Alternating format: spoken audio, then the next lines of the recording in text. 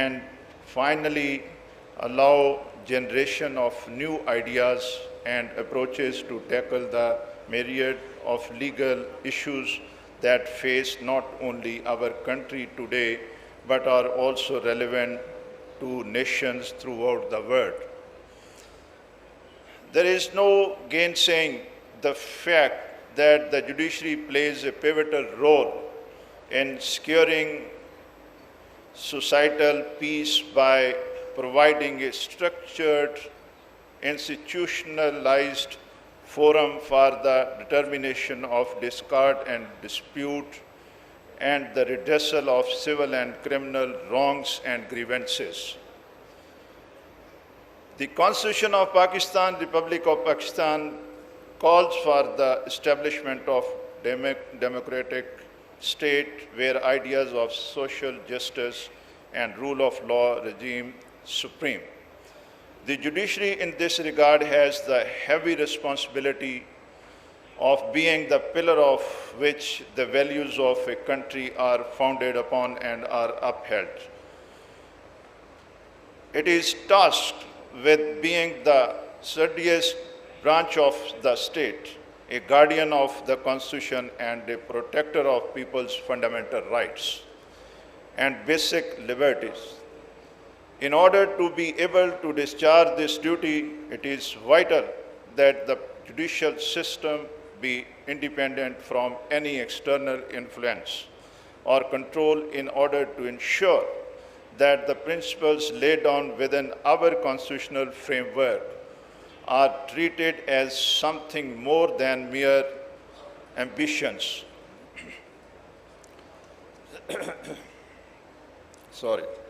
Safeguarding human rights and fundamental freedoms is an essential and integral part of all the democratic and progressive societies.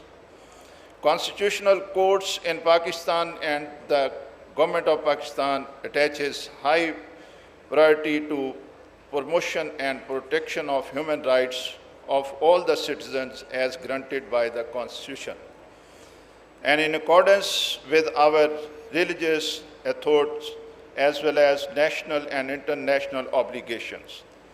The Constitution of Islamic Republic of Pakistan is a primarily legal source of protection of human rights, fundamental rights.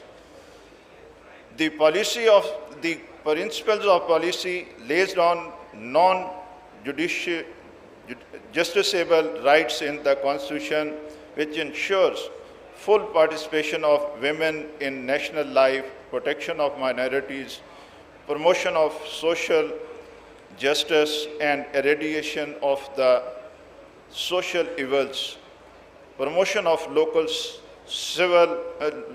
self-government, promotion of social and economic well-being of the people, and the promotion of international peace. The laws of Pakistan take their base from the Constitution of Pakistan. Article 5 of the Constitution places an obligation of loyalty and obedience to the Constitution and law on all the citizens of Pakistan. Article 8 states that any law or any custom or usage having the force of law insofar as it is inconsistent with the rights conferred by the Constitution shall, to the extent of such inconsistency, be void. Further human rights covered under the Constitution of Pakistan include the right of individuals to be dealt with in accordance with law, etc. Right to life and liberty is contained in Article 9. Law inconsistent with or in derogation of fundamental rights are to be void. Dignity of man, freedom of speech, and right to profess religion are few of the sacred rights. Moreover, Article 25 is the most significant clause as it talks about the equality of citizens, stating all citizens are equal before law and are entitled to equal protection of law.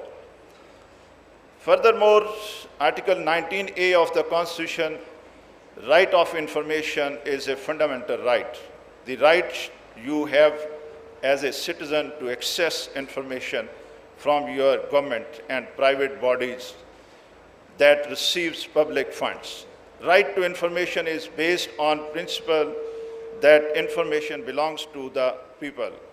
It is considered important to empower citizens, ensure transparency in governance, and improve public services by facilitating public participation and oversight. Under Article 199(2), ensuring that fundamental freedoms of all the citizens are protected and has demonstrated an unwavering commitment to the protection and enforcement of fundamental freedoms enshrined within our constitutional settlements, laws, and jurisprudence.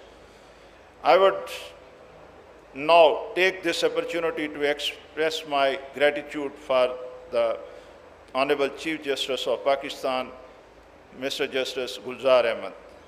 His faithfulness to constitutionalism and rule of law has been a hallmark of his judgments, and his adherence to law. A judge of deep judicial insight, he has been part of benches deciding high-profile cases and has authored many landmark judgments. A few months ago, the Honorable Supreme Court ordered for the recovery of rupees 33 million from the accused involved in the burning of Hindu temple in KPK and allowed the Hindu community to rebuild their temple as they wanted.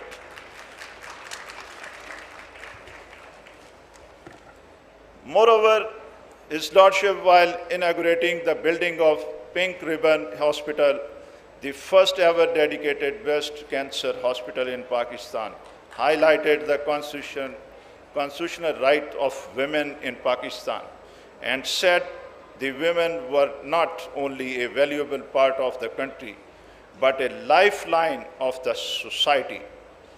Likewise, August Supreme Court took up the matter of load shedding in Karachi and observed that it was incumbent upon the federal government to ensure that the citizens were not deprived of the facility of electricity, as it was a matter of right to life, right of dignity of man, privacy of home, right to trade and business, profession and occupation, and right to equality under the Constitution.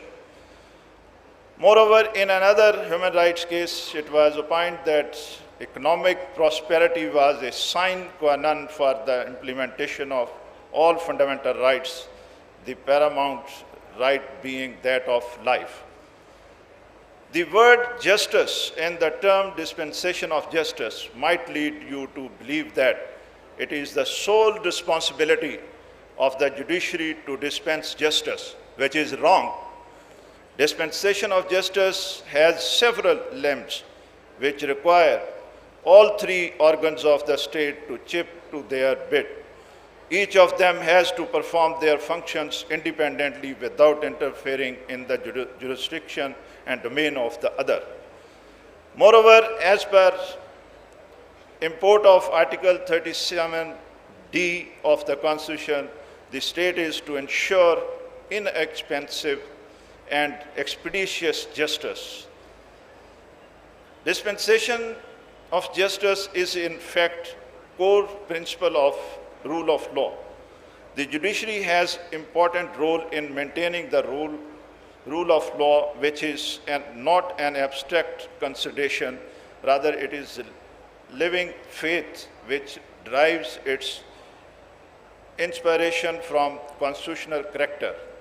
The importance of administration justice is pivotal to the smooth functioning of the country. Justice ensures uniformity, impartiality, and collective wisdom, while its absence can lead to anarchy, inhuman behavior, and actions contrary to moral values. Therefore, the concept of fair trial and due process has always been the golden principle of administration of justice.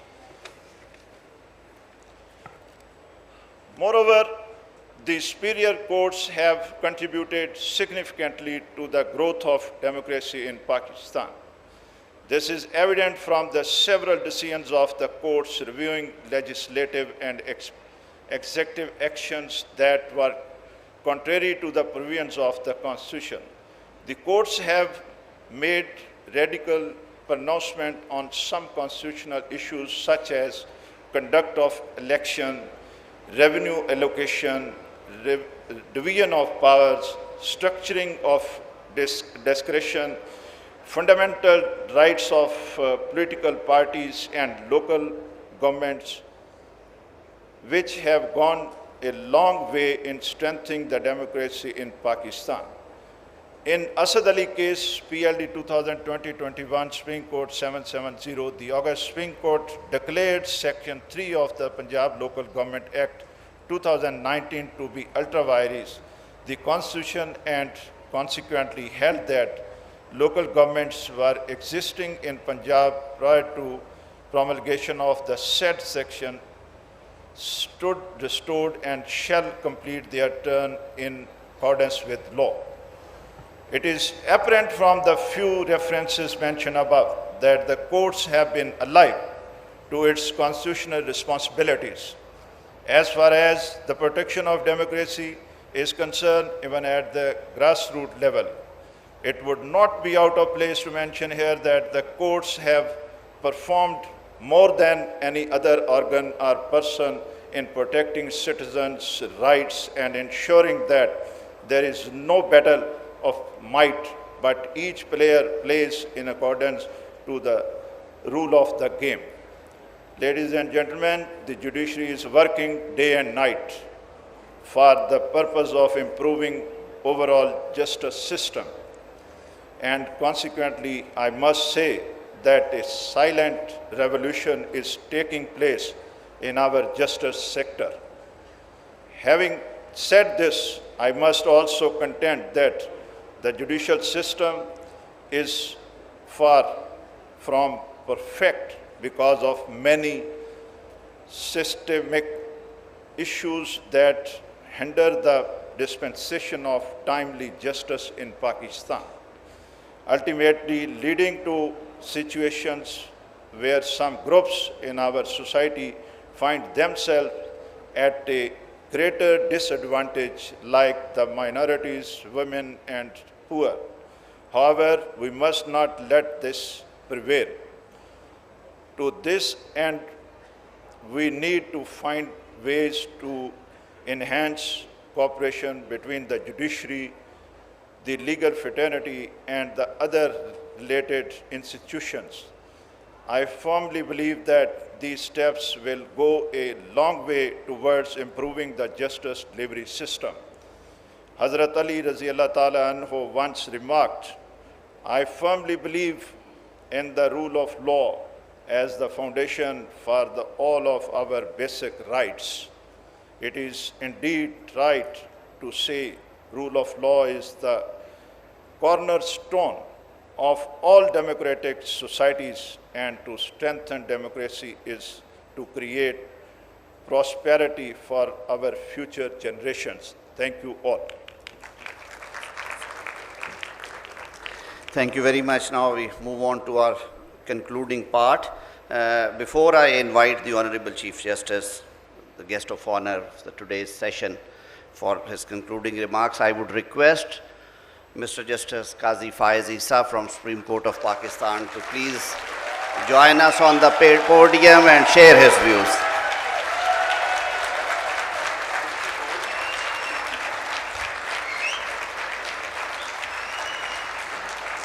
Honorable Chief Justice of Pakistan, Honorable Senior Puny Judge of Pakistan, Honorable Chief Justice of Lahore High Court, Honorable Chief Justice of the Islamabad High Court, Honorable Judges of the Supreme Court, Honorable Judges of the High Courts, Excellencies, ladies and gentlemen, Assalamu alaikum. We start with Bismillahir Rahmanir Rahim. In the name of Allah, the most beneficent, the most merciful.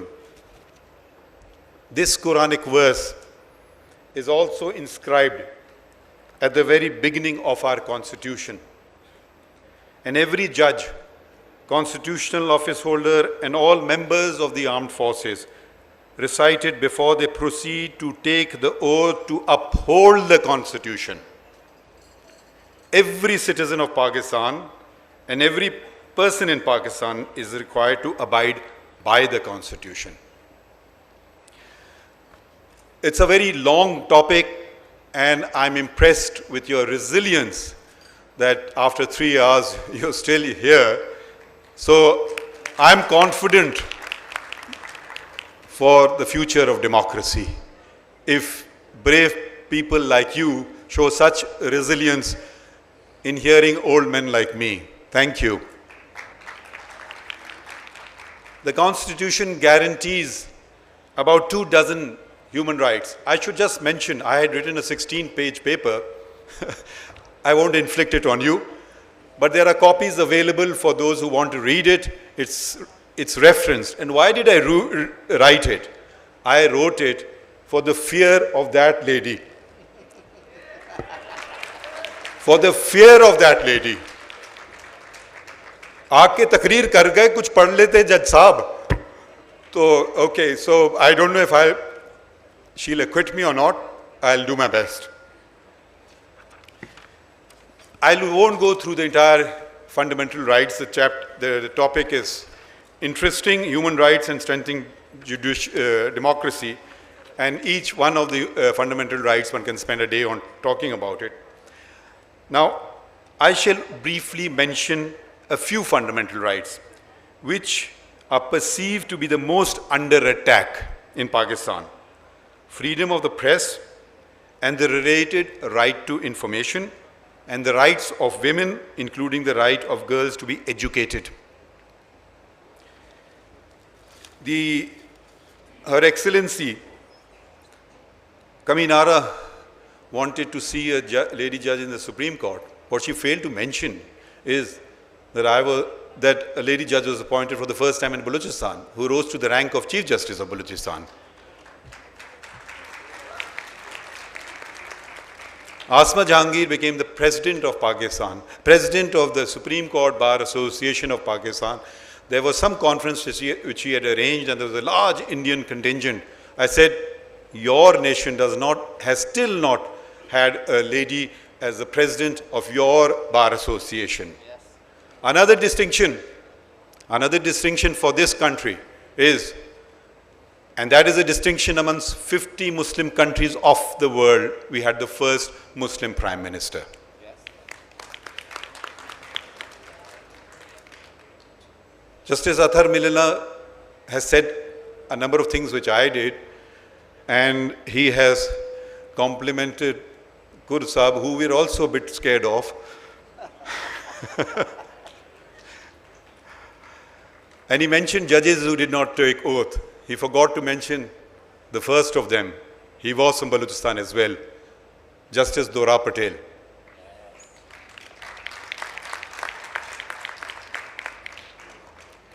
It is a dismal situation. Unless you don't own up to the truth, there is no chance for redemption.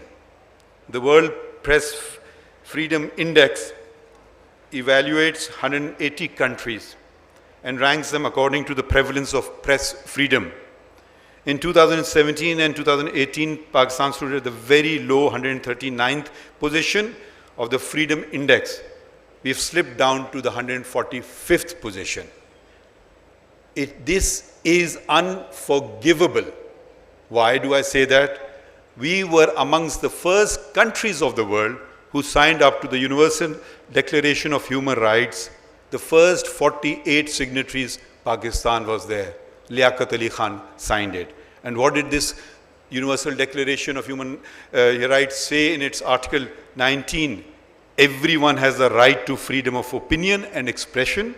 This right includes freedom. And from this I will read. Freedom of thought and expression must be ensured. And another portion of this objectives resolution, which we sometimes forget to mention, is the role of the founder of this great nation, Quaid-e-Azam Muhammad Ali Jinnah. And this objective resolution binds us all to be faithful to the declaration made by the founder of Pakistan, Quaid-e-Azam Muhammad Ali Jinnah, that Pakistan would be a democratic state based on Islamic principles of social justice. Democracy, you don't beg for democracy, it is your right to demand democracy.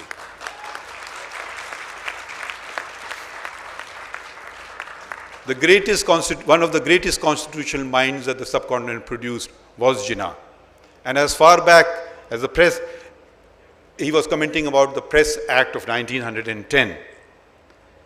1910, 111 years ago. And he called it a striking blow at the liberty of the press, which we all prize. And I again quote the great leader, gagging the member and spoke truth to a foreign occupying power. Do these words resonate today? That is your call. Are you going to keep millions and millions of people trodden under your feet for fear that they may demand more rights? Are you going to keep them? Are you going to keep them in ignorance and darkness forever and for all ages to come, because they may stand up against you and say that we have certain rights and you must give them to us? Is that the feeling of humanity? Is that the spirit of humanity? It is the elementary right of every man to say, if he is wrong, that he is wronged, that he is, and that he should be righted. That's our founder's words. And were these new novel words, or was he following an earlier and a much, much greater tradition? The teachings of Prophet Muhammad, peace and blessings be upon him. And what did he say? This is a well-established hadith, and I have referenced all points in my paper. There are 85 references. The best jihad is to speak truth to a tyrannical ruler. The best jihad, Jihad-e-Akbar. This is the greater one. Jihad-e-Asghar is the lesser one, which you take up arms for the sake of the Almighty, not for any other purpose. And this, the Prophet derives from the Holy Quran, which says, speak the truth. And it's not just one, there are a number of verses of the Holy Quran which says so, and these have been listed as well.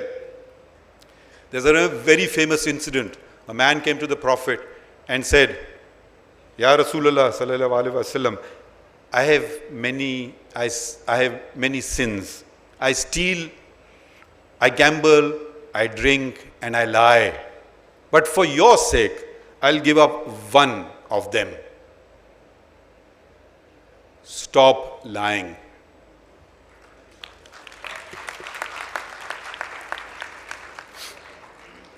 The fundamental right to information, also has its moorings in Islam. The Holy Quran in a number of verses prohibits the concealment of public matters which the people have the right to know, and consider such concealment to be satanic.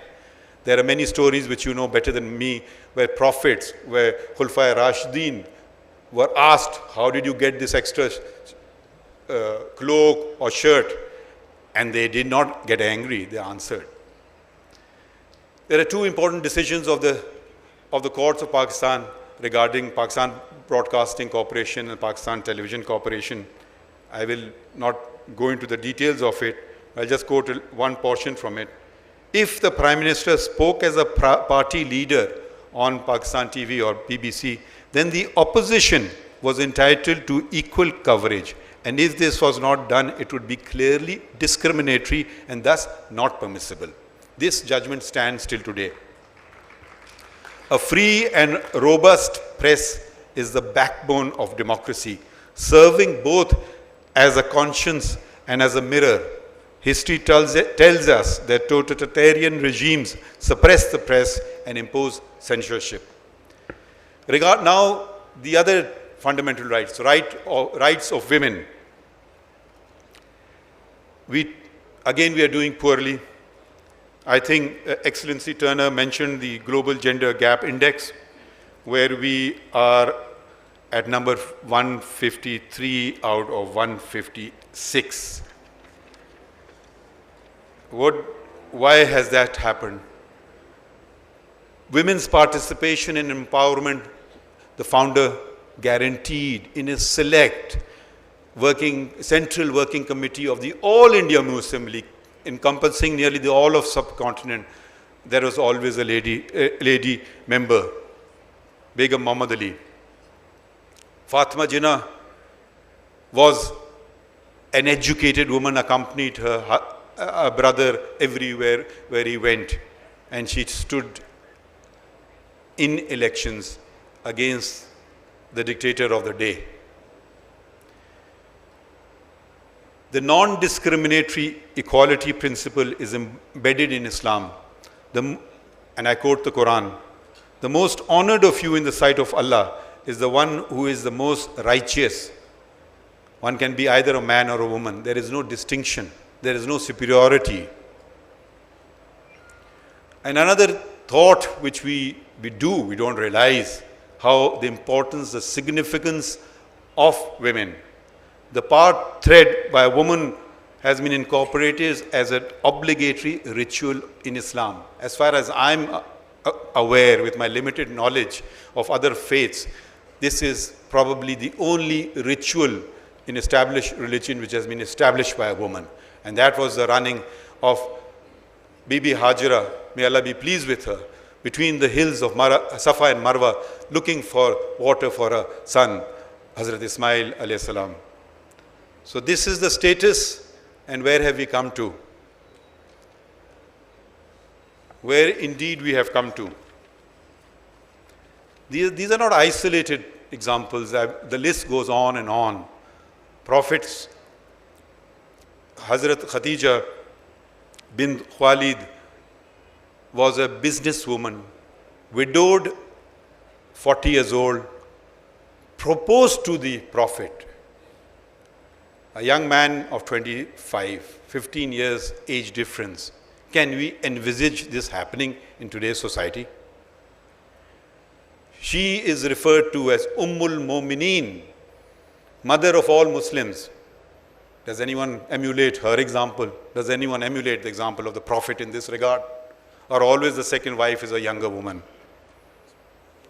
Then we have, and he did not marry during her lifetime again, and then we have the great example of Hazrat Abu Bakr's daughter, Aisha, may Allah be pleased with both of them, that we narrate hadiths, and she is the source of about 3,000 of them. Not only that, she participated in battle, she taught in the mosque, and these are well-established facts.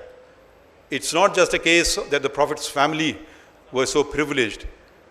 The Hazrat Umar Farooq, may Allah be pleased with him, appointed Shifa bint Abdullah, a woman who was experienced in business matters, as market inspector in Medina. Now, imagine, go back in time. Then, that society. In our constitution, the state is required to provide free and compulsory education to all children of all ages from age 5 to age 16. But what is happening? Ill-tempered ferociousness is displayed to keep women and girls out of school and keep them illiterate and uneducated. The ignorant who target girls going to school and attack school audaciously justify their violent acts as being Islamic.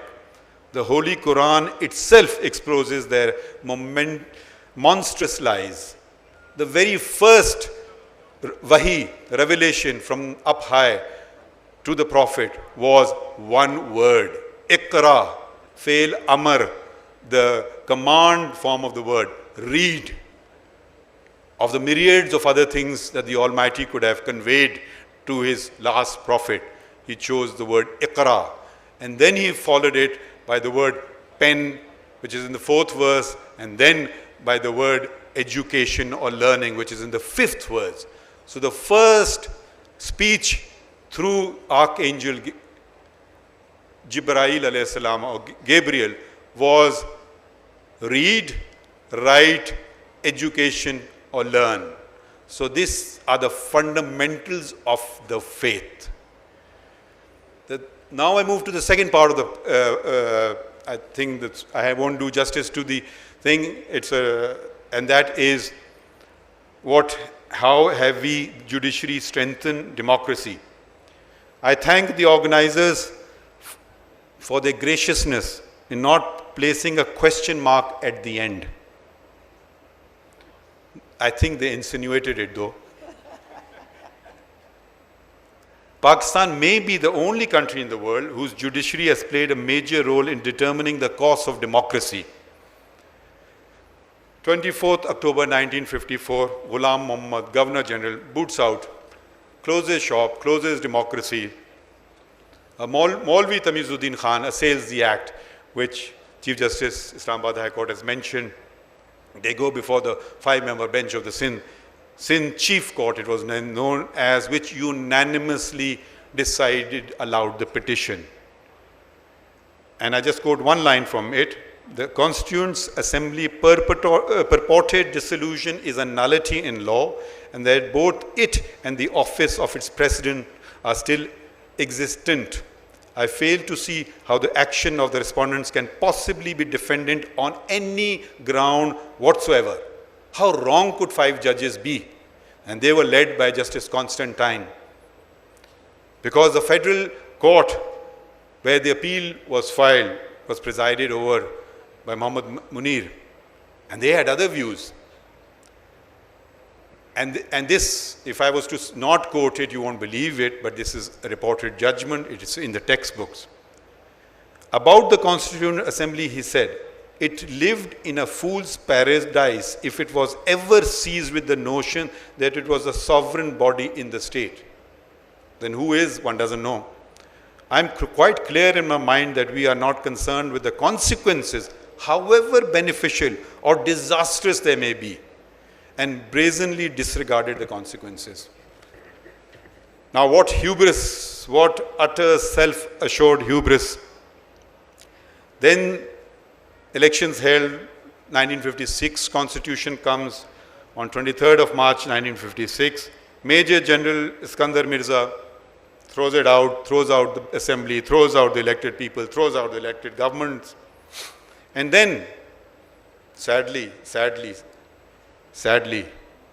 the Supreme Court, hearing 2 criminal appeals, infamously known as the Doso case, criminal appeals, they go out and justify such unconstitutional act. And how did they do so? The Constitution was vanquished by the Supreme Court, relying on the theoretical musings of an Austrian writer. And I just quote from the judgment, a victorious revolution or a successful coup d'etat is an internationally recognized legal method of changing a constitution. These are judges who had sworn to uphold the Constitution, but they were mesmerized by the writings of Hans Kelsen and certified him to be a renowned modern jurist. Incidentally, Hans Kelsen had to leave Austria when another Austrian, Hitler, took over power. So he should have stood there and said, I stand by my words now. Then Muhammad Ayub Khan, the commander-in-chief, he did the same act. He drafted his own constitution in the year 1962. He did not abide by his own constitution, handed it over to another general, General Yahya Khan. And then comes the role of this lady, who was then a young woman, Asma Jilani. She challenged the detention of her father, Malik Ghulam Jilani, and the validity of the Defense of Pakistan rules under which he was incarcerated. And there was another petition as well by Zarina Gohar challenging Altaf Hussain Gohar, the editor-in-chief of Dawn's, his detention. And what does the Supreme Court now say? They overruled Doso's judgment and said, a perfectly good country was made into a laughing stock. a country which came into being with a written constitution providing for a parliamentary form of government with distribution of state power between the executive, legislature and the judiciary, was soon converted into an autocracy and eventually degenerated into military dictatorship, and the people ceased to have any share in the exercise of state powers. These are words of the Supreme Court. Next elections, Zulfikar Ali Bhutto is elected as Prime Minister, and what remains of Pakistan, its western wing, becomes Pakistan, and the constitution, the present constitution, was adopted, came into effect on 14th of August 1973. But soon we are back to square one. 5th of July 1977 comes, and General Zia-ul Haq, the Chief of Army Staff, seizes power. Again, the Supreme Court, and this is a Supreme Court headed by Chief Justice Anwarul Haq, quote, "The declared objectives of the martial law are to create conditions suitable for the holding of free and fair elections." What irony. In terms of the 1973 Constitution, yet we know first it was 1 month, then 9 months, and then 11 years till the next elections came on non-party basis. Such a mockery was made of Islam, misuse of the teachings of Islam was because nowhere in the Quran, the Almighty does not even grant such pharaonic powers to His beloved, the prophets. And once we got rid, that this was the direct device. The indirect device was the Article 58(2)(b) of the Constitution, which is no longer there, which was first used by Ghulam Ishaq Khan because of a speech given by the then Prime Minister Mian Muhammad Nawaz Sharif on 17th of April 1993, and then the same power of sacking the government. But this time they were lucky, as the Supreme Court by a majority of 10-1 restored the National Assembly and the Cabinet. The next time it was used on 5th of November 1996 by Farooq Ahmad Khan Laghari in dissolving the first woman Prime Minister and her Cabinet and sent her home. The country was not so lucky. And politician Mahmood Khan Achakzai, he too belongs to Balochistan. And others challenged this. And the then Chief Justice Sajjad Ali Shah said this, I quote him, "In fact, Article 58(2)(b) has shut the door on martial law forever. Could anyone have been so wrong? Because on 12th of October 1999, another general struck General Pervez Musharraf and seized power. And this was again validated by the Supreme Court by a voluminous judgment of running into 287 paragraphs by Irshad, the then Chief Justice Irshad Hasan Khan. And here, how did the Supreme Court endorse his dictatorial rule? It said, state necessity, and used a Latin maxim, which no one in Pakistan understood, so it sounds good. Salus populi suprema lex, and had the audacity to say that this doctrine is recognized, quote, and these are quotes, recognized not only in Islam and other religions of the world, but also accepted by eminent international jurists. General Musharraf struck twice, again on 3rd of November 2007. I just should mention the earlier attacks and the later attacks were different. Zia-ul Haq and then all later dictators realized that first of all, I will now use Excellency Sterner's love of cricket, that you must not only get an umpire of your choice, you must fix the field, you must permit ball tampering. What am I saying? First, judges take an oath of loyalty to me, the dictator of the day, and then hear the cases. So this is the new set that started by first compelling judges to take oath, and those who did not take went home. Justice Dorab Patel had set a great precedent, which sadly few followed. He manipulated a petition filed by Tikka Muhammad Iqbal and which got endorsed in virtually 20 days. He incarcerated the then Chief Justice of Pakistan and 13 judges of the Supreme Court. A nationwide protest ensued, a nationwide. That's where your responsibility comes in. Known as the lawyers' movement, but I think it was all of civil society. And we have one articulate member of that society on the bench, as a speaker. It's just a mere coincidence that he's from Balochistan. And judges were finally restored on 23rd of March 2009. Finally, and I hope this is the final nail in the coffin, a 14-member bench of the Supreme Court headed by Iftikhar Muhammad Chaudhary allowed the petition filed by the Sindh High Court Bar Association, uprooted the decision in Tikka Muhammad Khan and all earlier decisions of the Supreme Court where they had validated unconstitutional dictatorial military rule. It was, Chaudhary Sahab wrote 200 paragraphs. Yes, I will not read them. I will just read additional note, I think, which sums it up beautifully, and that comprises of only 6 paragraphs. I'm only going to read one, and that was by Justice Jawad S. Khwaja. He writes, can constitutional legitimacy flow from the force of arms, or, as is more graphically put at times, from the barrel of a gun? And if reliance on coercive forces gaining power is legitimized or condoned, there can be no rational basis for decrying the assault on the writ of the state by any band of marauders, robbers, adventurers, and zealots of varying extremes in the political spectrum, who undoubtedly will be encouraged in adopting similar use of arms and violence to force their ideological creeds on the people of Pakistan. The people of Pakistan have consciously chosen the method for their own governance.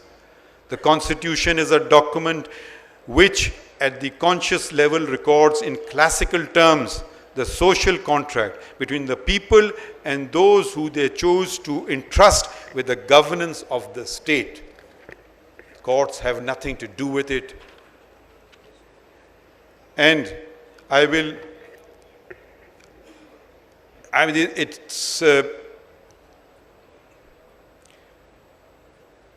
should just mention the World Justice Rule of Law Index, which has been referred to.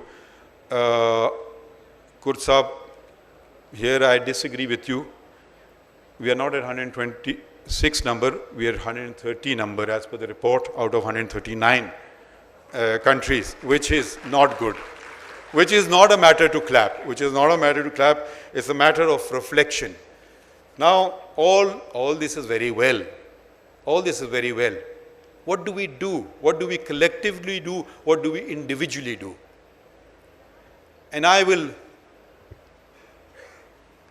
again go back to the Constitution. The Constitution commences by stating that sovereignty over the entire universe belongs to Almighty Allah alone, and that authority to be exercised is by the people of Pakistan through their chosen representatives. The second recital refers to the will of the people of Pakistan, and it specifically denigrates oppression and tyranny. So we come to now reflect, or we should, as a nation, not just the judiciary, not just the lawyers, not just civil society, but every citizen of Pakistan should reflect. There must be, there are other countries of the world, there is truth commissions, but we have an older device, much older, a device which is found in the Holy Quran. And this is the concept of muhasaba. I'll come to that in a minute. We need to reflect, admit and accept our mistakes, set aside our arrogance and delusions, seek forgiveness and promise never to violate the Constitution again. Only then there is the possibility of being forgiven by the people. We are there because of the people. The people are not there because of us. Islam requires us to do something very similar. in the concept of muhasaba.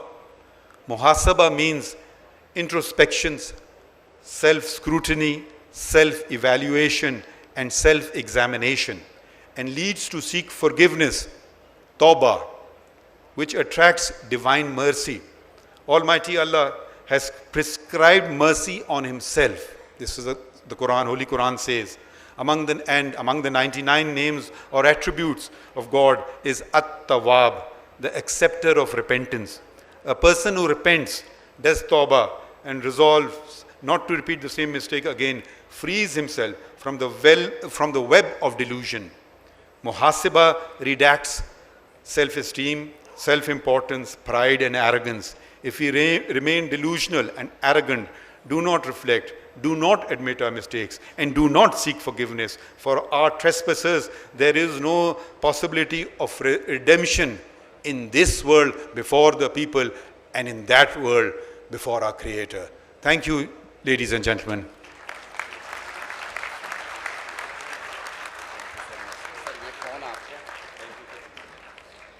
Thank you so much, Justice Qazi Faiz Isa, for your enlightening address paper.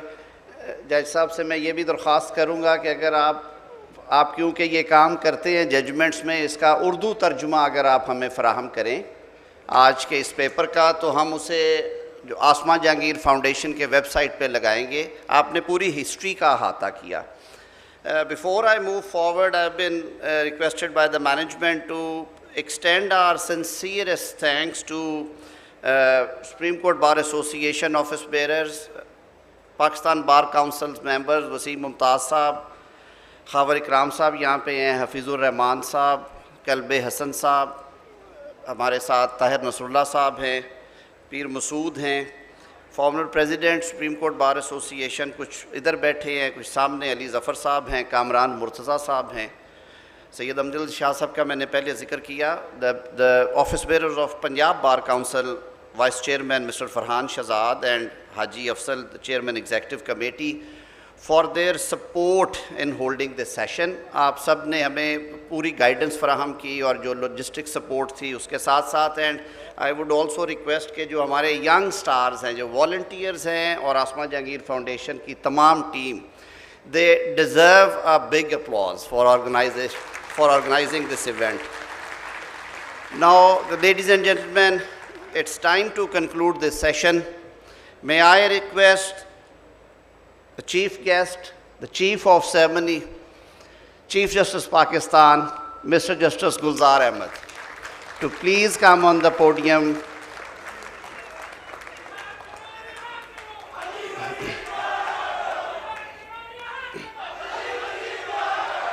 मैं एक दफ़ा फिर दोस्तों से ये गुजारिश करूँगा, मैं अपने नौजवान साथियों से ये गुजारिश करूँगा कि आप प्लीज़ डोंट इसको एक आपने जैसे सदर सुप्रीम कोर्ट बार ने कहा, मैं मैनेजमेंट की तरफ से मैं एक बार फिर आपसे ये रिक्वेस्ट कर रहा हूँ, और मैं I would request Muneeze Salman को कि आप जाएं, उनके दरमियान ठहरे। ये कॉन्फ्रेंस का क्लोजिंग नहीं है, ये ओपनिंग सेशन है, आपको सियासी सेशन भी मिलेगा इसमें। We are grateful to the honourable members of the bench कि उन्होंने आज हमारी रिक्वेस्ट पे तशरीफ़ लाए और ग्रेस किया इस फंक्शन को। मैं आपके और चीफ जस्टिस गुलजार साहब के दरमियान हाइल नहीं रहना चाहता। Chief justice of Pakistan mister justice Gulzar Ahmad.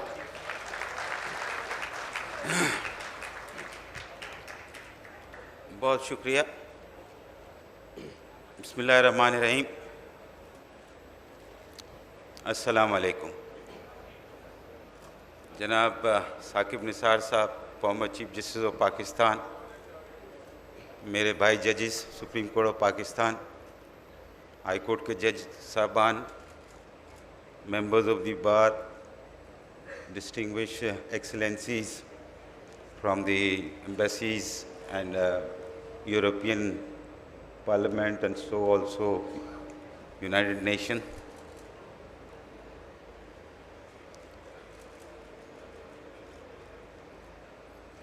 थोड़ा शुरू करने का मामला बदल गया है बात को। अली उम्मतपुर साहब ने कुछ बातें कही हैं जिसके बारे में ज़िक्र करना बहुत ज़रूरी है। लोगों को किसी किस्म का गलतफहमी का शिकार नहीं होना चाहिए और इदारा अदलिया के इदारे का हेड होने की हैसियत से ये मुझ पे लाजिम है कि मैं उन बातों का किसी हद तक जवाब दूं जो यहाँ तक बन सकता है।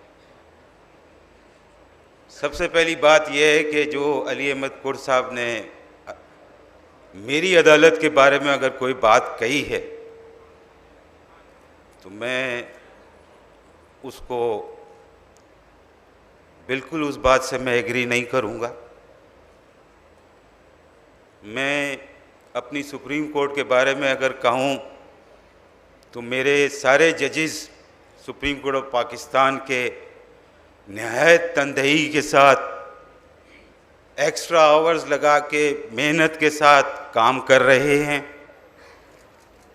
और आवाम को इंसाफ, उनके बुनियादी हुकूक,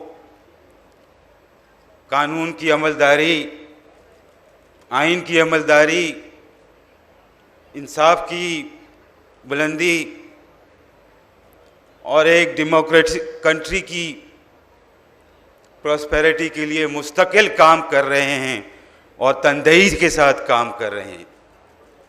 एक इसी तरह से मेरे हाई कोर्ट के जजेस, चाहे वो इस्लामाबाद हाई कोर्ट के हों, चाहे वो पेशावर हाई कोर्ट के हों, चाहे वो लाहौर हाई कोर्ट के हों, चाहे वो बलूचिस्तान के हों, चाहे वो सिंध के हों, सब जजेस मेरे अदालत के तनदेही के साथ काम कर रहे हैं। मेरी लोअर जुडिशरी भी बहुत मेहनत के साथ, लगन के साथ लोगों को इंसाफ फराहम कर रही है। उनके जो मुकदमे हैं उनको सुनते हैं, उसके फैसले कानून के मुताबिक देते हैं। अगर वो किसी के मुकदमे में किसी को अगर कोई एतराज़ होता है तो उसका कानूनी हक होता है कि वो उसको चैलेंज करे और बड़ी अदालत में चैलेंज करके उसको अपने कानून की पैरवी करके और उसको फैसले को तब्दील कराना चाहे तो तब्दील भी हो सकते हैं। तो एक जनरल स्टेटमेंट दे के कि अदालत हमारी यहाँ पे आज़ाद नहीं है, ये तासुर देना कि किसी के हम दबाव में काम कर रहे हैं, किसी इदारों के दबाव में काम कर रहे हैं, कम से कम मुझे कोई ऐसी इंसिडेंस का कोई याद नहीं पड़ती। मैंने किसी दबाव का नहीं लिया किसी इदारे का, ना मैंने कभी किसी इदारे की बात सुनी। मेरे को कोई नहीं बताता कि मैं अपना फैसला कैसे लिखूं, मेरे को कोई गाइड नहीं करता कि मैं अपना फैसला कैसे लिखूं, और मैंने कभी ऐसा कोई फैसला नहीं किया अपने सामने जो मुकदमे मेरे सामने आए जो मैंने किसी के कहने पे की हूं। ना किसी की जरूरत हुई मेरे को कुछ कहने की आज तक। मैं ये सामने आपके कहना चाहता हूं, किसी ने मेरे काम में इंटरफियर नहीं किया। मैंने जो अपने फैसले दिए अपने कॉन्शियस के मुताबिक, अपनी समझ के मुताबिक, आइन को समझ के मुताबिक, कानून को समझ के मुताबिक फैसले दिए हैं। मैंने किसी के डिक्टेशन ना तो मैंने आज तक सुनी, ना देखी, ना समझी, ना कोई मैंने ऐसा असरात लिए अपने ऊपर। और मैं समझता हूं यही किरदार मेरे बाकी सारे जजेस का है।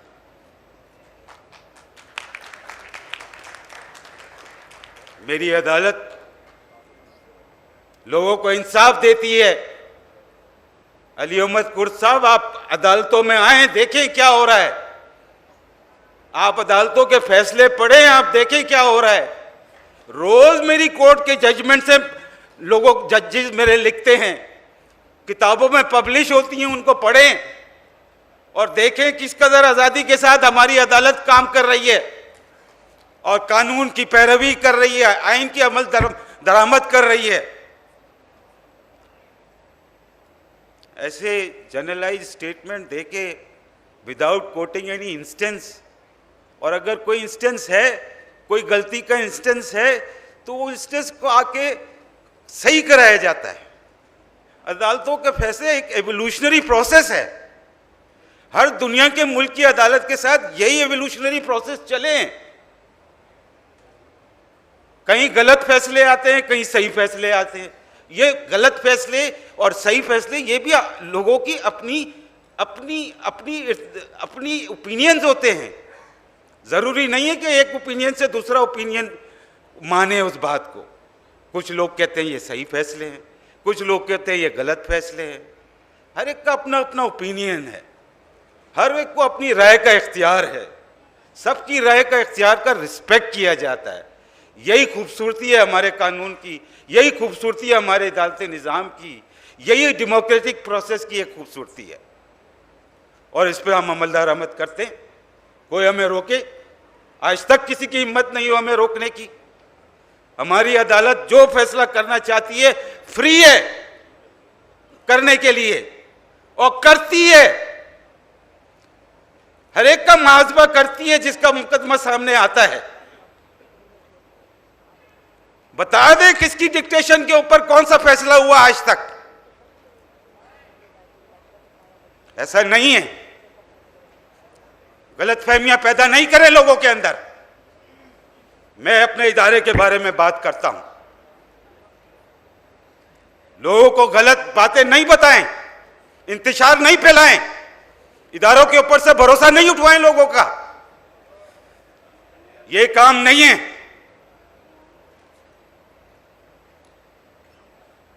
मैं ये कहना चाहता हूं मेरे भाइयों बहनों और मेरे बच्चों, ये मुल्क पाकिस्तान, ये हमारे लिए कायम और दायम है और कायम और दायम रहेगा। और इसमें कानून की हुक्मरानी है, इंसानों की हुक्मरानी नहीं है। और हमारी अदालत इंशाअल्लाह जिस तरह से हम काम कर रहे हैं और करते रहेंगे, इस मुल्क के अंदर कानून की, आइन की और हर तरह से डेमोक्रेसी की फेवर करते रहेंगे, उसी का प्रचार करते रहेंगे, उसी को नाफिज करते रहेंगे। किसी अनडेमोक्रेटिक सेटअप को हम एक्सेप्ट नहीं करेंगे। हम छोड़ देंगे, हमने पहले भी छोड़ा है। मेरे ख्याल में इतनी बात काफी है आज के लिए। Thank you very much.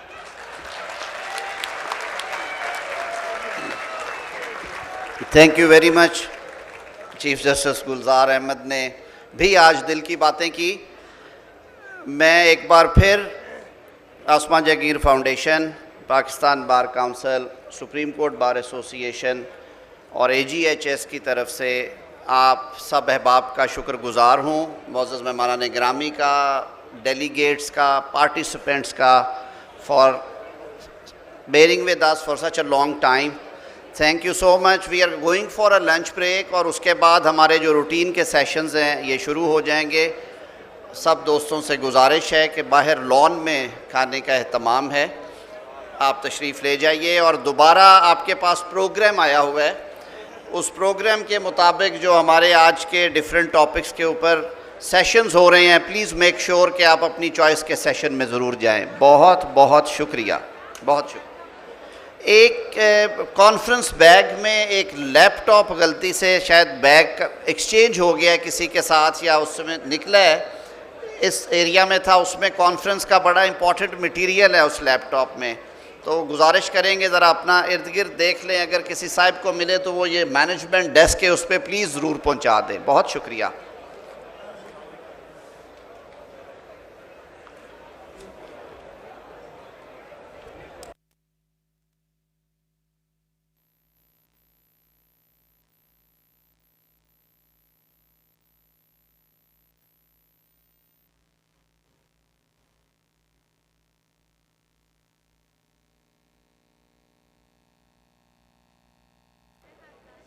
जो हमने भुला दिया, ये मिट्टी तुमको प्यारी थी, ये मिट्टी तुमको प्यारी थी, समझो मिट्टी में सुला दिया मत। जो कलीदी बुनियादी हकूक़ हैं, बेसिक फ्रीडम्स हैं, जैसे आज़ादी इज्तिमा और आज़ादी तंजीम वो भी डिपेंड करती हैं आज़ादी इज़हार पर। वकला ने पाकिस्तान में हमेशा जमहूरियत का आलम बुलंद किया है। क्या वो आज भी उतने ही आज़ाद हैं जितना 56 में थे? आपका तो फ़र्ज़ है और आपका हक़ है कि मुल्क में जो कवानीन बनते हैं उन पर तबसरा करें, इंसाफ के साथ जो जातियाँ होती हैं उस पर तबसरा करें, जो लोगों के साथ जातियाँ होती हैं उस पर तबसरा करें। आप कुछ नहीं कर पाएंगे अगर आज़ादी इज़हार ना होगी, क्योंकि इस वक्त सूरत हाल जो है वो ये है कि बुला दिया मत थी,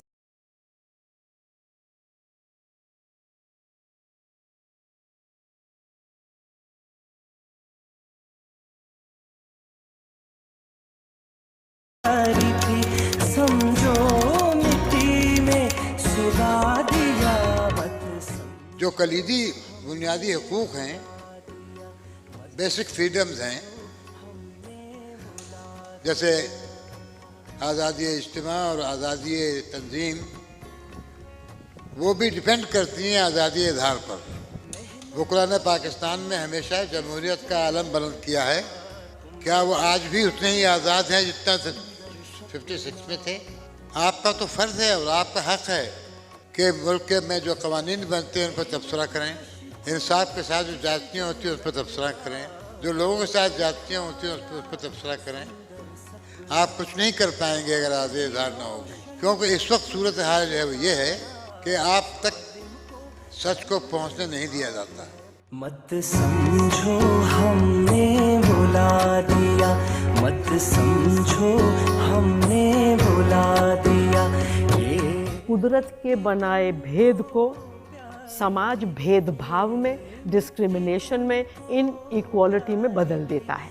कुदरत हमें इंसान बना के भेजती है ऊपर से, कोई ठप्पा लगा के ऊपर से नहीं भेजती, कोई लेबल लगा के नहीं भेजती। ये जितने लेबल्स हैं हमारे पैदा होते ही हमारे ऊपर लगाए जाते हैं।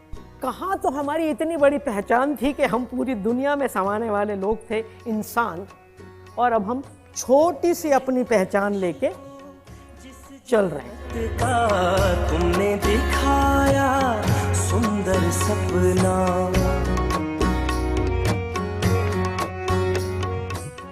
We have a very long struggle ahead of us if we have to ensure that everyone has access to justice, to the rights that the Constitution grants to the people of the country, and if we have to make human rights a reality for the people of Pakistan. जो ना बुझे ता मर के दम, जो ना बुझे ता मर के दम। हमें ये प्रेशराइज कर रहे हैं कि आप जो है डेमोक्रेसी से जो विड्रा हो जाएं, कौमी हकूक़ से विड्रा हो जाएं, और आप जो है अपने नज़रियात से विड्रा हो जाएं। आप जो है जो गैर जमहूरी होते हैं, वो जिस पे आप तनकीद करते हैं, इस पे खामोशी इख्तियार कर लें, आइन की बात छोड़ दे, पार्लियामेंट के बालादस्ती की बात छोड़ दे। जो हम करते हैं उस सब पे जो आप आंखें बंद कर लें। नहीं कर सकता हूँ, बिल्कुल नहीं कर सकता। चाहे मेरी जान चली जाए, मेरी जान इतनी अजीज नहीं है। ये डेमोक्रेसी और पार्लियामेंट के बारे में अजीज है, मेरी कौम मुझे अजीज है। गुर्बत और अफलास है हर सू, मेहनत का ना कोई सहारा। इस खामोश मार्शल लॉ को सहते सहते तमाम पार्टियां बर्बाद हो जाएंगी। अगर पॉलिटिकल पार्टीज ने, सिविल सोसाइटी ने उठने की कोशिश नहीं की, मुकाबले की कोशिश नहीं की, तो सिर्फ इस मुल्क में खादिम रिजवी रहेगा, बाकी कोई नहीं रहेगा। Thank you very much. समझो हमने बुला दिया, मत समझो हमने बुला दिया। Pakistan has numerous problems and several faults, but it is also unique in its preservation and perseverance to overcome intolerance, boldly face authoritarianism, and in denouncing terrorist acts carried out in the name of religion. Pakistanis have deeply suffered and they deserve better. हमेशा उलझती रही है सुर सा खल्क, न उनकी रस्म नहीं है, न अपनी रीत नहीं। मत समझो हमने बुला दिया, मत समझो हमने बुला दिया। ये मिट्टी तुमको प्यारी थी, ये मिट्टी तुमको प्यारी थी, समझो मिट्टी में सुला दिया। मत जो कलीदी बुनियादी हकूक़ हैं, बेसिक फ्रीडम्स हैं,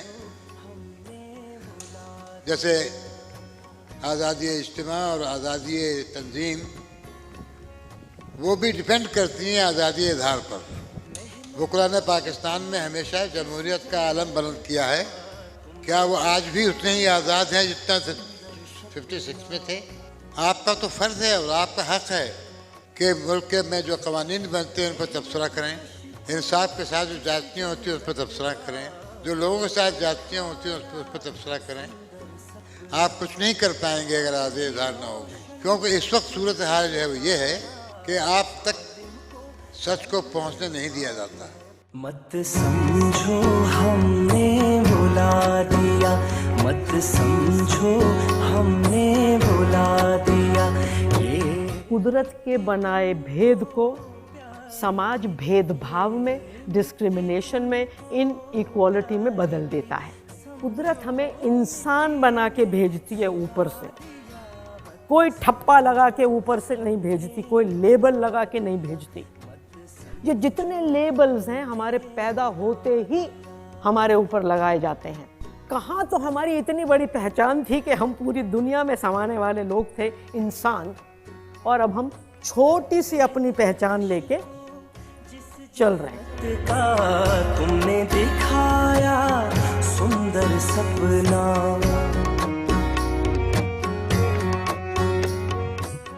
we have a very long struggle ahead of us if we have to ensure that everyone has access to justice, to the rights that the Constitution grants to the people of the country, and if we have to make human rights a reality for the people of Pakistan. जो ना बुझे ता मर के दम, जो ना बुझे ता मर के दम। हमें ये प्रेशराइज कर रहे हैं कि आप जो है डेमोक्रेसी से जो विड्रा हो जाएं, कौमी हकूक़ से विड्रा हो जाएं, और आप जो है अपने नज़रियात से विड्रा हो जाएं। आप जो है जो गैर जमहूरी को होते हैं, वो जिस पे आप तनकीद करते हैं, इस पे खामोशी इख्तियार कर लें, आइन की बात छोड़ दे, पार्लियामेंट के बालादस्ती की बात छोड़ दे, जो हम करते हैं उस सब पे जो आप आंखें बंद कर लें। नहीं कर सकता हूँ, बिल्कुल नहीं कर सकता, चाहे मेरी जान चली जाए। मेरी जान इतनी अजीज नहीं है, ये डेमोक्रेसी और पार्लियामेंट के बारे में अजीज है, मेरी कौम मुझे अजीज है। गुर्बत और अफलास है हर सू, मेहनत का ना कोई सहारा।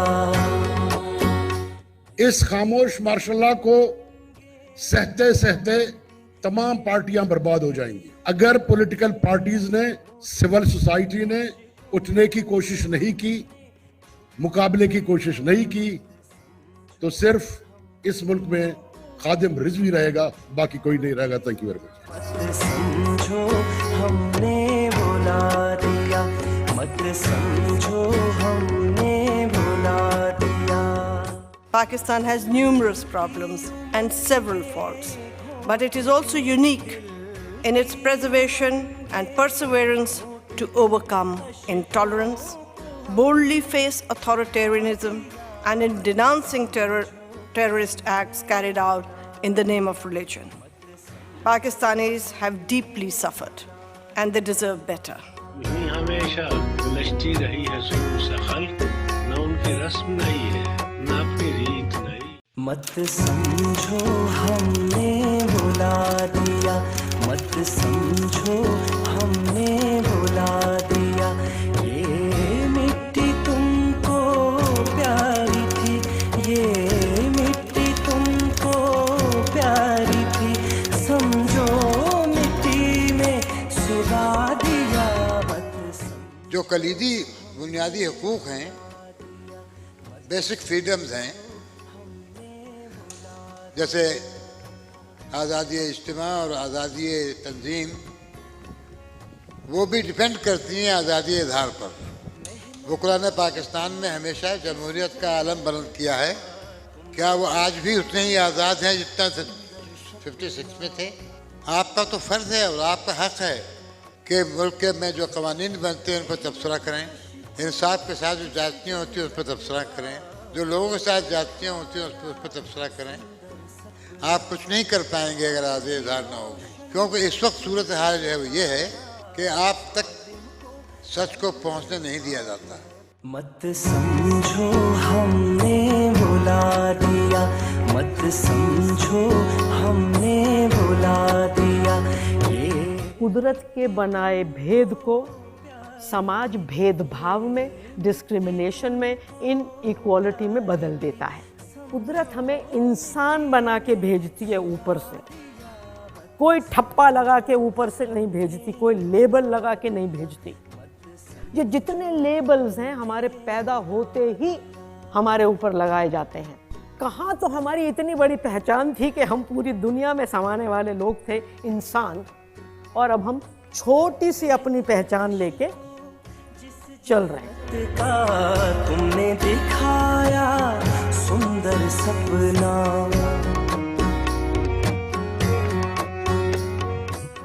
we have a very long struggle ahead of us if we have to ensure that everyone has access to justice, to the rights that the Constitution grants to the people of the country, and if we have to make human rights a reality for the people of Pakistan. जो ना बुझे मर के दम, जो ना बुझे मर के दम। हमें ये प्रेशराइज कर रहे हैं कि आप जो है डेमोक्रेसी से जो विड्रा हो जाएं, कौमी हकूक़ से विड्रा हो जाएं, और आप जो है अपने नज़रियात से विड्रा हो जाएं। आप जो है जो गैर जमहूरी होते हैं, वो जिस पे आप तनकीद करते हैं, इस पे खामोशी इख्तियार कर लें, आइन की बात छोड़ दे, पार्लियामेंट की बालादस्ती की बात छोड़ दे। जो हम करते हैं उस सब पे जो आप आंखें बंद कर लें। नहीं कर सकता हूँ, बिल्कुल नहीं कर सकता, चाहे मेरी जान चली जाए। मेरी जान इतनी अजीज नहीं है, ये डेमोक्रेसी और पार्लियामेंट के बारे में अजीज है, मेरी कौम मुझे अजीज है। गुर्बत और अफलास है हर सू, मेहनत का ना कोई सहारा।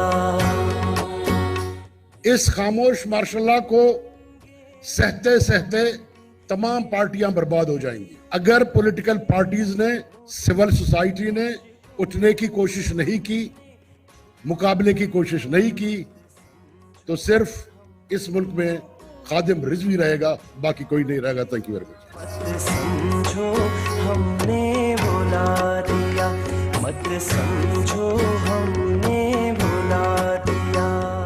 Pakistan has numerous problems and several faults, but it is also unique in its preservation and perseverance to overcome intolerance, boldly face authoritarianism, and in denouncing terrorist acts carried out in the name of religion. Pakistanis have deeply suffered and they deserve better. नहीं हमेशा उलझती रही है सुकून से खल्क, न उनकी रस्म नहीं है, न अपनी रीत नहीं। मत समझो हमने बुला दिया, मत समझो हमने बुला दिया। ये मिट्टी तुमको प्यारी थी, ये मिट्टी तुमको प्यारी थी, समझो मिट्टी में सुला दिया। जो कलीदी बुनियादी हकूक़ हैं, बेसिक फ्रीडम्स हैं, जैसे आज़ादी इज्तिमा और आज़ादी तंजीम, वो भी डिपेंड करती हैं आज़ादी इज़हार पर। वकला ने पाकिस्तान में हमेशा जमहूरियत का आलम बुलंद किया है। क्या वो आज भी उतने ही आज़ाद हैं जितना 56 में थे? आपका तो फ़र्ज़ है और आपका हक़ है कि मुल्क में जो कवानीन बनते हैं उन पर तबसरा करें, इंसाफ के साथ जो जातियाँ होती हैं उस पर तबसरा करें, जो लोगों के साथ जातियाँ होती हैं उस पर तबसरा करें। आप कुछ नहीं कर पाएंगे अगर आज़ादी इज़हार ना होगी, क्योंकि इस वक्त सूरत हाल जो है वो ये है कि आप तक सच को पहुंचने नहीं दिया जाता। मत समझो हमने बुला दिया, मत समझो हमने बुला दिया। ये कुदरत के बनाए भेद को समाज भेदभाव में, डिस्क्रिमिनेशन में, इनइक्वालिटी में बदल देता है। कुदरत हमें इंसान बना के भेजती है ऊपर से, कोई ठप्पा लगा के ऊपर से नहीं भेजती, कोई लेबल लगा के नहीं भेजती। ये जितने लेबल्स हैं हमारे पैदा होते ही हमारे ऊपर लगाए जाते हैं। कहाँ तो हमारी इतनी बड़ी पहचान थी कि हम पूरी दुनिया में समाने वाले लोग थे, इंसान, और अब हम छोटी सी अपनी पहचान लेके चल रहे हैं। तुमने दिखाया सुंदर सपना,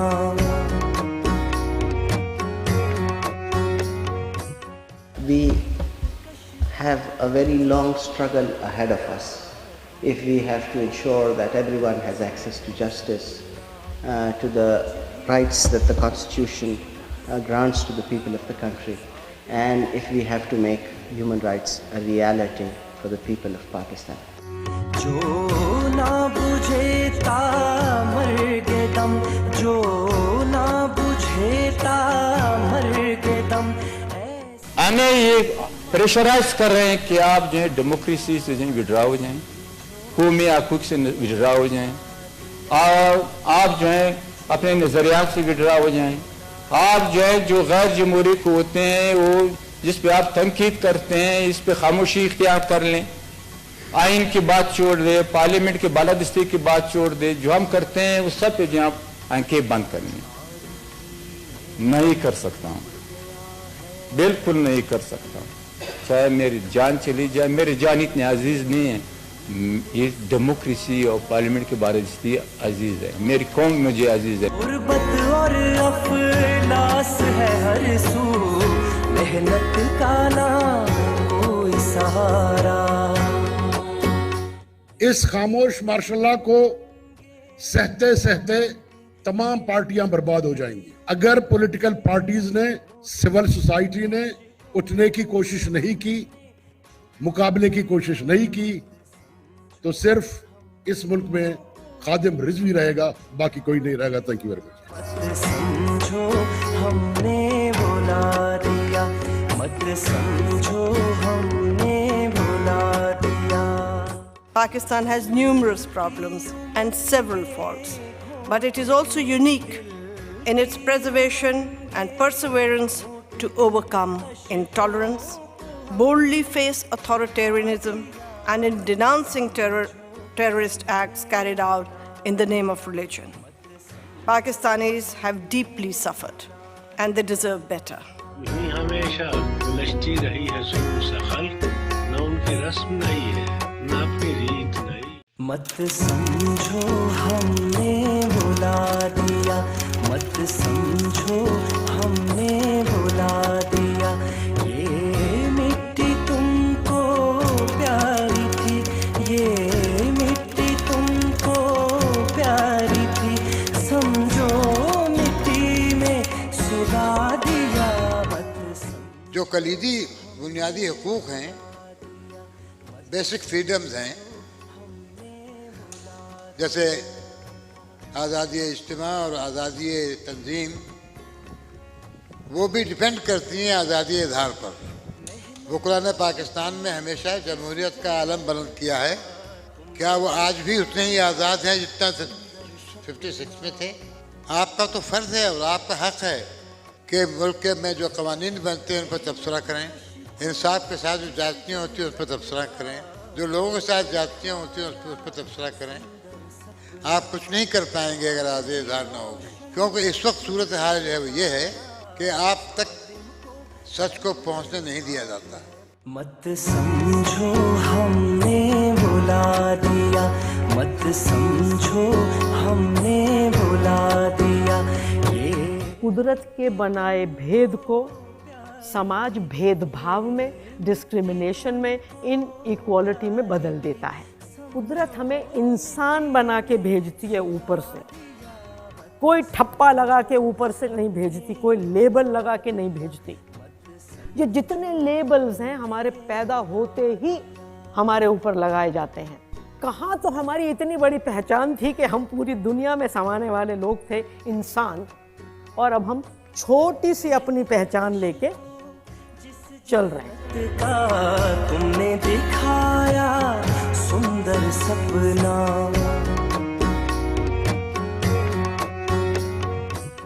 we have a very long struggle ahead of us if we have to ensure that everyone has access to justice, to the rights that the Constitution grants to the people of the country, and if we have to make human rights a reality for the people of Pakistan. जो ना बुझे ता मर के दम, जो ना बुझे ता मर के दम। हमें ये प्रेशराइज कर रहे हैं कि आप जो है डेमोक्रेसी से जो विड्रा हो जाएं, कौमी हकूक़ से विड्रा हो जाएं, और आप जो है अपने नज़रियात से विड्रा हो जाएं। आप जो है जो गैर जमहूरी को होते हैं, वो जिस पे आप तनकीद करते हैं, इस पे खामोशी इख्तियार कर लें, आइन की बात छोड़ दे, पार्लियामेंट के बालादस्ती की बात छोड़ दे, जो हम करते हैं उस सब पे जो आप आंखें बंद कर लें। नहीं कर सकता हूँ, बिल्कुल नहीं कर सकता, चाहे मेरी जान चली जाए। मेरी जान इतनी अजीज नहीं है, ये डेमोक्रेसी और पार्लियामेंट के बारे में अजीज है, मेरी कौम मुझे अजीज है। गुर्बत और अफलास है हर सू, मेहनत का ना कोई सहारा। इस खामोश मार्शल लॉ को सहते सहते तमाम पार्टियां बर्बाद हो जाएंगी। अगर पॉलिटिकल पार्टीज ने, सिविल सोसाइटी ने उठने की कोशिश नहीं की, मुकाबले की कोशिश नहीं की, तो सिर्फ इस मुल्क में खादिम रिजवी रहेगा, बाकी कोई नहीं रहेगा। Thank you very much. समझो हमने बुला दिया, मत समझो हमने बुला दिया। Pakistan has numerous problems and several faults, but it is also unique in its preservation and perseverance to overcome intolerance, boldly face authoritarianism, and in denouncing terrorist acts carried out in the name of religion. Pakistanis have deeply suffered, and they deserve better. यही हमेशा उलझती रही है शुरू से खल्क, न उनकी रस्म नहीं है, न अपनी रीत नहीं। मत समझो हमने बुला दिया, मत समझो हमने बुला दिया। ये मिट्टी तुमको प्यारी थी, ये मिट्टी तुमको प्यारी थी, समझो मिट्टी में सुला दिया। जो कलीदी बुनियादी हकूक़ हैं, बेसिक फ्रीडम्स हैं, जैसे आज़ादी इज्तिमा और आज़ादी तंजीम, वो भी डिपेंड करती हैं आज़ादी इज़हार पर। वकला ने पाकिस्तान में हमेशा जमहूरियत का आलम बुलंद किया है। क्या वो आज भी उतने ही आज़ाद हैं जितना 56 में थे? आपका तो फ़र्ज़ है और आपका हक़ है कि मुल्क में जो क़वानीन बनते हैं उन पर तबसरा करें, इंसाफ के साथ जो जातियाँ होती हैं उस पर तबसरा करें, जो लोगों के साथ जातियाँ होती हैं उस पर तबसरा करें। आप कुछ नहीं कर पाएंगे अगर आज़ादी इज़हार ना होगी, क्योंकि इस वक्त सूरत हाल जो है वो ये है कि आप तक सच को पहुंचने नहीं दिया जाता। मत समझो हमने बुला दिया, मत समझो हमने बुला दिया। ये कुदरत के बनाए भेद को समाज भेदभाव में, डिस्क्रिमिनेशन में, इनइक्वालिटी में बदल देता है। कुदरत हमें इंसान बना के भेजती है ऊपर से, कोई ठप्पा लगा के ऊपर से नहीं भेजती, कोई लेबल लगा के नहीं भेजती। ये जितने लेबल्स हैं हमारे पैदा होते ही हमारे ऊपर लगाए जाते हैं। कहाँ तो हमारी इतनी बड़ी पहचान थी कि हम पूरी दुनिया में समाने वाले लोग थे, इंसान, और अब हम छोटी सी अपनी पहचान लेके चल रहे हैं। तुमने दिखाया सुंदर सपना,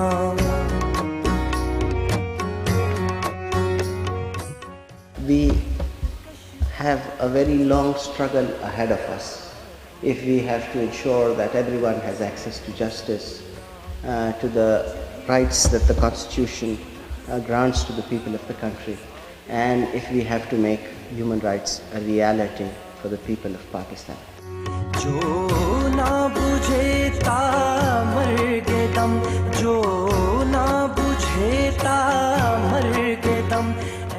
हमें ये प्रेशराइज कर रहे हैं कि आप जो है डेमोक्रेसी से जो विड्रा हो जाएं, कौमी हकूक़ से विड्रा हो जाएं, और आप जो है अपने नज़रियात से विड्रा हो जाएं, आप जो है जो गैर जमहूरी होते हैं वो जिस पे आप तनकीद करते हैं इस पे खामोशी इख्तियार कर लें, आइन की बात छोड़ दे, पार्लियामेंट के बालादस्ती की बात छोड़ दे, जो हम करते हैं उस सब पे जो आप आंखें बंद कर लें।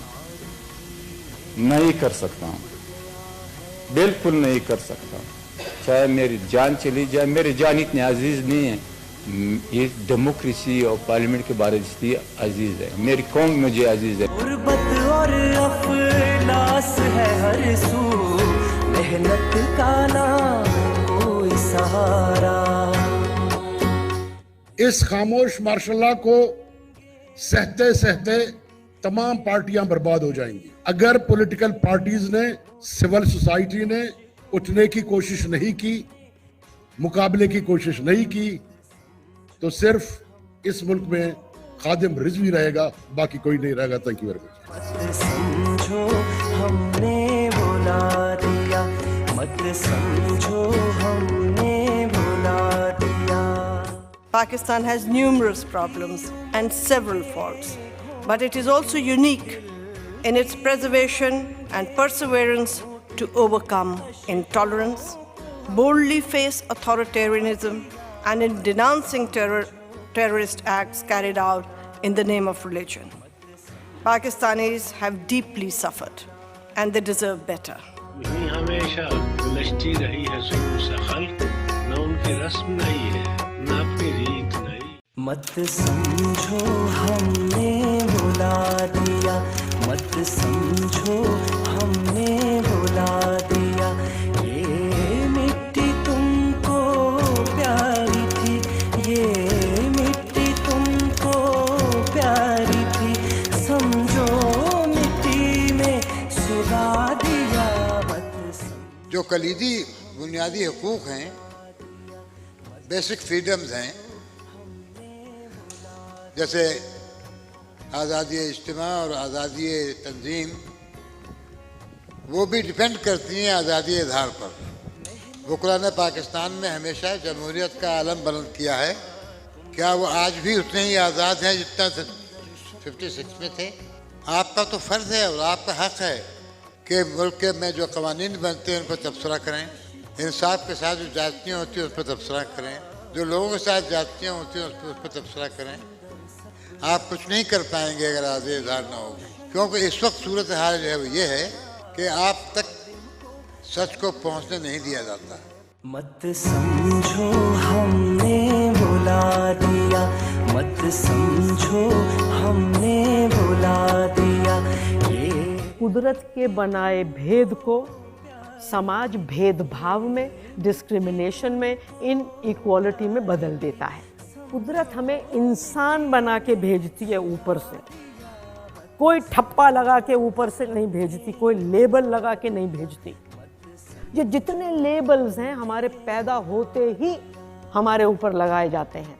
कहाँ तो हमारी इतनी बड़ी पहचान थी कि हम पूरी दुनिया में समाने वाले लोग थे, इंसान, और अब हम छोटी सी अपनी पहचान लेके चल रहे हैं। तुमने दिखाया सुंदर सपना,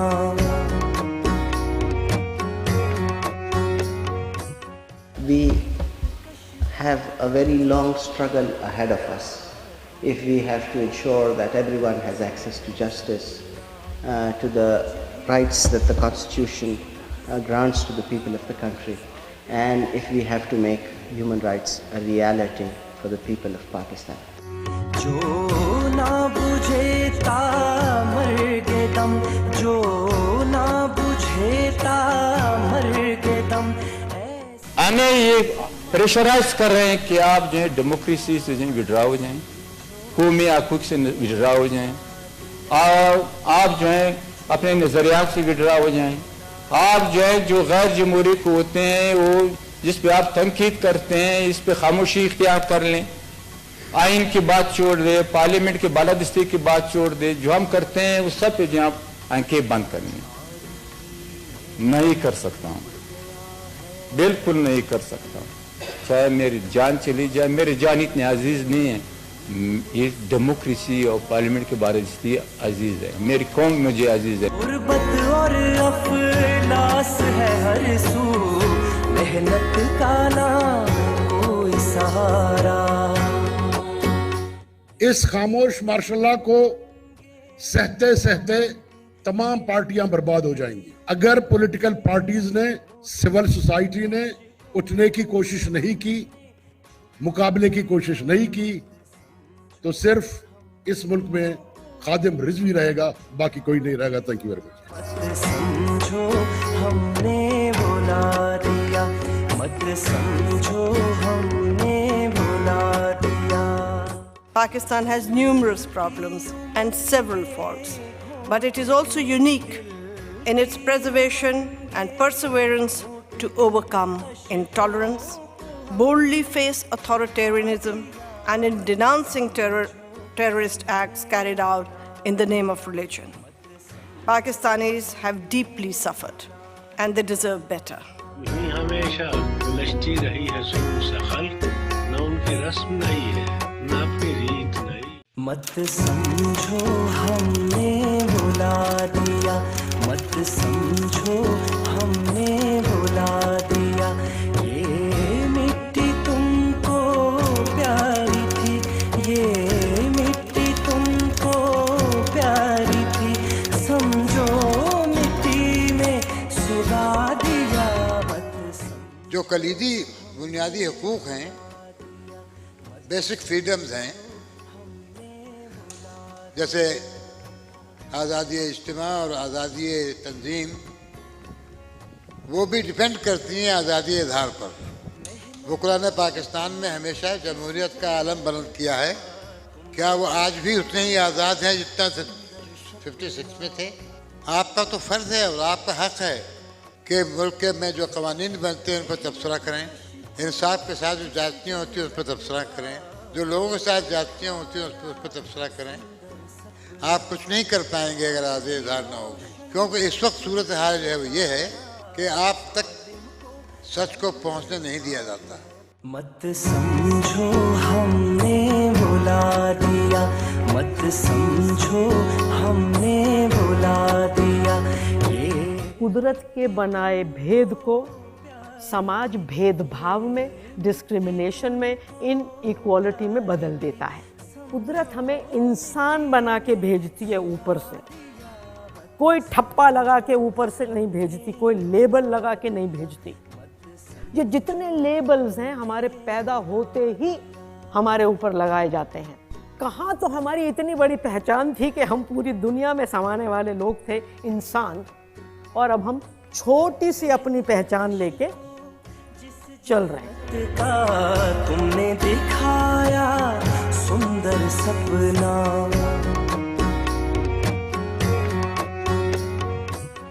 we have a very long struggle ahead of us if we have to ensure that everyone has access to justice, to the rights that the Constitution grants to the people of the country, and if we have to make human rights a reality for the people of Pakistan. जो ना बुझे मर के दम, जो ना बुझे मर के दम। हमें ये प्रेशराइज कर रहे हैं कि आप जो है डेमोक्रेसी से जो विड्रा हो जाएं, कौमी हकूक़ से विड्रा हो जाएं, और आप जो है अपने नज़रियात से विड्रा हो जाएं। आप जो है जो गैर जमहूरी क़ुव्वतें हैं वो जिस पे आप तनकीद करते हैं इस पे खामोशी इख्तियार कर लें, आइन की बात छोड़ दे, पार्लियामेंट की बालादस्ती की बात छोड़ दे, जो हम करते हैं उस सब पे जो आप आंखें बंद कर लें। नहीं कर सकता हूँ, बिल्कुल नहीं कर सकता, चाहे मेरी जान चली जाए। मेरी जान इतनी अजीज नहीं है, ये डेमोक्रेसी और पार्लियामेंट के बारे में अजीज है, मेरी कौम मुझे अजीज है। गुर्बत और अफलास है हर सू, मेहनत का ना कोई सहारा। इस खामोश मार्शल लॉ को सहते सहते तमाम पार्टियां बर्बाद हो जाएंगी। अगर पॉलिटिकल पार्टीज ने, सिविल सोसाइटी ने उठने की कोशिश नहीं की, मुकाबले की कोशिश नहीं की, तो सिर्फ इस मुल्क में खादिम रिजवी रहेगा, बाकी कोई नहीं रहेगा। Thank you very much. मत समझो हमने बुला दिया, मत समझो हमने बुला दिया। Pakistan has numerous problems and several faults, but it is also unique in its preservation and perseverance to overcome intolerance, boldly face authoritarianism, and in denouncing terrorist acts carried out in the name of religion. Pakistanis have deeply suffered and they deserve better. नहीं हमेशा उलझती रही है सुरूर से खल्क, न उनकी रस्म नहीं है न अपनी रीत नहीं। मत समझो हमने बुला दिया, मत समझो हमने बुला दिया। ये मिट्टी तुमको प्यारी थी, ये मिट्टी तुमको प्यारी थी, समझो मिट्टी में सुला दिया। जो कलीदी बुनियादी हकूक़ हैं, बेसिक फ्रीडम्स हैं, जैसे आज़ादी इज्तिमा और आज़ादी तंजीम, वो भी डिपेंड करती हैं आज़ादी इज़हार पर। वकला ने पाकिस्तान में हमेशा जमहूरियत का आलम बुलंद किया है। क्या वो आज भी उतने ही आज़ाद हैं जितना 56 में थे? आपका तो फ़र्ज़ है और आपका हक़ है कि मुल्क में जो कवानीन बनते हैं उन पर तबसरा करें, इंसाफ के साथ जो जातियाँ होती हैं उस पर तबसरा करें, जो लोगों के साथ जातियाँ होती हैं उस पर तबसरा करें। आप कुछ नहीं कर पाएंगे अगर आज़ादी इज़हार ना हो, क्योंकि इस वक्त सूरत हाल जो है वो ये है कि आप तक सच को पहुंचने नहीं दिया जाता। मत समझो हमने बुला दिया, मत समझो हमने बुला दिया। ये कुदरत के बनाए भेद को समाज भेदभाव में, डिस्क्रिमिनेशन में, इनइक्वालिटी में बदल देता है। कुदरत हमें इंसान बना के भेजती है ऊपर से, कोई ठप्पा लगा के ऊपर से नहीं भेजती, कोई लेबल लगा के नहीं भेजती। ये जितने लेबल्स हैं हमारे पैदा होते ही हमारे ऊपर लगाए जाते हैं। कहाँ तो हमारी इतनी बड़ी पहचान थी कि हम पूरी दुनिया में समाने वाले लोग थे, इंसान, और अब हम छोटी सी अपनी पहचान लेके चल रहे हैं। तुमने दिखाया सुंदर सपना,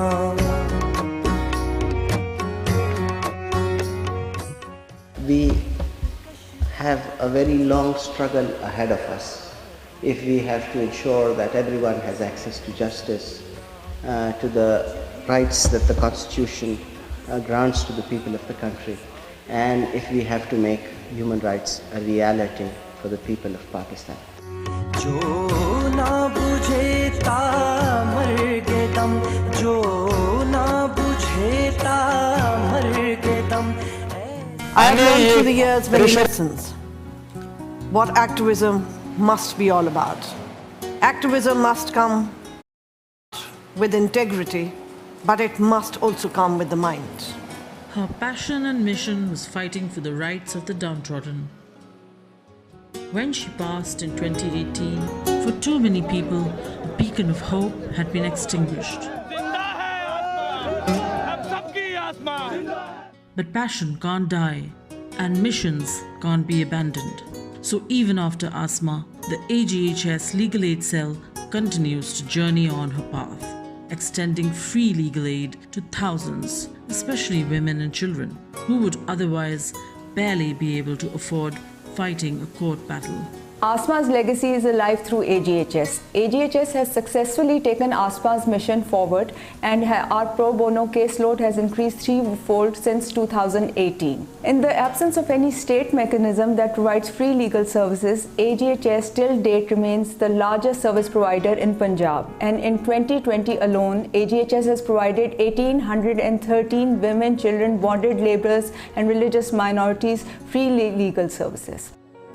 Remembered today as an irreplaceable icon in the field of human rights, Asma Jahangir was among the first in the country to speak out against death penalty, which often came about due to loopholes in an already weak criminal justice system. The AJCONF Legal Aid Cell is helping push forward her legacy by helping prisoners come off the death row. In the last 10 months, AJCONF has been instrumental in having 10 prisoners acquitted facing death penalty and several prisoners facing prolonged incarceration.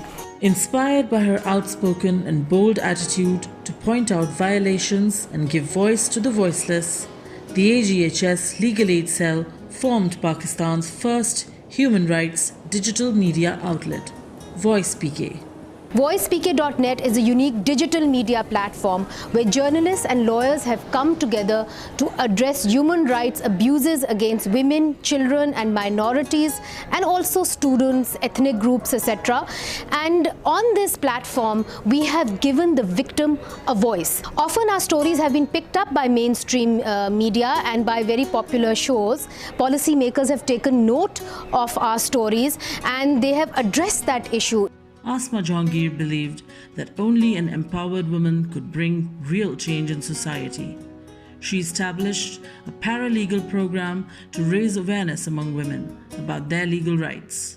One of these women is Halima Sadia, who was so inspired by the AJCONF's paralegal program that she filed a case against her own brothers and acquired her rightfully inherited property with the help of AJCONF's free legal aid. जो औरत खुद अपना हक लेना चाहती है, अगर उसको पता है कि मेरे हक है, प्रॉपर्टी है, तो आप उसका हक जरूर लें, बजाय इसके कि आप कहें कि मेरा भाई क्या कहेगा या फलाना क्या कहेगा. ये कोई बात नहीं. अगर आपका हक है तो आप लें और स्ट्रांगली लें. After her death, the AJCONF Legal Aid Cell expanded their paralegal program. Today, 16 centers operate in Lahore. हमने अपने पैरालीगल प्रोग्राम को भी वसी किया है. हमारे 15 सेंटर लाहौर में और एक सेंटर कसूर में काम कर रहा है, जिससे हर साल about democracy and dissent and the choking of free expression, we have to also acknowledge in our turn that if we can see at all, despite all the dust that is daily hurled in our eyes, it is because we too today stand on the shoulders of giants like Asma Jahangir and so many others. If we can still speak, despite the choking fog that is forced down into our lungs and that stifles our tongues, it is because Asma Jahangir and others like her gave us the words and the voice to do so. And so we would be unworthy of her legacy if we chose not to use that voice. My name is Arar Khodo, and it's my singular honor of my otherwise undistinguished life that I'll be moderating this session on curtailing freedom of expression by legitimizing censorship. So first, let me just introduce our panel. We have with us Mr. Stephen Butler, the Asia Program Director of the Committee to Protect Journalists. We have Hamid Mir Saab, Naami Kafi hai, inka mazid taaruf nahi karunga. Joining us from India, we have renowned journalist Barkha Dutt. We also have Jyoti Malhotra, Senior Editor of The Print India. Right here, sitting over here, we have Munize Jahangir, again, needs no introduction, host of Spotlight at Aaj News and Editor-in-Chief of Voicepkdotnet. We're also joined by Ms. Virendra Grover, lawyer and human rights activist all the way from India. And right here, we have Christine Chung, the South Asia team leader of the Office of the UN High Commission for Human Rights. So, Mr. Butler, I'm going to start with, and before we start, I just have two announcements on behalf of the organizers. One is an apology because some of our guests were unable to attend in person, and that's because despite repeated assurances and promises, they were not issued visas in time. However, thanks to the miracles of technology, they're right here on our screens. We would also request the audience to please help us share these conversations on social media. And if you could do that, that would be a great help. If you could also use the hashtag AJCONF21. That's AJCONF21. On a personal note, got a bit of a cough and a head cold, so if I fumble a little bit, it's not self-censorship, it's just the smog. So, the thing is that we can hear you but can't see you, so you're already playing Big Brother. Well, there you go, and now the hate begins, you know. Yeah. So, sorry, we're going to start with Mr. Butler. Mr. Butler, you can hear me? Yes, I can hear you fine. All right, wonderful. Now, Mr. Butler, when we talk about censorship, right, it conjures up, I mean, right now we just heard about Big Brother in 1984. It conjures up images of, you know, people in back rooms, blanking out print stories, taking news clips and interviews off air. But it's a lot more insidious than that now, isn't it? Censorship takes on varied forms. It's opaque and it's amorphous. Perhaps we could talk a little bit about what kind of, how do we even define censorship today in this, in the world as we stand? Well, there are many ways that censorship is imposed. Right now, you know, we're seeing across Asia, you know, the imposition of a whole series of legislation, anti-terror laws, sedition laws, cybercrime laws, and national security laws that are being used against journalists. Of course, the ultimate form of censorship is murder, which we've seen in Pakistan and India, in Afghanistan, and many other places. Yeah. All right, with that, I'm going to go to you, Ms. Chung. You have a specific focus looking at South Asia. And could you just give us like a brief synopsis and a little bit of an overview of the challenges faced by journalists in particular in this region? Okay. Hello. Good afternoon, everyone. I hope you had a chance to enjoy an abbreviated lunch. Let me just start by thanking the organizers for the opportunity to sit here on this panel, and it's an illustrious group of co-panelists. I am going to speak briefly about the situation of freedom of expression in South Asia. I used to be a regular visitor to the region, but this is my first time back since January 2020. Unfortunately, the COVID pandemic appears to have exacerbated trends in the region that have been underway for some years.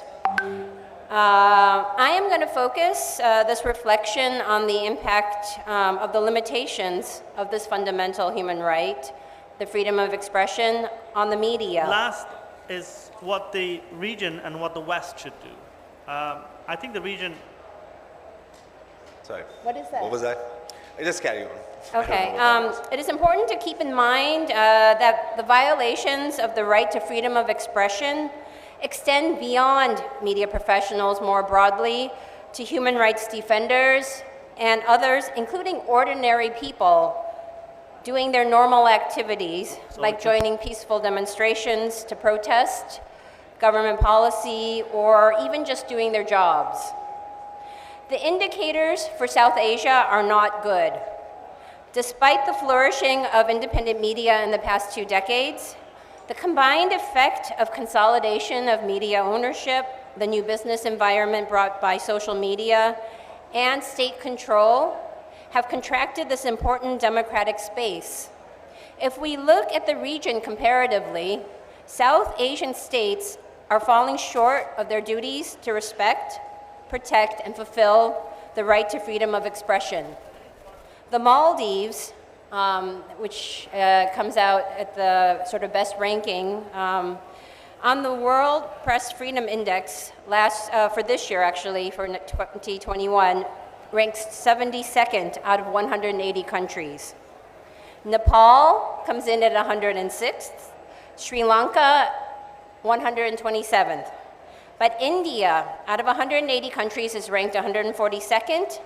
Pakistan is ranked 145th, and that's dropping from its previous position of 142nd. And then Bangladesh comes in at 152nd. Afghanistan, before the Taliban takeover, was ranked at 122nd. I don't need to explain to those of you in this room that a free and independent press is essential to a functioning democracy, that journalists help to hold governments accountable to the people, that they are essential to ensuring that political leadership are reminded of their duties to deliver peace, development, and human rights to the people without discrimination. They remind those responsible for governing their societies of the fundamental principles of transparency and accountability in government, and they help facilitate public trust and participation in decision-making. In many instances, these efforts are coming at great cost to the professionals and individuals who seek to exercise their freedom of expression and to ensure for others the right to information. UNESCO has reported that since January 2019, at least 137 journalists have been killed worldwide, more than 2/3 of them in countries not experiencing armed conflict.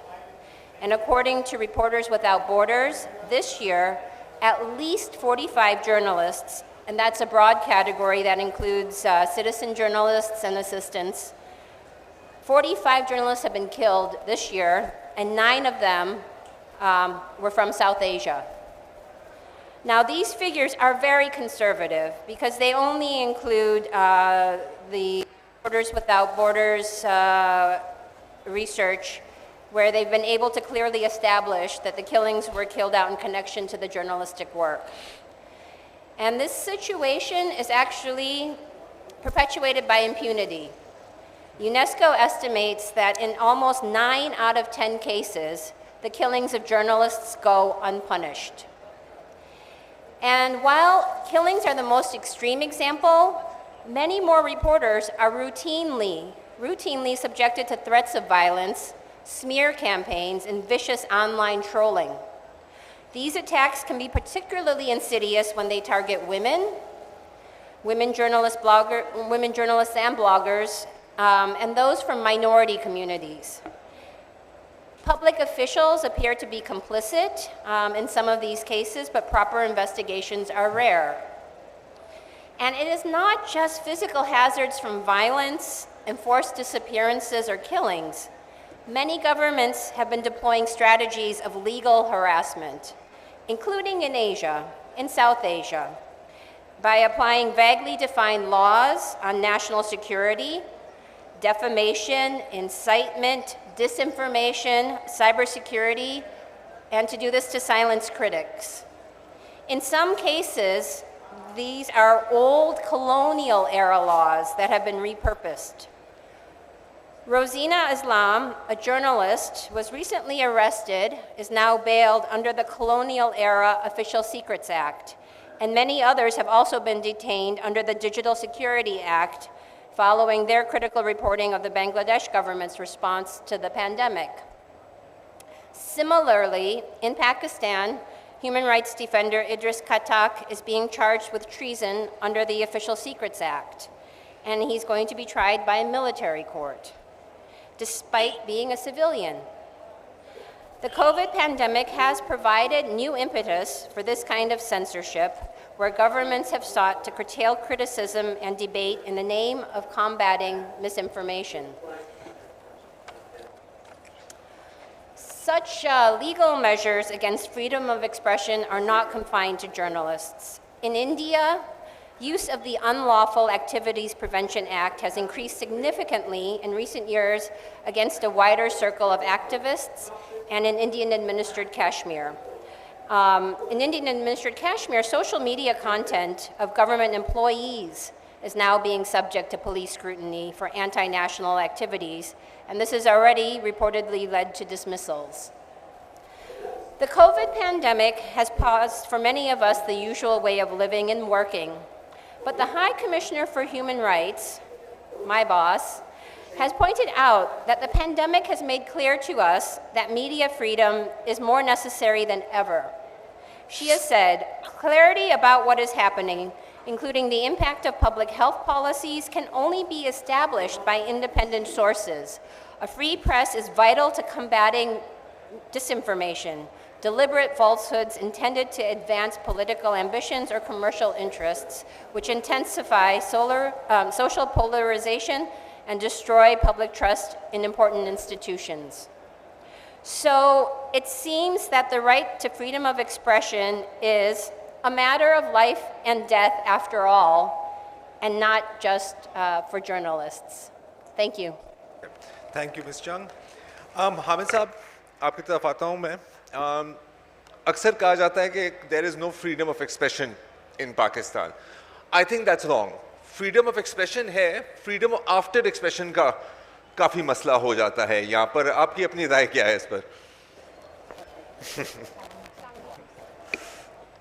बहुत शुक्रिया. Thank you very much, Zarar खोड़ो साहब.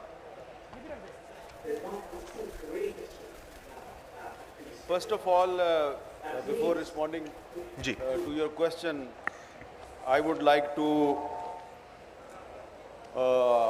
condemn the attitude of those people or those institutions who refuse to issue visa to the guests of this conference, Stephen Butler and Jyoti Malhotra. So I think that if these people in power, they cannot tolerate the presence of Stephen Butler and Jyoti Malhotra in Pakistan, this is the sign of their weakness. ये कमज़ोर लोग हैं, इनको शर्म आनी चाहिए. वृंदा ग्रोवर, हमें वृंदा ग्रोवर जो इंडिया में जो लॉयर हैं, उनको भी नहीं वीजा दिया गया. जिसको भी वीजा नहीं मिला. और I am here to express my solidarity to all those friends who were denied visa for Pakistan, and I think that all people present in this hall, they will endorse me. आप मुझे endorse कर रहे हैं? बिल्कुल. Secondly, मैं ज़रार खोड़ो साहब के सवाल की तरफ आऊँगा. ये if you go to any city of Pakistan, any village of Pakistan, and ask a question to a common man, किसी सड़क पे, चौक में, चौराहे में, कहीं भी चले जाएं, उससे पूछें, is media free in Pakistan? They will start laughing. नहीं, पाकिस्तान में मीडिया फ्री नहीं है. क्यों नहीं है? अब उसकी डिटेल में मैं नहीं जाता, लेकिन यहाँ पर आज क्योंकि एक इंटरनेशनल कॉन्फ्रेंस है, so I would like to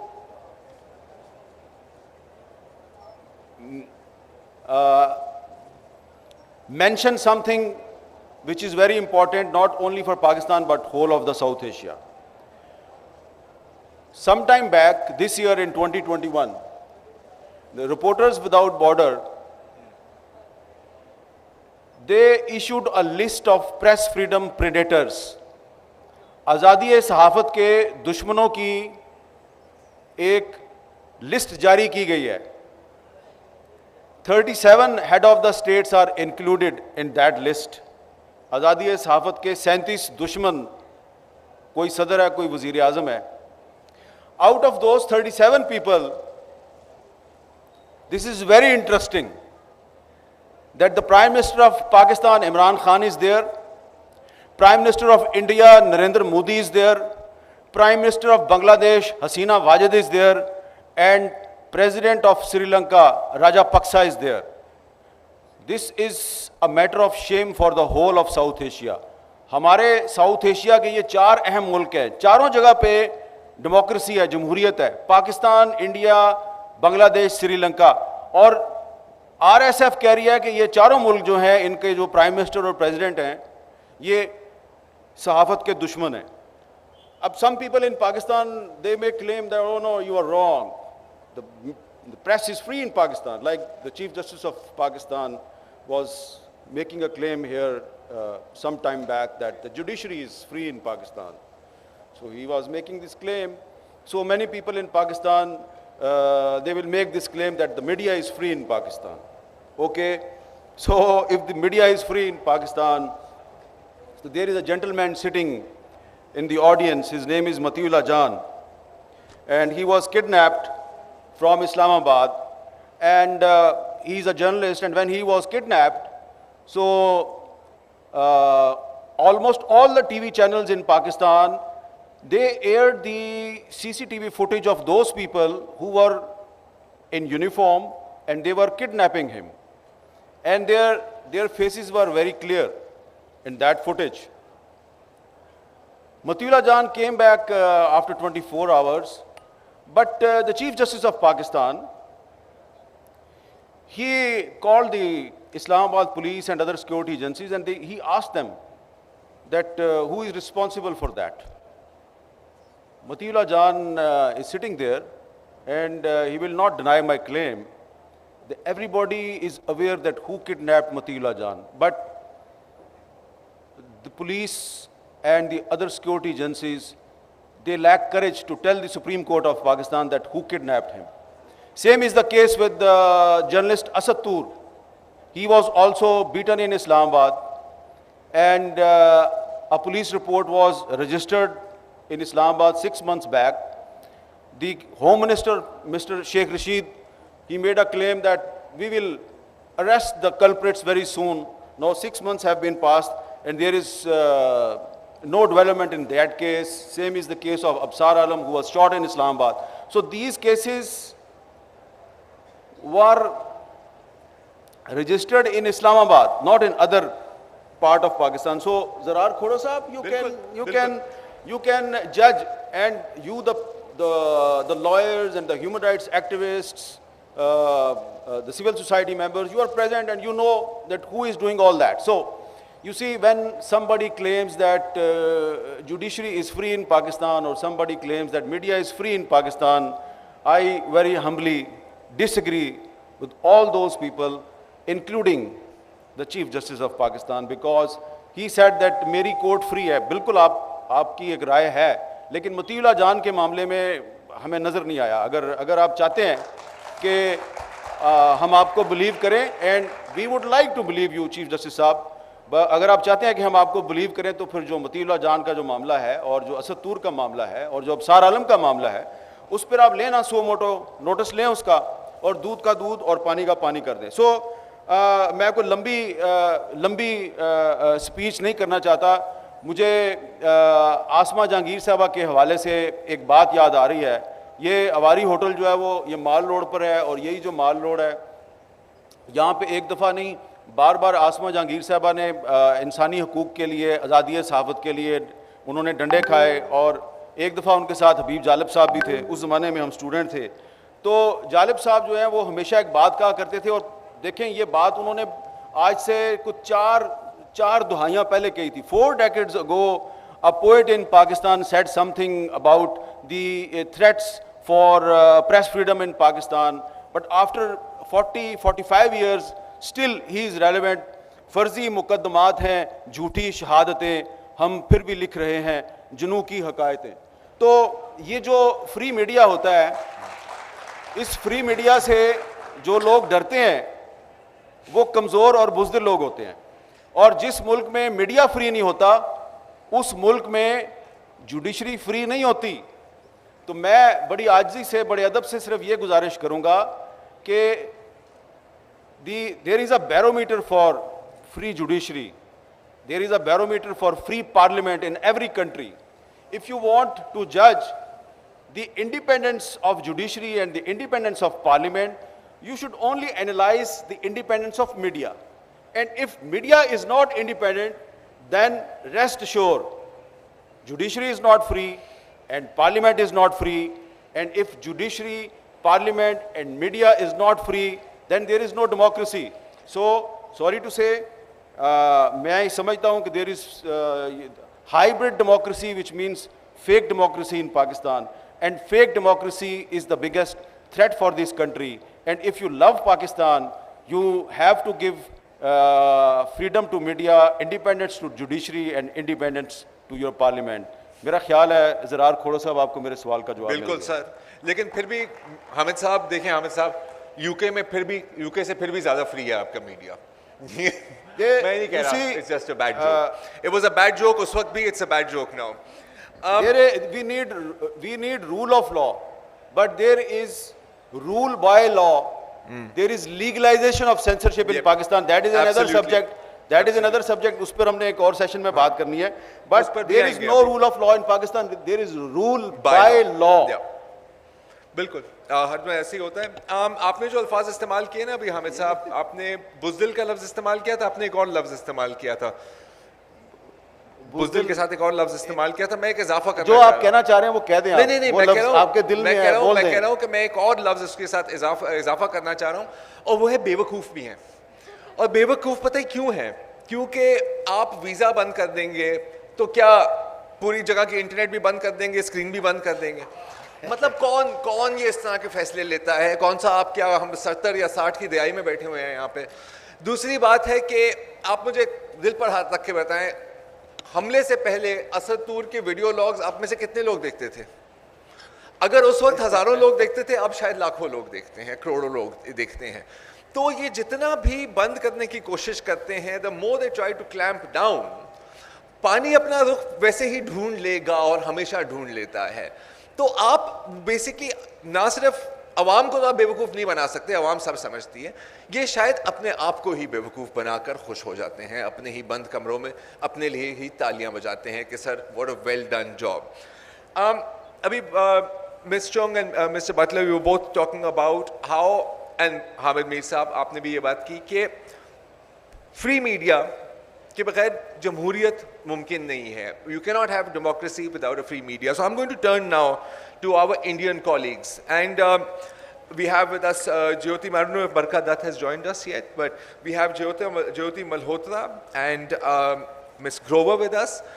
And I just want to ask you, first I want to just make a statement, Ji, ke I have to confess, myself and a lot of people, I think in this country, there was a time when we'd look across the border with a mixture of envy and admiration, you know, कि जैसा भी है एक democratic process है, एक secularism है, constitutionally enshrined, एक चीज़ आगे चल रही है. Now when we look at it, it's looks like a cautionary tale. So Miss Jyoti, I'm sorry, I keep calling you Miss Malhotra.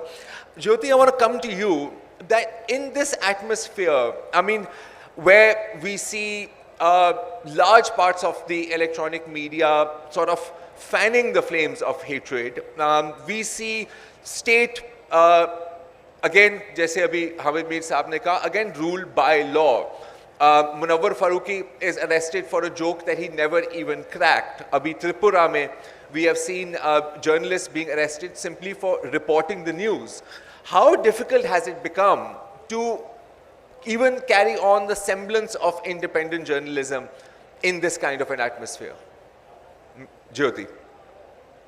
Zarar, thank you so much for inviting me to this. But first of all, before I start, I just want to say thank you so much and lots of love to Munize, especially to you, for having, for inviting me and Brinda to your conference. And we both know Brinda's on the screen. And unfortunately, we can't see any of you, so this is a one-way street. Yeah.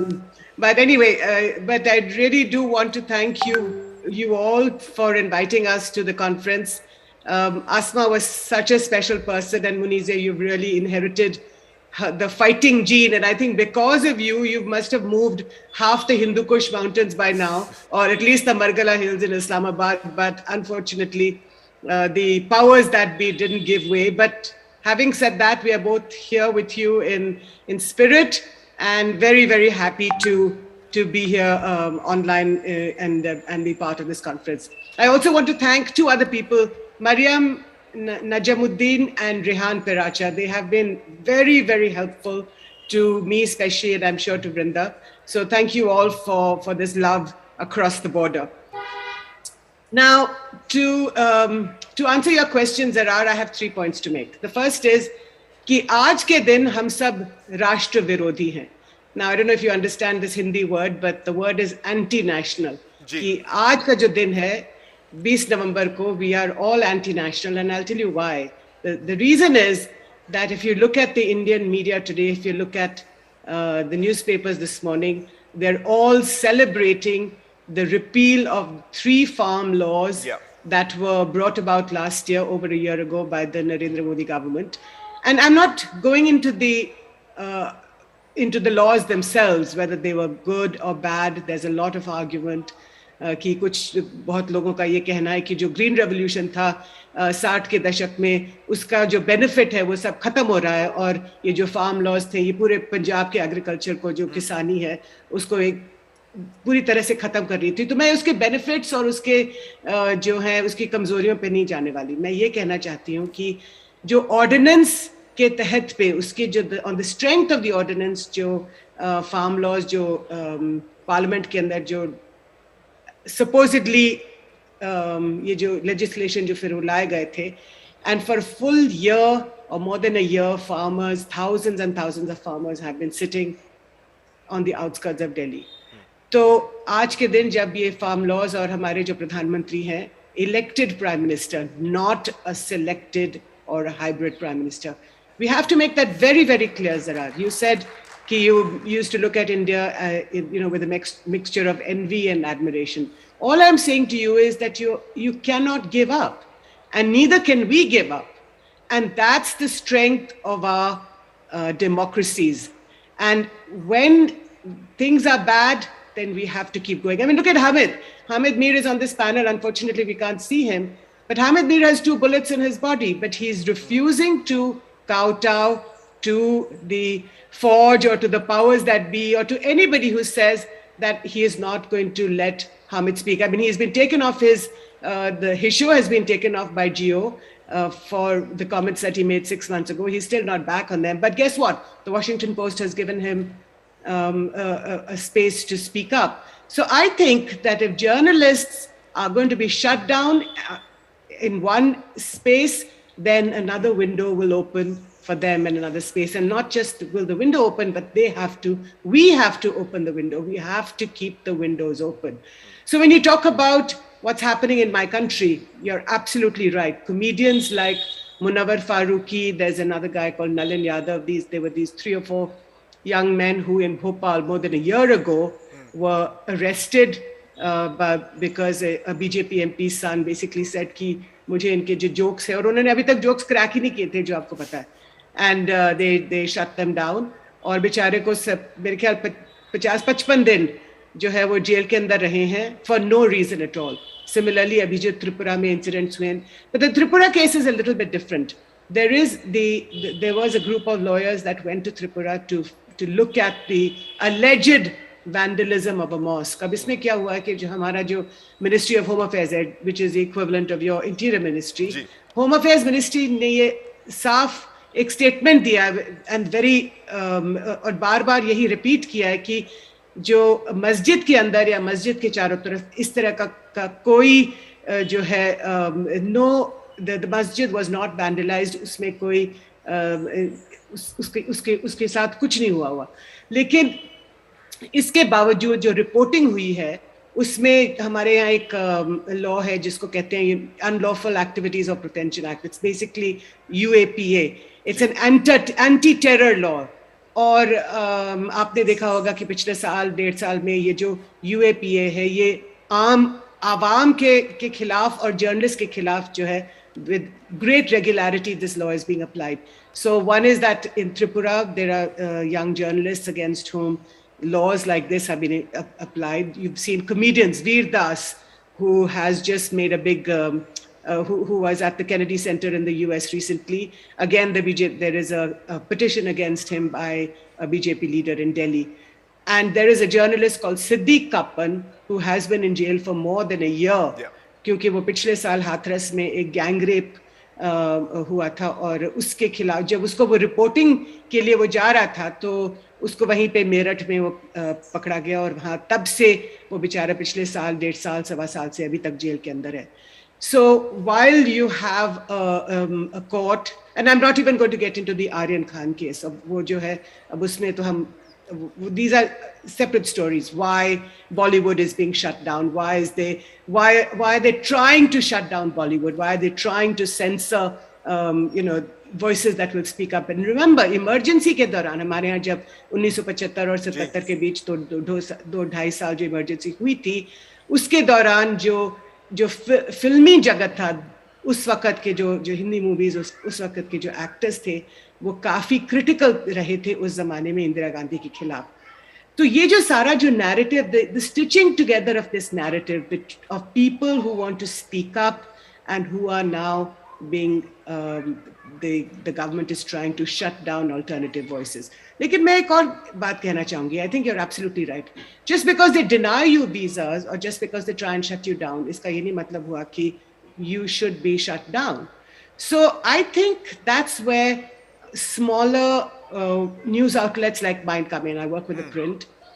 Barkha, who's also online, who's also part of this webinar, works for a news outlet called Mojo.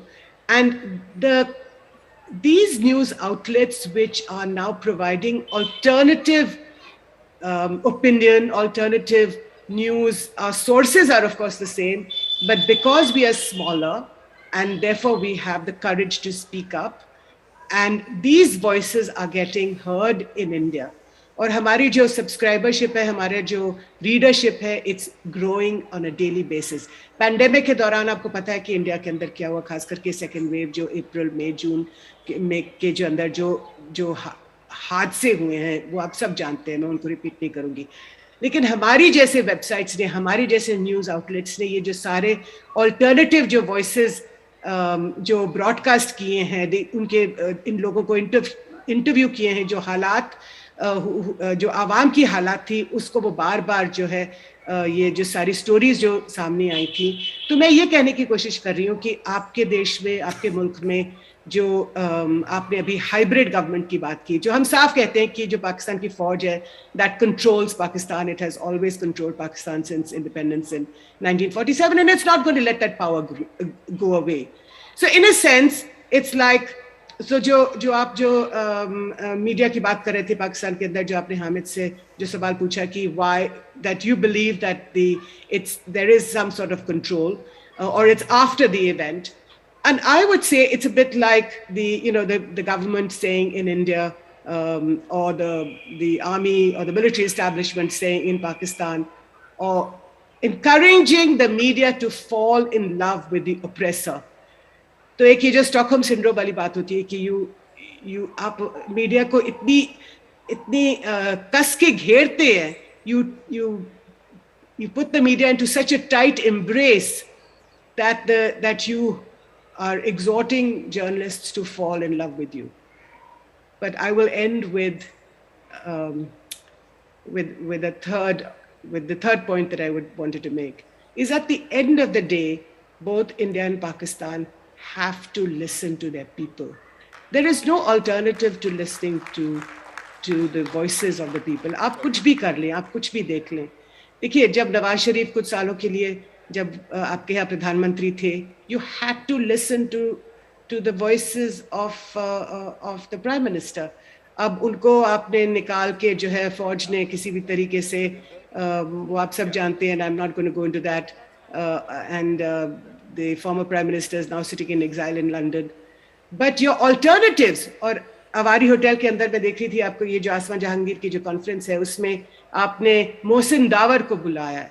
Now you don't hear in the Pakistani media the stories that come out as much as they should from Waziristan कि PTM के साथ क्या हो रहा है, जो जिस तरीके के जो हालात हैं उधर, उनके जो लॉन्ग मार्चेस हो रहे हैं, कुछ स्टोरीज जरूर आती हैं, but not as much as that. You would ask the same question to me कि कश्मीर के अंदर जो इतना कुछ हो रहा है और इंडियन मीडिया जो है उसको क्यों नहीं उसको दिखाती या उसके बारे में लिखती या उसको ब्रॉडकास्ट करती. And you would be absolutely right in asking me the same question. So I think we are both guilty in many ways, but I will end by saying that I think censorship, the phrase that you used, is perhaps I would use it differently. I would not say that the Indian and the Pakistani media are legitimizing censorship. What I would say is that you want the media to bend to your will. And fortunately, I am much more hopeful. I don't think that either the media in India or Pakistan, at least in India, yes, you have large swathes, you have big TV channels like Times Now, Republic TV, who are bending, and not just bending, they want to bend to the will of the government, but you have other people who will speak up. And I just want to end by drawing your attention. I'm sure all of you have read and seen the stories in the Pakistan media about the Kartarpur Sahib corridor. Look at how both governments had to give in to the will of the people. And now you have hundreds and thousands of Sikh pilgrims who, without a visa, are crossing the international border, coming to Kartarpur Sahib, matha tekoing, and going back home. And hopefully one day we will also be able to meet in Lahore or in Delhi. But thank you so much again, Zarar, for letting me speak, and to Munize and to all of you for inviting me to participate at the Asma Jahangir conference. Thank you so much, Jyoti. And with that, I'm going to come to Virinder Sahiba. अभी आप सुन रही थी और ये बहुत अच्छा जुमला इस्तेमाल किया अभी ज्योति साहिबा ने, falling in love with your oppressor. अब जब हम सेंसरशिप की बात करते हैं, मेरा ख्याल है कि ये नाकाफ़ी है ये लफ्ज़, क्योंकि it's not about just silencing people, it's about drowning them out with other narratives. और वो अब हम देखते हैं इलेक्ट्रॉनिक मीडिया के ज़रिए, या अब ख़ास तौर पर सोशल मीडिया के ज़रिए. और मैं अभी हाल का एग्जांपल इस्तेमाल करूँगा, जो फार्मर्स प्रोटेस्ट चले हैं और जो महीनों से चलते आ रहे हैं. जहाँ तक मैं देख रहा हूँ, और जाहिर है कि आप बहुत ज़्यादा मेरे से देख रही हैं, वहाँ पर देशद्रोही कहा गया, खालिस्तानी कहा गया, झूठे इल्ज़ाम लगाए गए. जैसे यहाँ पर हर दूसरे दिन किसी ना किसी को गद्दार इतना कह देते हैं कि लगता है कि यार अगर इतने गद्दार हैं इस मुल्क में तो मुल्क कैसे चल रहा है, which is another question entirely. In that atmosphere एक इंडिविजुअल किस हद तक अपने आप को सेल्फ सेंसर कर लेता है कि यार अगर मैंने ये बात की तो कल अर्नब भाई आ जाएंगे, कल वो 10 और आ जाएंगे, या हमारे जो देसी अर्नब हैं, हामिद भाई आप जब जानते हैं अच्छी तरह से, वो हमारे पीछे आ जाएंगे, कोई 50,000 यूट्यूब पर वीडियोस आ जाएंगी और मेरे खिलाफ कल हैशटैग चलेगा. किस हद तक ये एक डर भी हमारे अंदर बैठ जाता है या आपके अंदर? Thank you, Zarar, and good afternoon to all of you, particularly friends in Lahore. As Jyoti said, it's very sad that we could not actually be there in Lahore and be with all of you. I have many friends in Pakistan, in Lahore, and I was looking forward to meeting all of them after a long while. I also want to mention here on a personal note, my family, part of my family comes from Lahore. My father was born in Lahore.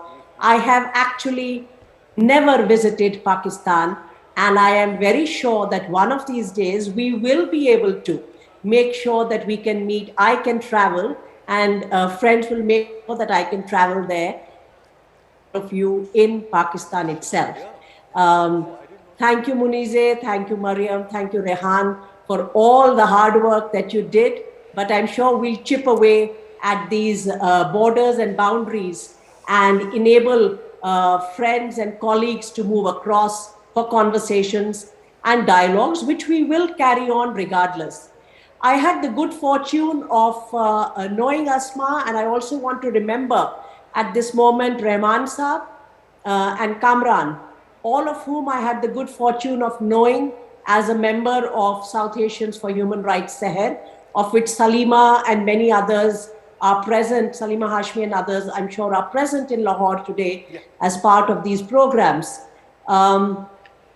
Taking forward, Zaraj, some of the things that you've been raising, I've been hearing the other panelists, including overviews that have been given by Christine and critical comments by others, Hamid, Jyoti and others. I think what we need to complicate the story more from where perhaps Jyoti left it is, and a question that you asked, which I think is an important question today. और हम लोगों को उसको confront करना होगा और उसको देखना होगा. And I will say this, that particularly speaking on this panel today, at an Indo-Pak panel, has the thought not crossed my mind that I must choose my words carefully? Yeah. It has. And we must acknowledge that in order to be able to confront the reality in which we are living. One is today choosing one's words carefully. Why does one do that? It's not necessarily out of fear. My understanding is that we also need to be smart to not get embroiled. I'm a lawyer. I do not wish to waste my time chasing my own tail and extricating myself from legal complications. It's my job to ensure that other people who are entangled with the law or who are deliberately drawn into certain legal webs, I am able to provide assistance to them. So yes, I will choose my words carefully, because I know that there will be people who are waiting for the occasion and a word may slip out, because I believe very strongly that we must speak regardless. And say, you know, when we talk about, we must speak regardless, and we must continue to speak our minds and voice our opinions. Here, I just want to say a couple of things linking to what the panelists earlier spoke about.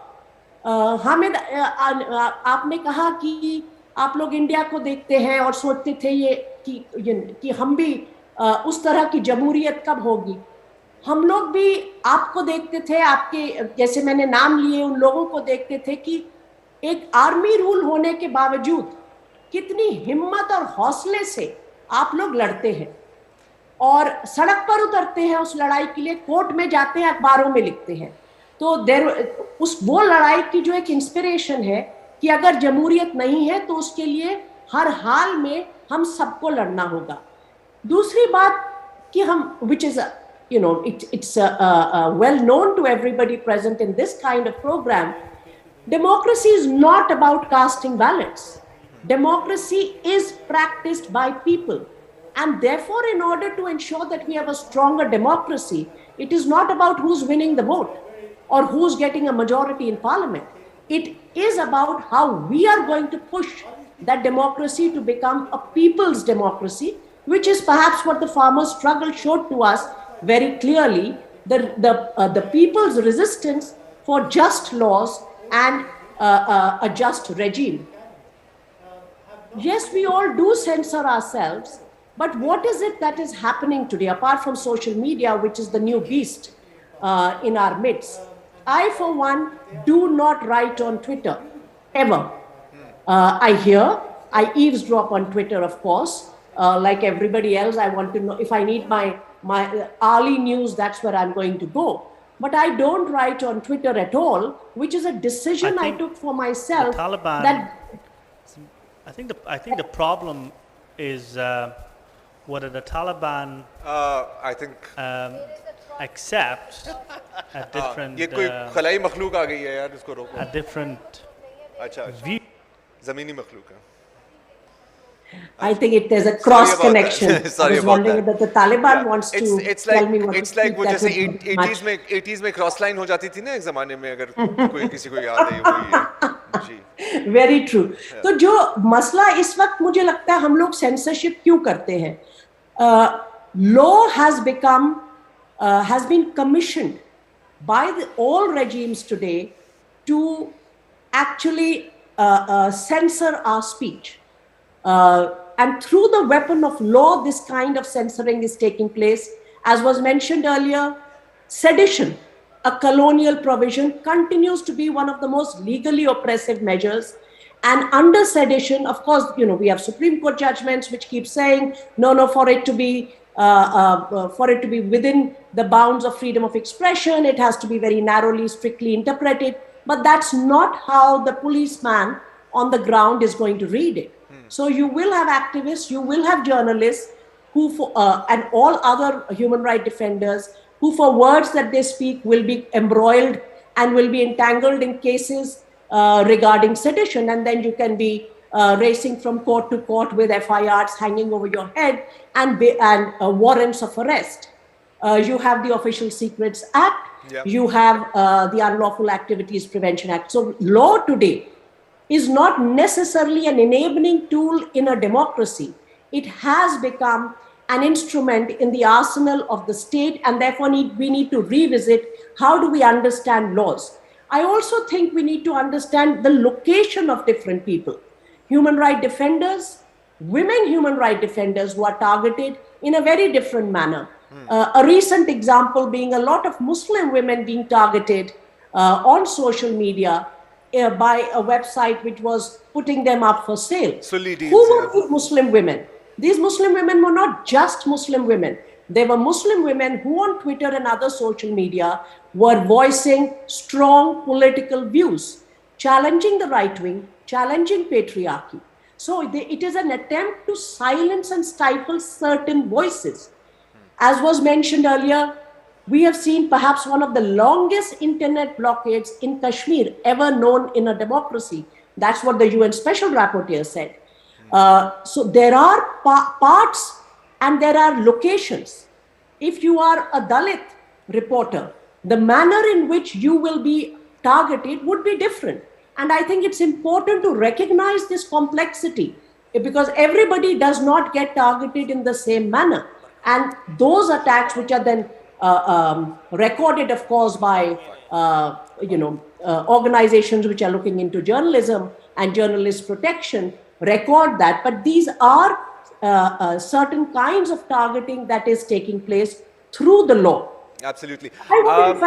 Miss Glover, I'm so sorry to interrupt. सिर्फ dissenting voices को रोका जा रहा है या freedom of whether free speech in itself is in danger and whether the nature of technology and social media has today made put free speech into jeopardy, and it's not necessarily, you don't even have to reach the point of dissent. It's a mere opinion. अगर आपने criticism और dissent कर दिया तब तो कहीं और ही, और किसका और कौन कह रहा है. Free speech for certain kinds of hate speech is rampant. Yes. I hate to be accused of silencing you because that would be so ironic. But I have to move on to Miss Barka Dutt. And Barka Sahiba, I'm so sorry, I couldn't see your screen. तो मेरा ख्याल था कि कहीं आपको भी किसी ने गायब कर दिया. नहीं मैं तो एक घंटे से चुपचाप बैठ के सब सुन रही थी. I've been here throughout. No problems. अच्छा जी. Now Barka, interestingly, just one observation that I have is that you are one of the people who I think has the rare distinction of being attacked by every single side possible. I mean, see you, Barka. Well, can you? I don't know. My video is a bit unstable. Okay, we can't see you. So I've just kept it off just to have a better, more stable line, Jyoti. I can see all of you. Fine. I can see all of you. We can't see. Okay, you can hear me, right? Yeah. Okay, so Zarar, I'm so glad that you framed the introduction by saying that I have been attacked by every single side, because indeed, I think I must be one of those rare people who can be called a jingoist and an anti-national all at once for the same reportage. तो मेरे साथ तो ये बहुत होता है और बहुत सालों से होता आया है. And also, you know, we are talking about India and Pakistan and our region, but I'm in London right now on a fellowship, and I think different parts of the world are grappling with this idea of the boundaries of free speech in different ways. Yahan par, for example, Oxford and Cambridge are now looking at a legislation जहाँ पे ये चर्चा चल रही है कि are you supposed to just tolerate another person's view or respect it? And imagine इस semantics को लेकर there is voting both in the UK Parliament and in these universities, and the cancel culture imposes itself from both sides, the extremes of the right and the extremes of the left. There was a very renowned university professor at Sussex just forced out of her job because of a certain position that she had, much like the author of the Harry Potter books, J.K. Rowling, on the trans community. So all I'm trying to say is that हम लोग, you know, इसका कोई simple जवाब नहीं है. ये जिन binaries में हम इन मुद्दों को समझते आए हैं, मुझे लगता है कि अब हम इतना जी चुके हैं कि ये बाइनरीज अब अप्लाई नहीं होती. I find dogma of all kinds actually abhorrent, which is probably why I get attacked from all sides, because मुझे सच में लगता है that I'm a free speech absolutist. मैं तो कुछ भी सुनने के लिए, you know, as long as it's presented as a reasonably thought idea, no matter how much I may disagree with it, I am willing to engage with it. And therefore, there is that position, that lonely corner in which people like myself, you know, find myself. आप India, Pakistan के संदर्भ में भी देखें तो I have no hesitation in saying that I am not a global citizen. I'm an Indian. I speak as an Indian. I don't believe in a borderless world. That said, I am a product of my history. My father was born in Sialkot. My parents are a refugee family. They came to Delhi with nothing. Our first home was given to us on a refugee plot. I have many of the mixed up and down, schizoid relationships that all refugee families of the Punjab have with Pakistan. I have spent a lot of my professional energy reporting Pakistan. Some of my closest friends, including Munize, are across the border. Her mother was another very, very dear friend. As a rule, by the way, because I was listening to Vrinda saying, ki, let's acknowledge that none of us want to waste our energies on meaningless kerfuffles. As a rule, by the way, मैं कभी किसी Pakistan TV channel पे नहीं जाती हूँ, क्योंकि मुझे लगता है कि what we already disagree on is so well known that it is such a tutu meme, it is a pointless conversation. But for friendship, for deep friendship, of the kind that I had with Asma and of the kind that I have with her daughter, I will always make that exception, irrespective of what the consequences may be or what the questions raised thereafter may be. But it's not that Munizi and I look at Kashmir the same way. It's not that Asma and I look at Kashmir the same way. It's not that we look at, the role of the Pakistan state in the same way. It's not that Munizi looks at the role of the Indian state in the way that I do. So I think that we must acknowledge and be comfortable with our differences. And it's okay. It's absolutely okay. I don't feel frightened of differences. And I think censorship or self-censorship in particular begins where we start to be terrified of our differences, where we feel the need to alter our opinion because we think that we need to mirror the opinion of the person in front of us, whether it is to win brownie points on Twitter, whether it is to, get the approval of the dominant right wing or in India presently, or the very influential and in its own ways just as powerful left wing in India. I'm telling you, I have the approval of neither. I know that my work is very much ferociously my own.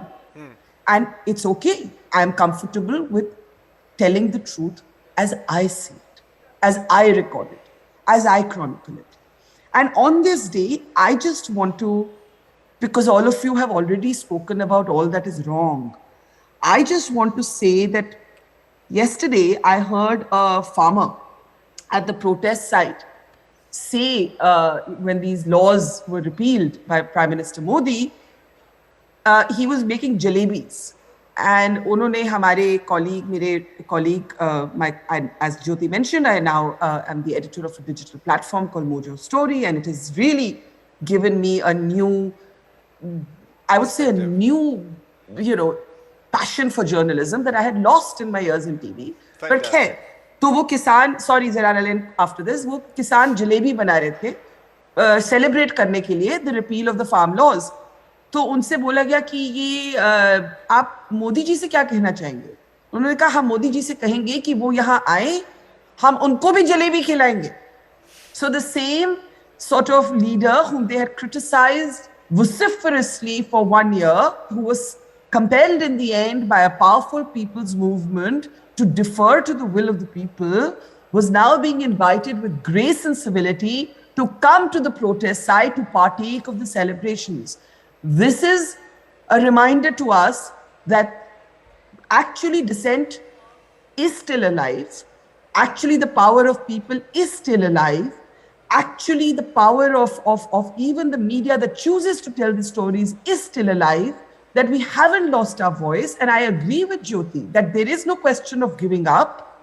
There are, for every despairing story that we have another story where the voices of the people and the voices of those who speak for the people who don't have a voice continue to make our difference. Fantastic. So for a few minutes, let's grasp what works instead of talking about what doesn't. Sorry to interrupt. That's such a positive note, I think, to move forward on. And we're running out of time now. I'm told we also have to do a quick Q&A. But Mr. Butler, I just wanted to come to you briefly. We've heard all of this. There's, tales of repression, but there's also tales of hope. So just tell me, in your considered opinion, is it going to get better, and will it get worse before it gets better? I think it's hard to be optimistic, to be honest. In the short run, certainly. Yeah. If you look across the Asia region, just look at what happened with the Nobel Prize Committee. They awarded it to Maria Ressa of the Philippines and Dmitry Muratov of Russia. It was awarded for Maria's remarkable accomplishments and courage. She's been faced with multiple lawsuits. She could end up in jail quite easily. But they made that award to recognize her courage, but also as a statement that press freedom is essential and that it's under attack across the world, in the Philippines, in Russia, but elsewhere. My organization just on Thursday awarded its highest honor, the Gwen Ifill Press Freedom Award, to Jimmy Lai in Hong Kong. He too has shown incredible courage, more or less single-handedly, taking on the communist government with his with the Apple Daily, with Next Digital Media. I met Jimmy in his office about 2.5 years ago, and he was quite aware the Chinese government was coming after him. But he said he would not buckle, he would not flee his home, and he is now in jail, quite possibly for the rest of his life. The Apple Daily was forced to close. China may be a unique case in terms of its power over the media, but I think I look at these two individuals, Maria Ressa and Jimmy Lai, and I say it takes that kind of courage. If we want to uphold the kind of values that we all have here, I think, in terms of freedom of speech and human rights, it's going to take a lot of courage and a lot of determination. Every year on the night of November 30th, CPJ, takes a snapshot of a number of journalists who are in prison. For the first time this year, Hong Kong will be there with 8 journalists, mostly from the Next Digital. Last year, Myanmar had 1 journalist on the census. This year, there will be dozens. The coup in Myanmar effectively wiped out what was a thriving independent media sector and forced many into exile. We did have one victory earlier this week when the US journalist Danny Fenster was released from prison, but we don't have enough of these victories lately. Vietnam, the number of imprisoned journalists is going way up. And my organization has been dealing with this unfolding crisis across the border from Pakistan and Afghanistan, where there was also a thriving independent media sector. And now hundreds of journalists and their families have fled the country out of fear and desperation. Many more are trying to get out. We have been trying to help those at risk. And every day in September and October, we were getting hundreds of requests for help to leave, and we're still getting dozens daily. The Taliban, fortunately, have not been systematically killing journalists, but journalists have been picked up on the streets and beaten, and self-censorship is on the rise. Women are now afraid to go out to the streets and report. And with the economy in free fall, something like 70% of media properties have simply ceased to operate. A little footnote here which is I'd like to thank the National Press Club in Islamabad. They are helping us look after some Afghan journalists as we help to arrange resettlement in a third country. Christine mentioned, the case of Rosina Islam in Bangladesh. Earlier this year, the writer Mustafa Ahmed died in prison, actually, and he was in trial, pre-trial detention under the Digital Security Act. And what we believe it's a case of medical neglect. And his friend, the cartoonist Kabir Kishore, has suffered permanent hearing loss and other severe injuries because of his torture. I think others have talked quite effectively about India and the situation in Pakistan. I would just conclude that I think it is a bleak picture worldwide, but I think we have to take inspiration from the courage of many journalists who have stood up. I'll stop there. All right, thank you so much. And we're almost out of time now. Manize, just want to come to you for some final words. I know you're extremely stressed out, running around organizing as well as participating. But yeah, go ahead. Well, thank you, and I'll keep it short because I know that there's another session as well. But allow me to welcome everybody over here. Thank you so much for coming. You, as the audience, have made this conference a success. And I'd like to thank all the panelists also who have joined us from across the border. And you know why we kept the name Challenges to Human Dignity? Because these days, people who speak the language of war are given visas.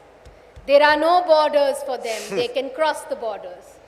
But those who speak the language of peace are confined to their borders, and we must just hear each other over the social media. That is why we are calling this Challenges to Human Dignity. We are calling this Challenges to Human Dignity because when journalists are beaten in their own homes and their seniors stand up for them, their programs are shut down. What would you rather have? That seniors stand by and watch the juniors being beaten up in their own bedrooms for just speaking out the truth? That is why we are standing for our dignity over here. We're also standing for our dignity here because, let me remind you, that my mother, Asma Jahangir, used to say this, that there are many parts of the Constitution that need to be revisited by the policymakers. Let's look at Article 19 of our Constitution. I always saw it as an article that gives me freedom, but if you read it, it is conditional upon that I speak in the interest of friendly relations with foreign states, defense of Pakistan, etc. All the other laws, PICA and otherwise, even in the CRPC, are taken from this and imposed on journalists. फिर हम पूछते हैं कि अगर आपने आइन के तहत नहीं चलना और इस मुल्क में सियासत करनी है, तो फिर ये कैसे हो सकता है कि सहाफ़ी आपके बारे में कोई खबर ना छापें? और जब वो खबर छापें, तो आप जो है उनको कहते हैं कि खबर नहीं छापोगे, तरदीद छाप दो। अगर खबर ही नहीं है तो तरदीद किसकी छापें सर? बात यह है कि आज मैं आपसे ये कहना चाहती हूँ, we have signed the UN Convention. Christine is sitting here right amongst us. We've ratified the International Covenant on Civil and Political Rights in 2010. After that, we passed the PICA law. And at that time, we kept telling the PMLN, please do not pass this, because it will be against the interests of journalists, it will clamp down on freedom of expression. And ironically, not only did it clamp down on the freedom of expression of journalists, it hit that same very party. Today, a 3 times Prime Minister, Nawaz Sharif, and his entire leadership are facing sedition in courts for speaking out against the defense forces in Pakistan, for which we cannot say anything under Article 19. Well, then what about Article 19A, which gives us right to information? What about all the UN declarations that you have signed? I will not go into how our journalists here have been slapped with sedition charges. I remember recently Mir Saab made a speech in favor of a young journalist who was beaten, and somebody went to file a sedition charge. We called up that complainant, a habitual complainant, and we said, where did Hamid Mir Saab say, where did he take the name of a general? And he said, madam, वो तो गलती हो गई, 19-20 हो गई. ऐसे बड़े complainants हमने देखे हैं, जो नज़र कुछ और आते हैं, जब टीवी पे आते हैं तो कुछ और होते हैं. उनकी आइडेंटिटी भी वही नहीं होती. हमने ऐसे भी कंप्लेनेंट्स देखे हैं जो फैक्ट्री वर्कर होते हैं, और जब वो देखते हैं कि कोई ना कोई सहाफ़ी कोई ऐसी बात करे जिसकी उसकी दिल आज़ारी होती, तो वो इस्लामाबाद तक आके पीका लॉ तक हमारे खिलाफ कंप्लेंट करते हैं. बिलाल फारूक केस, हम उन सब कंप्लेनेंट्स को अच्छी तरह जानते हैं, हम उनका पीछा करते हैं, हम उन पे स्टोरीज करते हैं, हमें पता है वो कहाँ से आते हैं. हम ह्यूमन डिग्निटी के लिए इधर इसलिए खड़े हैं क्योंकि today as people of South Asia, our states have stopped listening to us. And we as journalists cannot stop telling the truth to suit vested interests in the states. And I hope that in the future, we will be, as people, allowed to meet one another, to at least have some semblance of sanity and be allowed to at least speak of our dignity. ये नहीं हो सकता कि आप हमें मारें और चूं भी आपकी मर्जी की निकले. Thank you so much for listening to me. Can we please have a big hand for Munize Jahangir and all the organizers of the conference and also our respected panelists. I think they spoke beautifully. Do we have time for a Q&A? Yeah, we don't have time for a Q&A. We don't have time for a Q&A session. Thank you all for coming. I think you've already given the best closing remarks possible, so I'm not going to embarrass myself by failing to top that. I've been told not to. Karna hai to batao. Next session. Okay, fine. ठीक है. We clear the floor.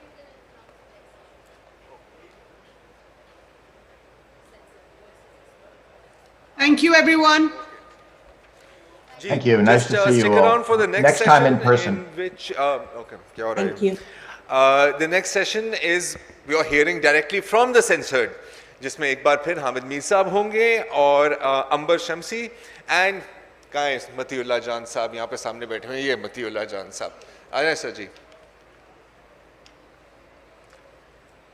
Oh, Talat is not? He's online. Okay. Okay, so I need.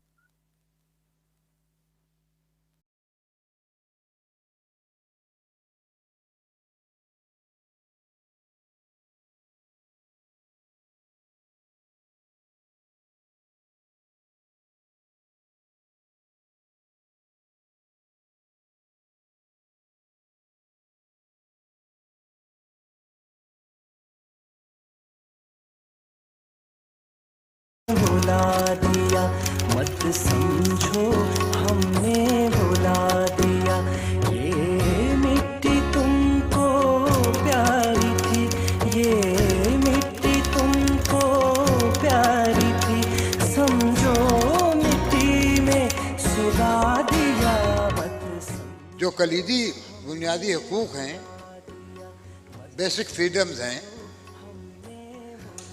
जैसे आज़ादी इज्तिमा और आज़ादी तंजीम, वो भी depend करती हैं आज़ादी इज़हार पर. वकला ने पाकिस्तान में हमेशा जमहूरियत का आलम बुलंद किया है. क्या वो आज भी उतने ही आज़ाद हैं जितना 56 में थे? आपका तो फ़र्ज़ है और आपका हक़ है कि मुल्क में जो क़वानीन बनते हैं उन पर तबसरा करें, इंसाफ के साथ जो ज़्यादतियाँ होती हैं उस पर तबसरा करें, जो लोगों के साथ ज़्यादतियाँ होती हैं उस पर तबसरा करें. आप कुछ नहीं कर पाएंगे अगर आज़ादी इज़हार ना होगी, क्योंकि इस वक्त सूरत हाल जो है वो ये है कि आप तक सच को पहुंचने नहीं दिया जाता. मत समझो हमने भुला दिया मत समझो हमने भुला दिया ये कुदरत के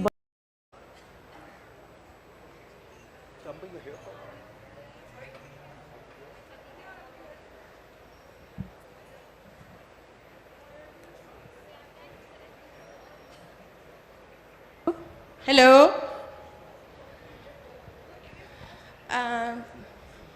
सर, मेरा नाम नौशी भट्ट है और मैं सवाल करना चाहती हूँ हामिद मीर साहब से.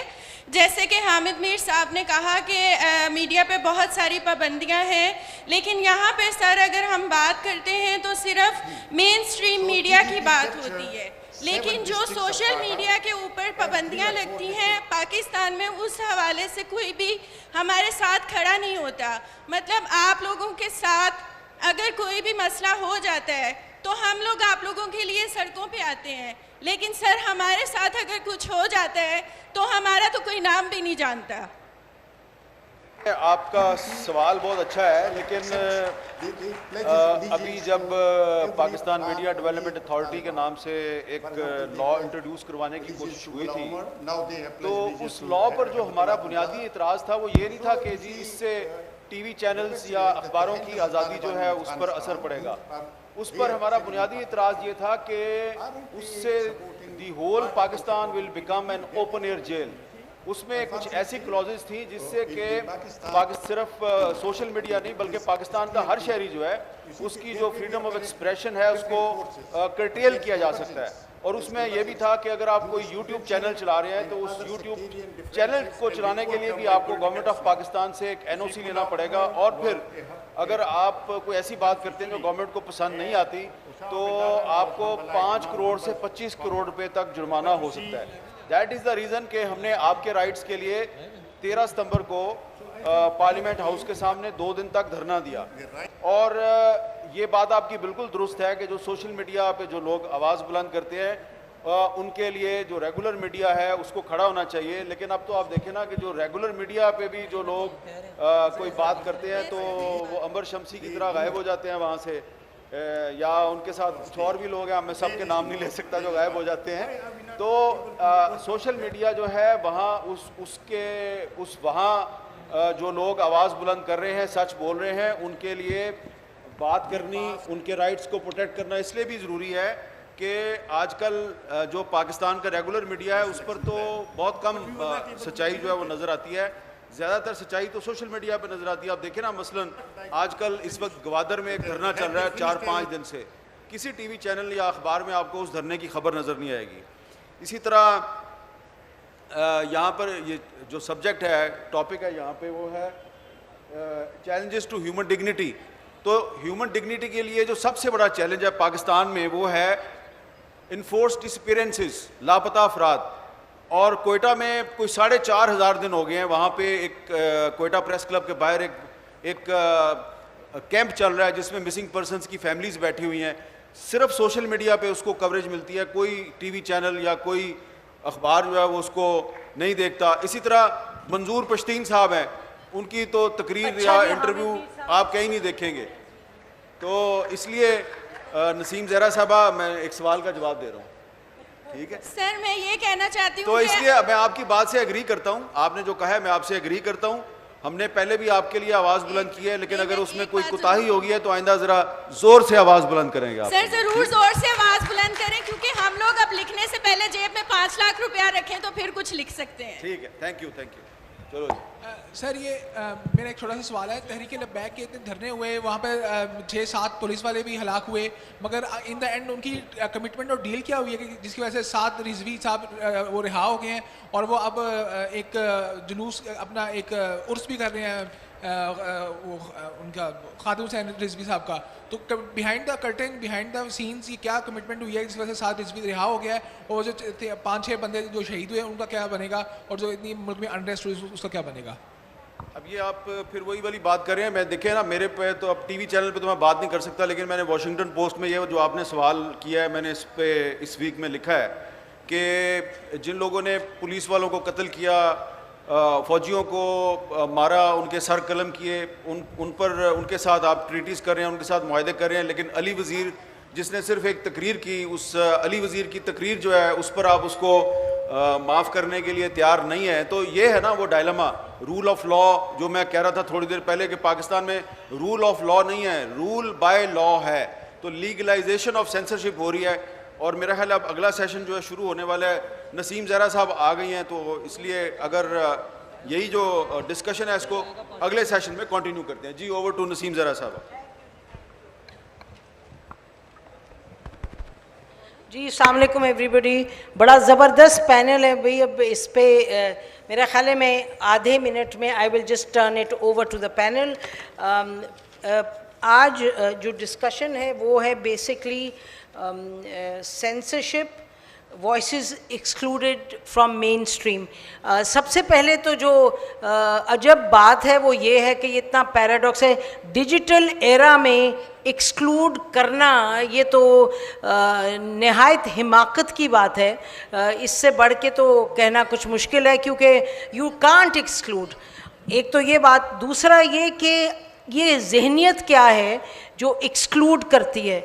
ये मैं कल मतियुल्लाह ने शायद कल किया, एक अमेजिंग अपना वीलॉग किया जिसमें कि फ्रीडम ऑफ इंफॉर्मेशन पे क्या है मतियुल्लाह, वो इंफॉर्मेशन कमीशन है ना, इंफॉर्मेशन कमीशन पे मैं तो आप सबसे कहूँगी सबके वीलॉग्स बड़े ज़बरदस्त हैं और जो कर रहे हैं, जो लिख रहे हैं, but what he did yesterday जो मैं देख रही थी कि भाई आर्टिकल 19A के तहत एक कमीशन बना है जिसके तहत आपको इजाज़त है कि आपको इंफॉर्मेशन मिले उन लोगों के बारे में जो हुकूमत चलाते हैं, जो अथॉरिटी इस्तेमाल करते हैं। और किसी ने जाके सुप्रीम कोर्ट के रजिस्ट्रार से कहा कि बताइए सुप्रीम कोर्ट की अदाद व शुमार उन लोगों के जो कि वहाँ एम्प्लॉयड हैं, और वो नहीं दे रहे। तो मतलब ये बेसिक चीज़ें हैं जो कि गुड गवर्नेंस के लिए, accountability of those who are running the country, it's very basic and fundamental, and this is what happens in genuine democracies, and this is what happens in societies which are civilized in the sense कि आप you realize that you are committed to the prosperity progress of a society, and you cannot do that until and unless you are held accountable. So अब ये जो तमाम हमारे पास stars बैठे हैं सब अपने अपने in their own right, let me just quickly introduce them. हमारे साथ यहाँ हैं अंबर शमसी साहबा को साल भर पहले, ये तफसील खुद ही बता देंगे, let me just very briefly, एक साल पहले she was asked to leave the channel she was working in, उसके बाद she is an unemployed journalist, लेकिन एक थिंक टैंक है तबादला, उसमें काम करती हैं। Hamid Mir needs no introduction, he is been the absolutely the pillar and spine of independent journalism in Pakistan, and he continues to be. और एक किस्सा हुआ था और उसके बाद उसको क्लियर करने के बावजूद हमने यानी कि हामिद टेलीविज़न पे आए भी, लेकिन हमारे चैनल पर आए थे, लेकिन पैगाम दे दिया गया कि अब इनको आपने वापस फिर नहीं बुलाना। अजब कहानी है। हामिद मीर जो हैं वो अमेरिका के वॉशिंगटन पोस्ट में लिखते हैं और भी अखबारात में लिखते हैं, इनके जो बातचीत है वो सब सुनते हैं, लेकिन किसी की अक्ल इतनी सी है या पता नहीं क्या है, P brain people who think that you can in the digital age, I think it's I marvel at this outlook. भाई अगर किसी ने कानून कोई वायलेट किया, अगर किसी ने कोई गलत खबर मुसद्दका आपको नज़र आ रही है गलत, ये take them to court, but ये इस तरह to throw them out of the main stream and at least try to. अच्छा, फिर हमारे साथ बैठे हैं अबसार आलम फॉर्मर चेयरमैन है, पेमरा के होस्ट रह चुके हैं आज टीवी में, फॉर्मर ब्यूरो चीफ थे जियो के, न्यूज़ के न्यूमैन फेलो रह चुके हैं हार्वर्ड यूनिवर्सिटी में, न्यूयॉर्क टाइम्स बॉस्टन ग्लोब के लिए भी लिखते रहे हैं। ये भी आजकल अब का क्या स्टेटस है अब सार खुद ही बताएंगे।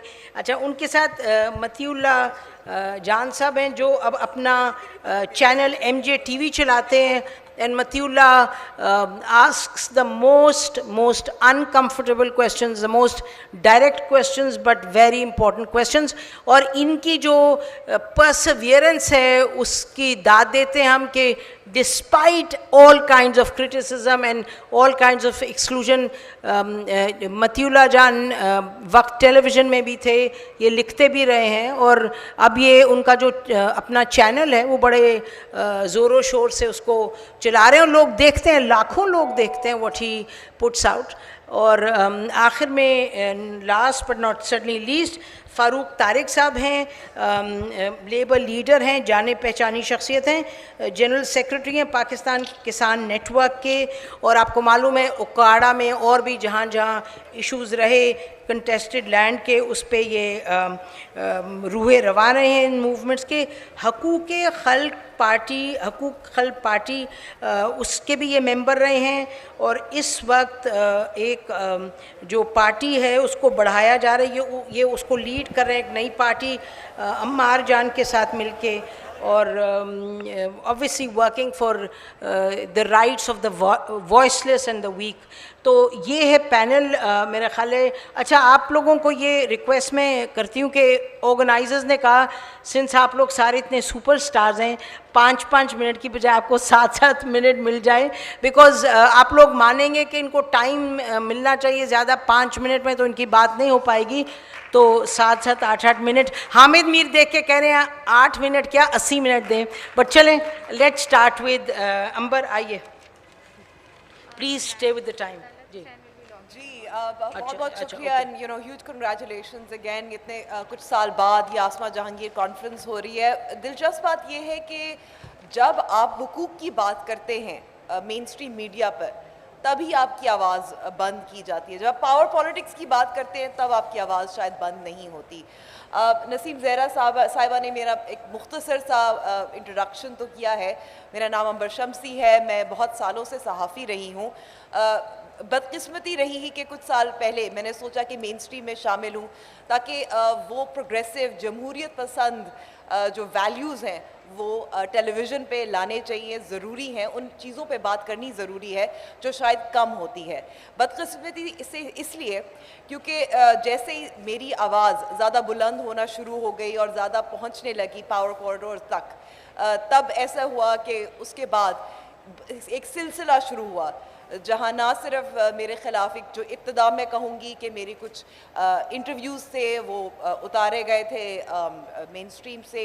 इसके अलावा मेरे प्रोड्यूसर असद अली तू, जिसको आप शायद मुझसे ज़्यादा बेहतर जानते हैं, उन पर केसेस भी हुए, उन पर हमला भी हुआ. इसके अलावा फिर हमें कहा गया कि बस बहुत हो गया, अब आप टेलीविज़न से चली जाएं. मैं कहूँगी कि एक तरह से मैं शुक्रगुज़ार भी हूँ. शुक्रगुज़ार इसलिए हूँ क्योंकि ऐसा नहीं होता कि मुझे कोई फ़ोन कॉल आए कि अच्छा आज DGISI की जो काबुल सरीना में जो उनकी चाय है उस पर बात ना करें, किसी और चीज़ पे बात कर ले. शुक्रगुज़ार इसलिए हूँ क्योंकि नौकरी गई है, जान नहीं गई. शुक्रगुज़ार इसलिए हूँ क्योंकि हम ये कह सकती हूँ कि आप अली वज़ीर पे आप बात नहीं कर सकते या मोहसिन दावर को अपने प्रोग्राम में नहीं बुला सकते. तो इसीलिए मैं शुक्रगुज़ार भी हूँ इस तरह से कि मुझे अपना ज़मीर बेचना नहीं पड़ता. क्योंकि होता ये है कि हम जब सहाफ़ी सच बोलने की बात करते हैं, हक़ाइक़ की बात करने की कोशिश करते हैं, तो फ़ोन कॉल आते हैं. और हमारे बहुत सारे ऐसे कॉलीग्स हैं, जैसे मैंने अपने प्रोड्यूसर असद की भी बात की, यहाँ मतीउल्लाह सारा आलम भी बैठे हुए हैं, हामिद मीर साहब भी बैठे हुए हैं. मुझसे ऐसे लोग जिन पर जो ज़्यादा जाने पहचाने भी हैं और जिन पर शायद गोलियाँ भी चली हैं, जिनको उठाया गया है, वो भी शुक्रगुज़ार हैं कि वो ज़िंदा है, यहाँ बैठे हुए हैं. शुक्रगुज़ार हैं कि शुक्रगुज़ार हैं कि वापस आ गए हैं. क्योंकि ऐसे भी बहुत सारे सहाफ़ी हैं जिनके नाम शायद हम कम जानते हो, लेते ना हो, जो शायद पेरिफ्रीज में करते हैं काम, जो छोटे सूबों में काम करते हैं, जिनके नाम हम जानते नहीं हैं, जो अपनी जान उनकी चली जाती है या वो वापस नहीं आते या उनको मौका नहीं मिलता या उनकी आवाज़ लोगों तक नहीं पहुंचती. हामिद मीर साहब ने गवादर की बात की कि एक एहतजाज हो रहा है. ये ऐसी बहुत सारी छोटी छोटी चीज़ें हैं जिन पे डिस्कशन होनी ज़रूरी है. तो जो आपको एक तस्वीर पेश की जाती है मेन स्ट्रीम पे, वो आधी सी होती है. तो जमहूरियत पसंद जो लोग हैं, जो प्रोग्रेसिव लोग हैं, जो चाहते हैं कि एक कॉन्ट्रास्ट हमें तजाद नज़र आता है, जहाँ नज़र आता है कि एक सिक्योरिटी स्टेट जो है वो अपने आप को महफूज रखने की कोशिश करती है, लेकिन जो लोग हैं, जो इंसान हैं, जो शहरी हैं, जो पाकिस्तानी हैं, जिनको तहफ़्फ़ुज़ की ज़्यादा ज़रूरत है, उन पर जो आवाज़ उठाने वाले हैं उनको महफूज नहीं रखते. उनको हम उनकी आवाज़ें बंद कर देते हैं, उनको गिरफ़्तार कर देते हैं, उनको ख़त्म कर देते हैं. मैं और ज़्यादा बात नहीं करना चाहती, मुख्तसर ही बात करना चाहती थी, लेकिन मैं ये ज़रूर कहूँगी कि ये जो सेंसर्ड वॉइसेस की बात हो रही है, हम बार बार कहते हैं, बहुत सारे लोग पूछते हैं सब कुछ तो बात हो जाती है टेलीविज़न पे, एस्टैब्लिशमेंट पे बात हो जाती है, आप ये भी बात कर लेते हैं कि, लेकिन आप ये सवाल ये भी पूछने वाला होता है कि अगर नवाज शरीफ पे बात हो सकती है, नवाज शरीफ की तकरीर नहीं चल सकती. आपको ये भी पूछना होता है कि आप एस्टैब्लिशमेंट कह सकते हैं लेकिन आप जनरल के नाम नहीं ले सकते. तो ये किस किस्म की आज़ादी है, ये किस किस्म की सहाफ़त है. तो मैं शुक्रगुज़ार हूँ कि इस किस्म की सहाफ़त मुझे करनी नहीं पड़ी. शुक्रिया. Thank you very much. हमें नाज़रीन से तलत हुसैन ने भी ज्वाइन किया. He is online. Welcome Talat. Again Talat is one of those who needs no introduction. Talat भी एक चैनल में जियो में थे, उसके बाद फिर वो जियो से चले गए, उन्हें भेज दिया गया. और तलत अपना जो करते हैं, वीलॉग करते हैं, यूट्यूब चैनल, वो भी औरों की तरह लाखों लोग देखते हैं उसको. तो again the attempt to censor, the attempt to basically remove from main stream is just pathetic and terrible. Hamid, over to you. बहुत बहुत शुक्रिया. मैं भी, आवाज़ आ रही है? हाँ, मैं भी शुक्रगुजार हूँ, लेकिन जिस तरह अंबर ने कहा कि मैं भी शुक्रगुजार हूँ, लेकिन मैं शुक्रगुजार हूँ अल्लाह ताला की पाक ज़ात का कि गोलियाँ तो मारी उन्होंने, लेकिन अल्लाह मियाँ ने बचा लिया.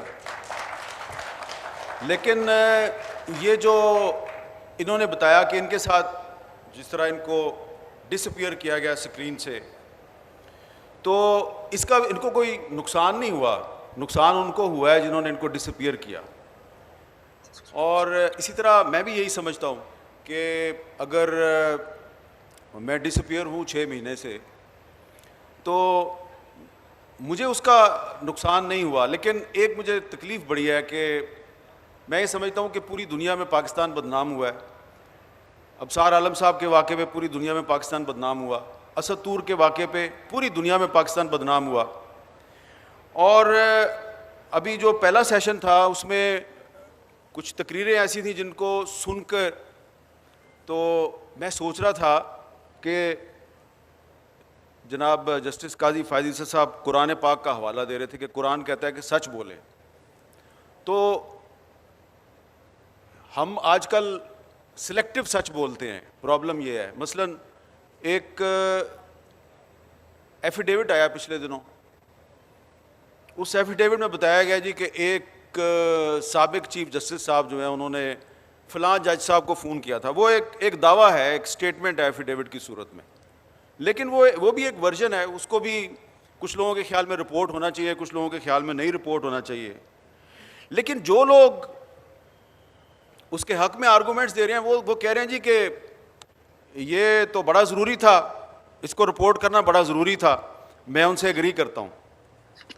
तो फिर ये रिपोर्ट करना भी तो ज़रूरी है कि मतीउल्लाह जान को किसने किडनैप किया था.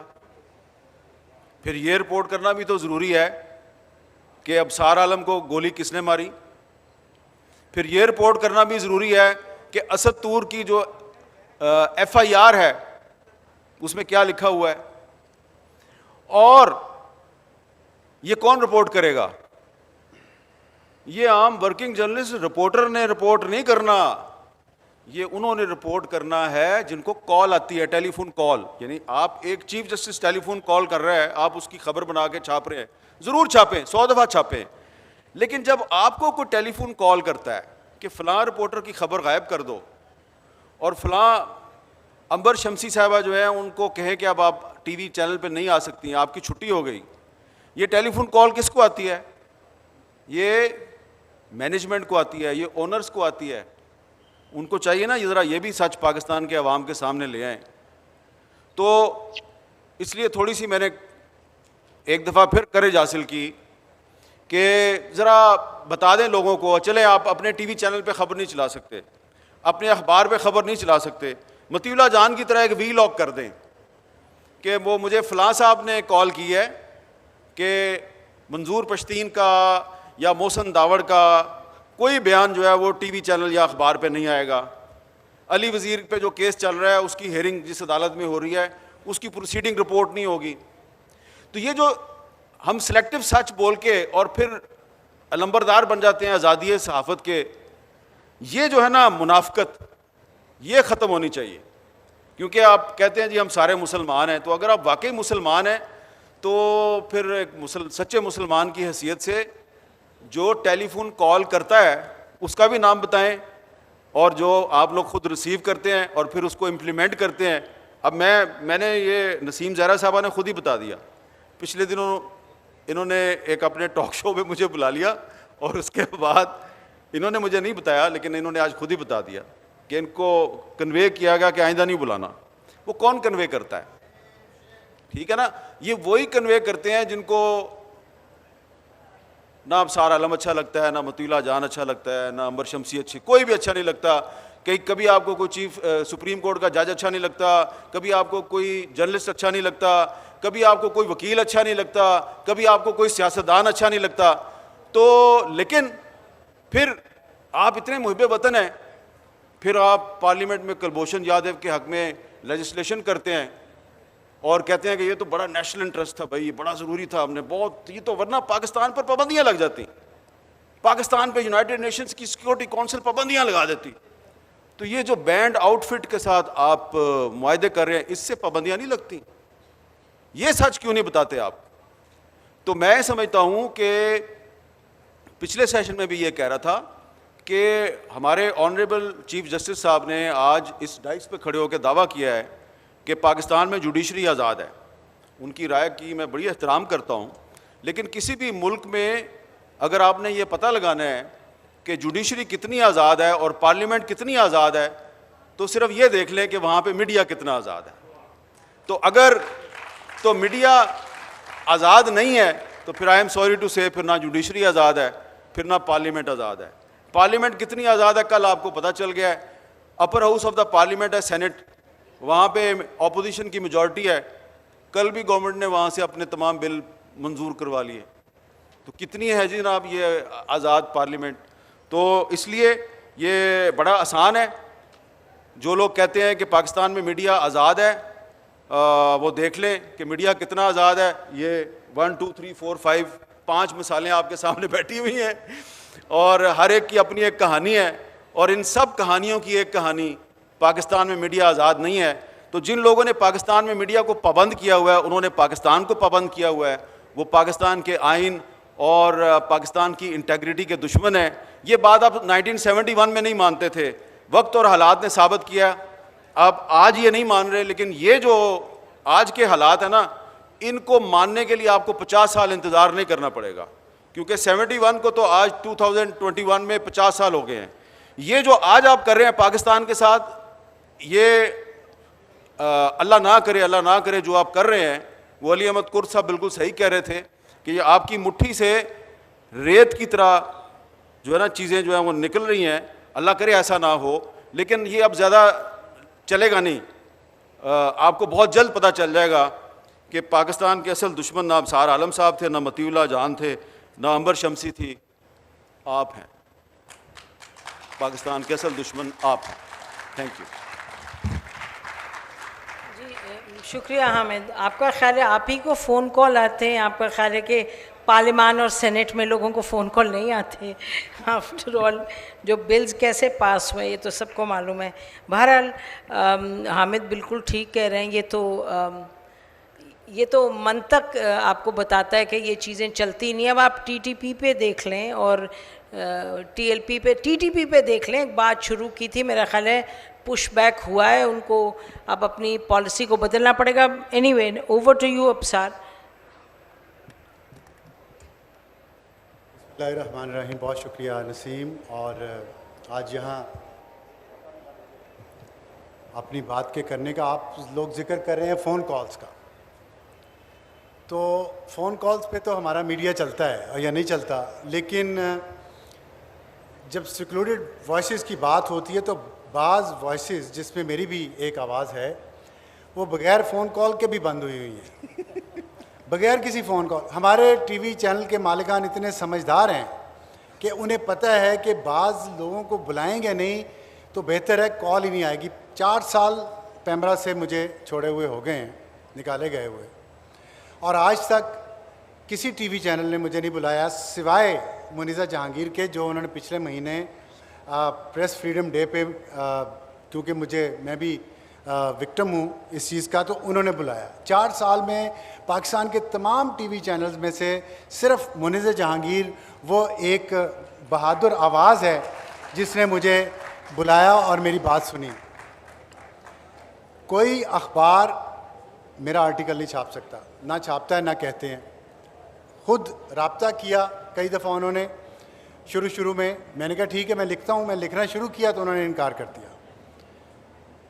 ये जो मायूसी की बातें आप सुन रहे हैं ना, इसके बावजूद मैं चाहता हूँ कि आपको कुछ मैं उम्मीद वाली साइड दिखाऊं। मैं आपको थोड़ी सी अपनी स्टोरी बताऊं कि इतने भी हालात ख़राब और ख़तरनाक नहीं हैं जितने हम समझ रहे हैं। उसमें सबसे पहला जो फ़र्क है पिछले अदवार में और अब 2021 में, वो है डिजिटल का फ़र्क। जो डिजिटल मीडिया आया है, इसने प्रिंट और इलेक्ट्रॉनिक मीडिया को बहुत टफ कंपटीशन दिया है। लोग पूछते हैं मुझे गोली क्यों लगी, तुम तो किसी टीवी चैनल पे भी नहीं आते, तुम तो अखबार में लिखते भी नहीं हो, तुम कोई सियासी जमात में भी नहीं हो, तुम कोई जलसे जुलूस भी नहीं कर रहे, तुम्हें गोली क्यों लगी? मुझे गोली इसलिए लगी कि इंटरनेट ईजाद हो चुका था। मैं ना यूट्यूब चैनल मेरा है, ना मेरा कोई फेसबुक पेज है, ना किसी और जगह पे मैं मौजूद हूँ। मैं सिर्फ ट्विटर पे मौजूद हूँ। मैं सिर्फ ट्वीट्स करता हूँ और उन ट्वीट्स में कुछ सच होता है और वो सच कड़वा होता है। जिन लोगों का जिक्र हामिद मीर ने किया कि पाकिस्तान के असल दुश्मन वो हैं, उन दुश्मनों को वो सच बड़ा कड़वा लगता है।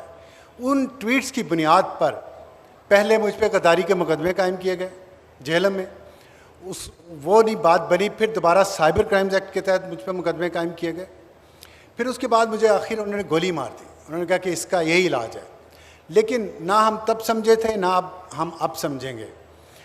और यही बात मैंने आपसे करनी है कि देखें, अगर आपको सिक्लूडेड कर भी दिया जाए, ये खुदा नहीं है, इनको खुदा समझना छोड़ दें और अल्लाह पे भरोसा करें, उस रब पे जो सबका रब है।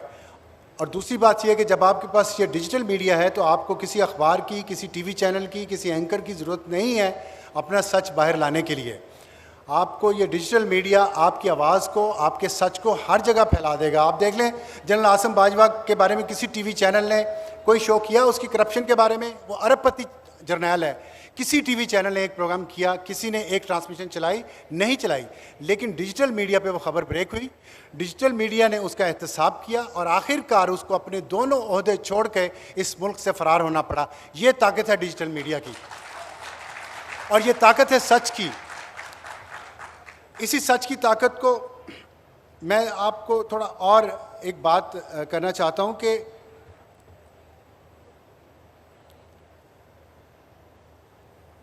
ये जो अली कुर्द साहब ने किसी जनरल का नाम लिया था आज, या जनरल का जिक्र किया था, मैं भी आपको एक वाक़या सुनाता हूँ जनरल का, कि आप फैसला करें, सब पाकिस्तान के शहरी और जर्नलिस्ट भी, कि वो किस साइड पे होना चाह रहे हैं, सिक्लूडेड साइड पे या प्रोटेक्टेड साइड पे। जब मैं पैमरा के चेयरमैन था तो उस वक्त आमिर लियाकत एक एंकर होते थे, वो बड़े चहेते हैं। उन्होंने कल, आज सुबह मैं सुन रहा था उनका, किसी को इंटरव्यू में कह रहे थे मेरा तो वो बचपन से ख्याल करते हैं। अब बचपन से जिनका वो ख्याल कर रहे थे, मैं आपको एक वाक़या सुनाता हूँ जो सच्चा वाक़या है और मेरे सामने हुआ है, इसलिए मैं उसकी गवाही दे रहा हूँ कि उन्होंने पाकिस्तान के तमाम जो आज़ादी पसंद सहाफ़ी थे, जो सिविल सोसाइटी की स्ट्रॉन्ग वॉइसेस थी, उनके ख़िलाफ़ उन्होंने प्रोग्राम शुरू कर दिए बोल टीवी पे 2017 में। उन सब के ख़िलाफ़ कुफर के फतवे, गद्दारी के फतवे और दुश्मनाम तराजी गालियाँ, उनकी फैमिलीज़ के बारे में बकवास और अखलाक से गिरी हुई बातें की। तो पैमरा को कंप्लेंट्स आईं 26 लोगों की। पाकिस्तान के प्रोमिनेंट जर्नलिस्ट, उसमें तलत भी था, हामिद मीर भी था, उसमें नजम सेठी थे, उसमें मीर शकील रहमान था, शाहजेब खानज़ादा था, बहुत सारे लोग थे, इम्तियाज़ आलम थे। और उन्होंने सब ने ये शिकायत की कि ये इंसाइटमेंट टू वायलेंस है, ये हमारी ज़िंदगियों को ख़तरे में डाल रहा है, इस पर पैमरा एक्शन ले। पैमरा ने उनका प्रोग्राम बंद कर दिया। वो हाई कोर्ट में चले गया और हाई कोर्ट से उनको, मैं मुअज़्ज़ज़ जज साहबान का ये फंक्शन है उसमें, लेकिन फिर भी कहना चाहता हूँ, हाई कोर्ट ने लेकिन पैमरा के फ़ैसले को अपहोल्ड किया। वो सुप्रीम कोर्ट में चले गए हमारे इस अपील के ख़िलाफ़। इसी दौरान जनरल फैज़ हमीद ने मुझे कॉल किया। उन्होंने कहा मैं आपसे मिलना चाहता हूँ। मैंने कहा जी आपको ज़रूर तशरीफ़ लाएँ, आपको ज़रूरत है मिलने की, आप मेरे दफ्तर तशरीफ़ लाएँ, मैं हाज़िर हूँ। वो तशरीफ़ लाए और मैंने अपने पैमरा के जितने हमारे डीजीज़ थे उनको सबको अलर्ट किया। मैंने कहा कोई नेशनल सिक्योरिटी के इश्यूज़ होंगे, डिस्कस करते हैं क्या पैमरा को करना पड़ेगा, करना चाहिए, क्या इश्यूज़ हैं। हमने पूरी तैयारी करके बैठे तो जो मेजर इशू आया हमारे सामने अनफॉर्चुनेटली वो ये था कि आमिर लियाकत को कुछ ना कहें।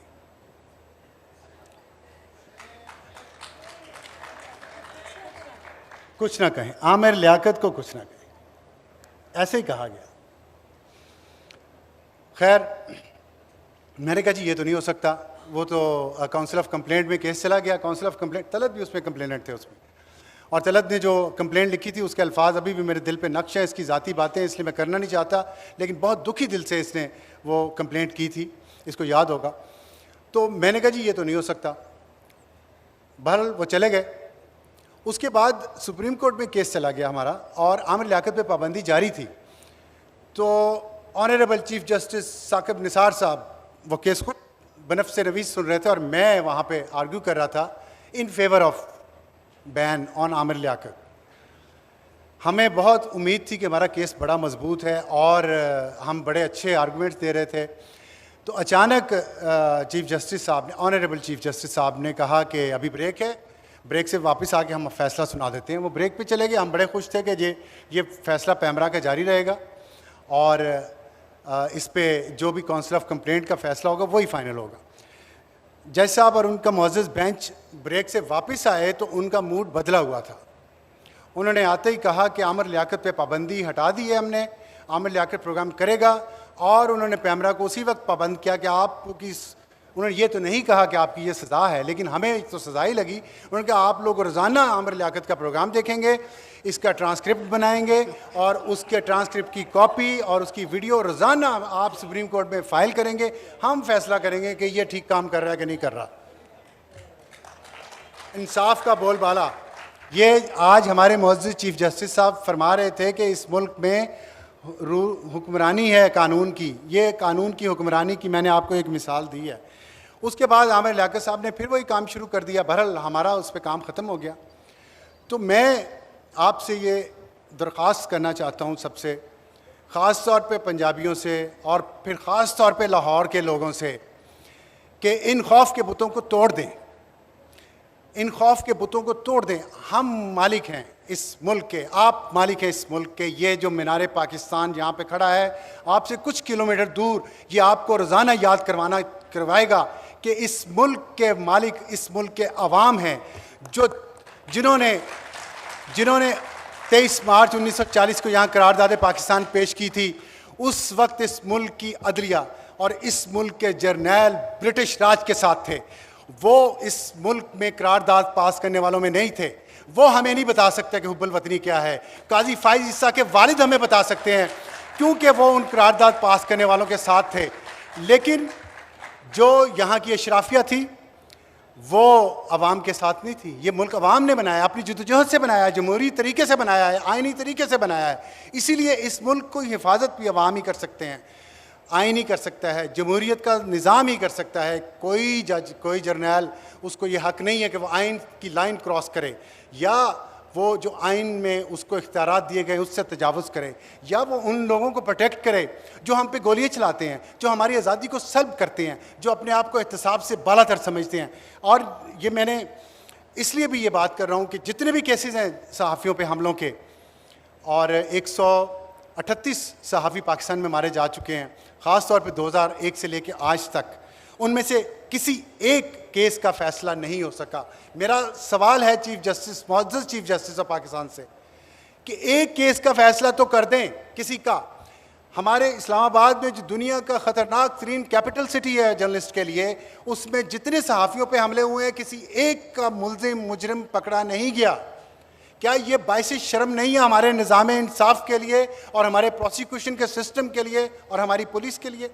फिर आप कहते हैं यहाँ सहाफ़त आज़ाद है, यहाँ आज़ादियाँ हैं। तो इसलिए मैं दोबारा ये बात करूँगा कि आप लोग, लाहौर के लोग, दोबारा उनसे मैं दरख्वास्त करूँगा कि यहाँ पे आपके इर्द गिर्द हर वक्त बहुत सारे मुअज़्ज़ज़ जज साहबान होते हैं, उनसे पूछा जाए, उनको नाम लेके पूछा जाए कि इन केसेस का क्या फ़ैसला हुआ, तब पता चलेगा इस मुल्क में रूल ऑफ लॉ है या नहीं है। और मैं अपनी बात का इख्तिताम करना चाहता हूँ। इस जो काजी जो काजी फायजी साहब ने अभी फरमाया, थोड़ी देर पहले हम रास्ते में सुन रहे थे, उनकी तकरीर भी सुनी, चीफ जस्टिस साहब की तकरीर भी सुनी हमने मोटरवे पे, थैंक्स टू इंटरनेट, कि we will not back for our rights. ये फैसला करना पड़ेगा हमें, हम अपने राइट्स के लिए भीख नहीं मांगेंगे। हम ब्रिटिश राज के अंडर नहीं रह रहे, हमने तब नहीं भीख मांगी तो अब क्यों भीख मांगे? हमारे टैक्स पेयर्स के पैसे से यहाँ ये मुल्क का निज़ाम चलता है। जब हम टैक्स देते हैं तो हम अपने राइट्स भी मांगेंगे और उन राइट्स की हिफाजत भी करेंगे इंशाल्लाह। Thank you very much. बहुत शुक्रिया आप सार, बड़ी अहम बातें आपने की। यकीनन ये सब चीज़ें हैं, ये सब बातें हैं जिनकी वजह से टीवी से आपको हटा दिया जाता है, लेकिन ये बातें कहने की ज़रूरत है। कहा जाएगा जर्नैल को अपने कॉन्स्टिट्यूशनल जो हैं लिमिट्स उससे पार नहीं करना चाहिए, जजेस को अपने कॉन्स्टिट्यूशनल लिमिट में रह के डिलीवर करना चाहिए। हमें अपने कॉन्स्टिट्यूशनल रिस्पॉन्सिबिलिटी हमारी भी एक है, उसको हमें पूरी करनी चाहिए। मतियुल्लाह जान, ओवर टू यू।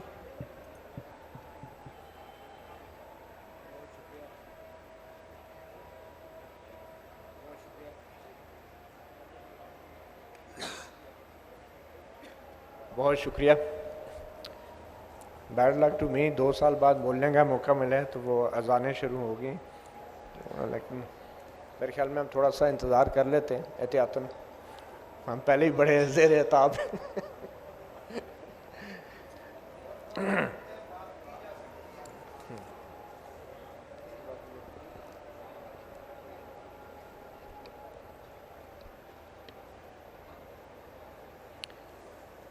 बिस्मिल्लाहिर्रहमानिर्रहीम। अपने सहाफ़ी दोस्तों की बातें सुनी और ख़ासकर हामिद मीर साहब की जो ज़िंदगी हमारे सामने है, सच्ची बात तो ये है कि उसको देख के एहसास होता है कि दुनिया में कितना गम है, मेरा गम कितना कम है। और वाकई मेरे जैसे सहाफ़ी तो अपने आप को खुशकिस्मत समझते हैं कि हम लोग अपनी तमाम जिसको कारनामों के बावजूद अभी तक आपके सामने मौजूद हैं, मगर सही मानों में अगर किसी भी सहाफ़ी को नई ज़िंदगी मिली है तो वो हामिद मीर साहब ही हैं, और इस बात का एहसास शायद हम लोगों को नहीं है। एक बात साबित होती है कि जिससे अल्लाह रखे उसे कौन चखे।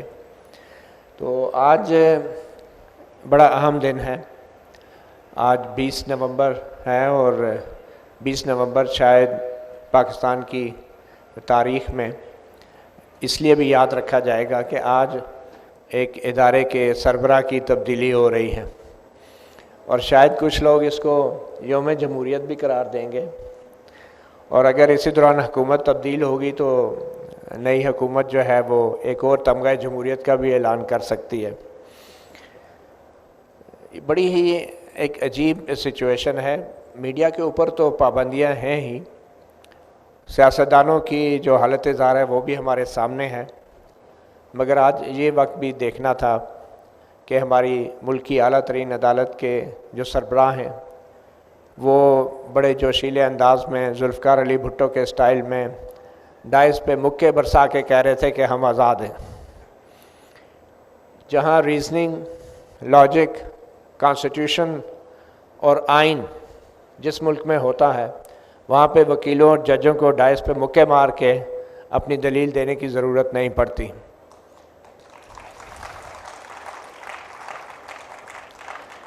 मगर मौजूद चीफ जस्टिस गुलजार अहमद को मैं बड़े करीब से देख रहा था और मुझे ज़्यादा फ़िक्र ये हो रही थी कि कहीं वो जज्बात में आके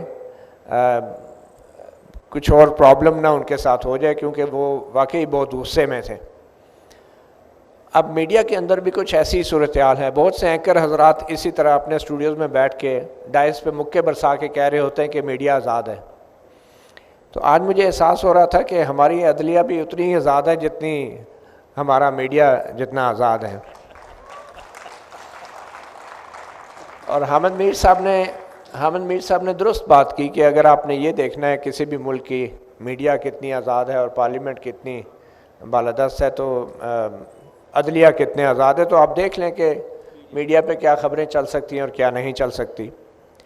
अभी भी जो हम गुफ्तगू कर रहे हैं, मुझे यकीन है कि किसी भी टीवी चैनल पे आज के हमारे इस सेशन को बिल्कुल कोई जगह नहीं मिलेगी।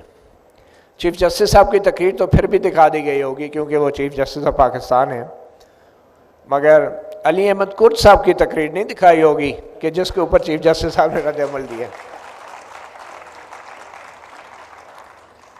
ये हमारी इंटेग्रिटी है, ये हमारी सेल्फ रिस्पेक्ट है इदारों की। पाकिस्तान बार के लीडरान यहाँ मौजूद हैं, ह्यूमन राइट एक्टिविस्ट यहाँ पे मौजूद हैं, मगर चीफ जस्टिस की तकरीर भी सिर्फ इसलिए चली है, इसलिए नहीं कि वो कोई बैनुल-अक़वामी माहिर कानून जनाब गुलजार अहमद साहब खिताब कर रहे थे, इसलिए कि वो चीफ जस्टिस ऑफ पाकिस्तान है और किसी भी वक्त सुओ मोटो लेकर वो किसी भी टीवी चैनल से पूछ सकते हैं कि मेरी तकरीर क्यों नहीं चली।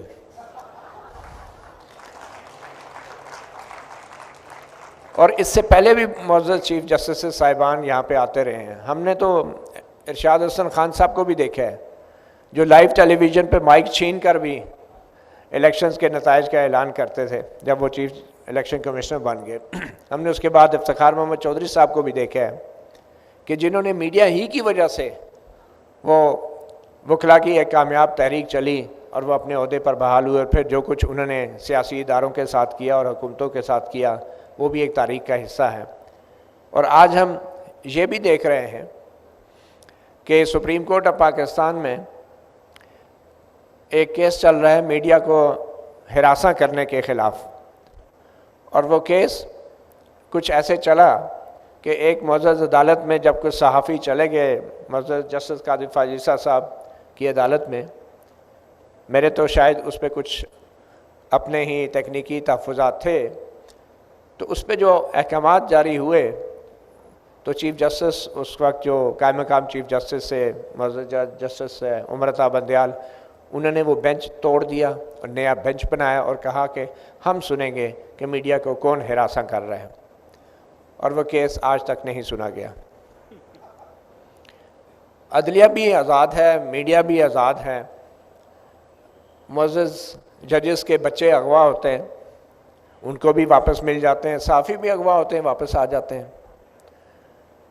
और मुअज़्ज़ज़ जजेस के ख़िलाफ़ जिस तरीके से रेफरेंसेस दायर किए जाते हैं उनको एक इबरत का निशान बनाने के लिए, उसी तरह सहाफ़ियों के ख़िलाफ़ भी FIA के पर्चे और गद्दारी के मुकदमात दर्ज किए जाते हैं। दोनों आज़ाद हैं माशाल्लाह से, और इंशाअल्लाह ये आज़ादी जो है ये ऐसी आज़ादी है कि जिसके लिए हमारे चीफ जस्टिस ऑफ पाकिस्तान वो इंतहाई जज्बाती अंदाज में जिसका दिफा कर रहे हैं। मेरे ख़्याल में इस वक्त हमें सबसे बड़ा ख़तरा सिर्फ मीडिया की आज़ादी का मसला नहीं है, इस वक्त सबसे बड़ा ख़तरा जो है वो एक नए बयानिए की तश्कील है जो कि 5th जनरेशन वारफेयर के नाम पर की जा रही है।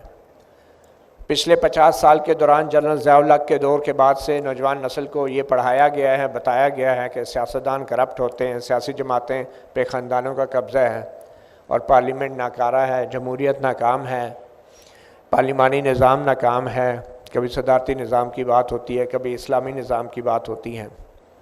ये वो बयानिया है जिसका हम सबको मुकाबला करना है, और ये वो बयानिया है जिसकी वजह से नौजवान नस्ल को आज कॉलेजेस और यूनिवर्सिटीज़ में इस बात की तहरीर, तहकीक और तकरीर की भी इजाज़त नहीं कि मुल्क की तारीख़ में क्या होता रहा है।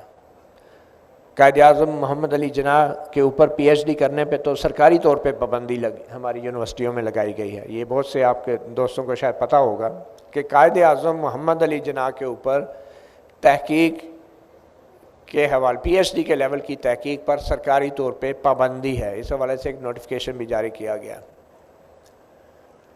उसके बाद हमारी जो फ़ौजी तारीख़ है, जो अस्करी तारीख़ है, उसके ऊपर भी हमें तहकीक करने की इजाज़त नहीं है। और मुख्तसरन मैं ये कहूँगा इसी नए बयानिए के हवाले से कि 23 मार्च 1940 को मीनार पाकिस्तान पर करारदाद पास हुई थी, करारदाद पाकिस्तान, और 23 मार्च 2019 और 2020 को परेड ग्राउंड इस्लामाबाद में फ़ौजी टैंक और मिसाइल चलते हैं और वहाँ पे परेड हो रही होती है। 9 नवंबर को इलामा इकबाल डे के ऊपर पूरे पाकिस्तान जो है, बल्कि पूरी दुनिया शायर मशरक़ को खराज अक़ीदत पेश कर रही होती है, और हमारे टीवी चैनल पे कोई मुशायरा नहीं, कोई सेमिनार नहीं, कोई तकरीब नहीं, हमारे टेलीविज़न चैनल पे गार्ड्स की तब्दीली की तकरीब दिखाई जा रही होती है। और ये वो गार्ड्स हैं कि अगर उनसे ये पूछ लिया जाए कि इलामा इकबाल का एक शेर सुना दें तो शायद उनको वो शेर भी नहीं आता होगा। यही हाल कायद मज़ार कायद के ऊपर आप देख लें, कहीं कहीं घंटे गार्ड्स की तब्दीली की तकरीब होती है। ये 2021 है, ये पाकिस्तान है, ये डिजिटल एज है, और ये 5th जनरेशन वारफेयर है जिसका मुकाबला गार्ड्स की तब्दीली को कई कई घंटे तकरीर दिखा के, लाइव तकरीर दिखा के उसका मुकाबला किया जा रहा है। ये हमारा सोसाइटी का इंटेलेक्ट का लेवल है।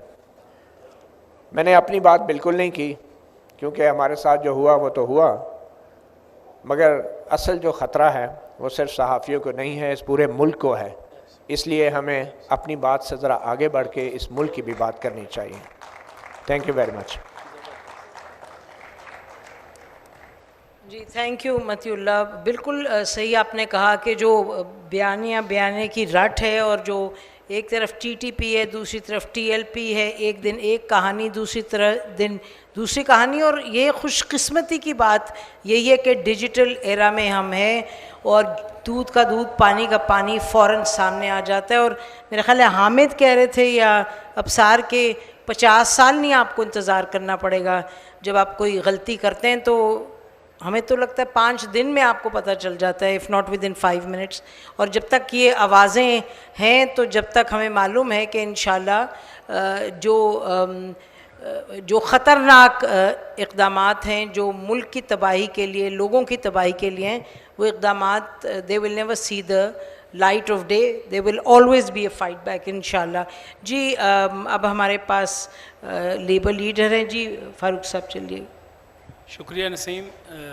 सबसे पहले तो मैं आपसे अपनी एक खुशी शेयर करना चाहता हूँ। जब 2012 में हमने ये आसमा जहांगीर कॉन्फ्रेंस मुनज़्ज़म की थी तो उस वक़्त हमारे साथी मैर अब्दस्तार जो काड़ा अंजुमन मुजारिन पंजाब के जनरल सेक्रेटरी हैं वो जेल में थे। हमारे सामने नूर नबी एडवोकेट बैठे हुए हैं, ये भी उकाड़ा की किसान तहरीक से हैं, ये भी जेल में थे। हमारे गिलगित बल्तिस्तान के साथी बाबा जान जेल में थे। हमारे हुसनैन रज़ा जो नुआइब के नुमाइंदे हैं ये उसी वक्त रिलीज़ होके बाहर आए थे। तो हमारे कई साथी जेलों में थे और इस आसमा जहांगीर कॉन्फ्रेंस में हमने जजों के कान खाए, इंक्लूडिंग साकिब निसार, कि आपने क्यों ऐसा किया हुआ है।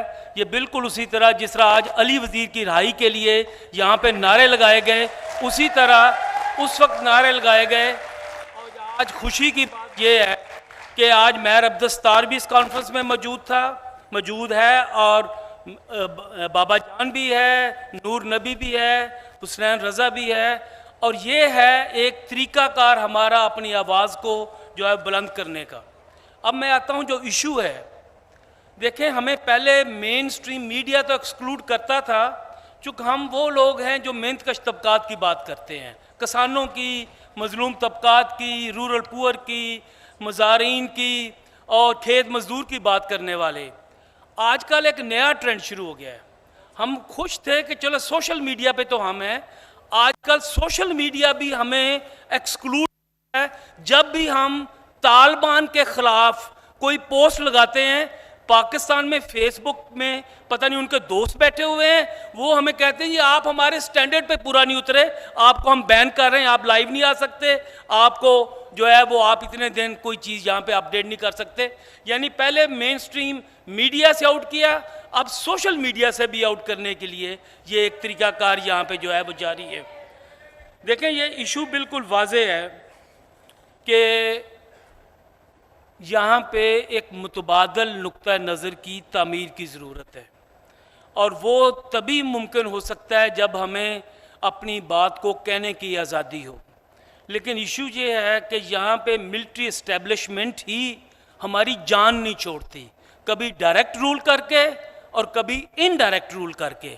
आजकल हम इनडायरेक्ट रूल में काम कर रहे हैं और टेलीफोन क्या, हमें तो बुला के कहते हैं, धमकियां देते हैं कि जनाब आपने मोची दरवाजे में ये पीटीएम के लोगों को नहीं बुलाना, आपने लाहौर के अंदर जुलूस नहीं निकालना। लेकिन हमने ये कहा था और 26 नवंबर 2019 को इनकी धमकियों के बावजूद हज़ारों नौजवानों के साथ लाल लाल झंडा लहराने का हमने जुलूस निकाला था और उस जुलूस के फौरी बाद हम 5 लोगों पे बगावत के मुकदमे, मैं इस वक्त भी सेडिशन चार्जेस में ज़मानत के ऊपर हूँ और हमारे एक साथी ने कुछ 4 माह, जो आलमगीर वज़ीर था वो 4 माह जेल काट के आया।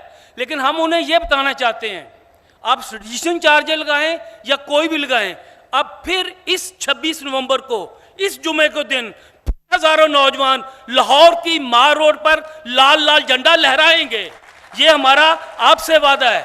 हम अपनी बात को खामोशी से एक्सेप्ट करने वाले नहीं हैं।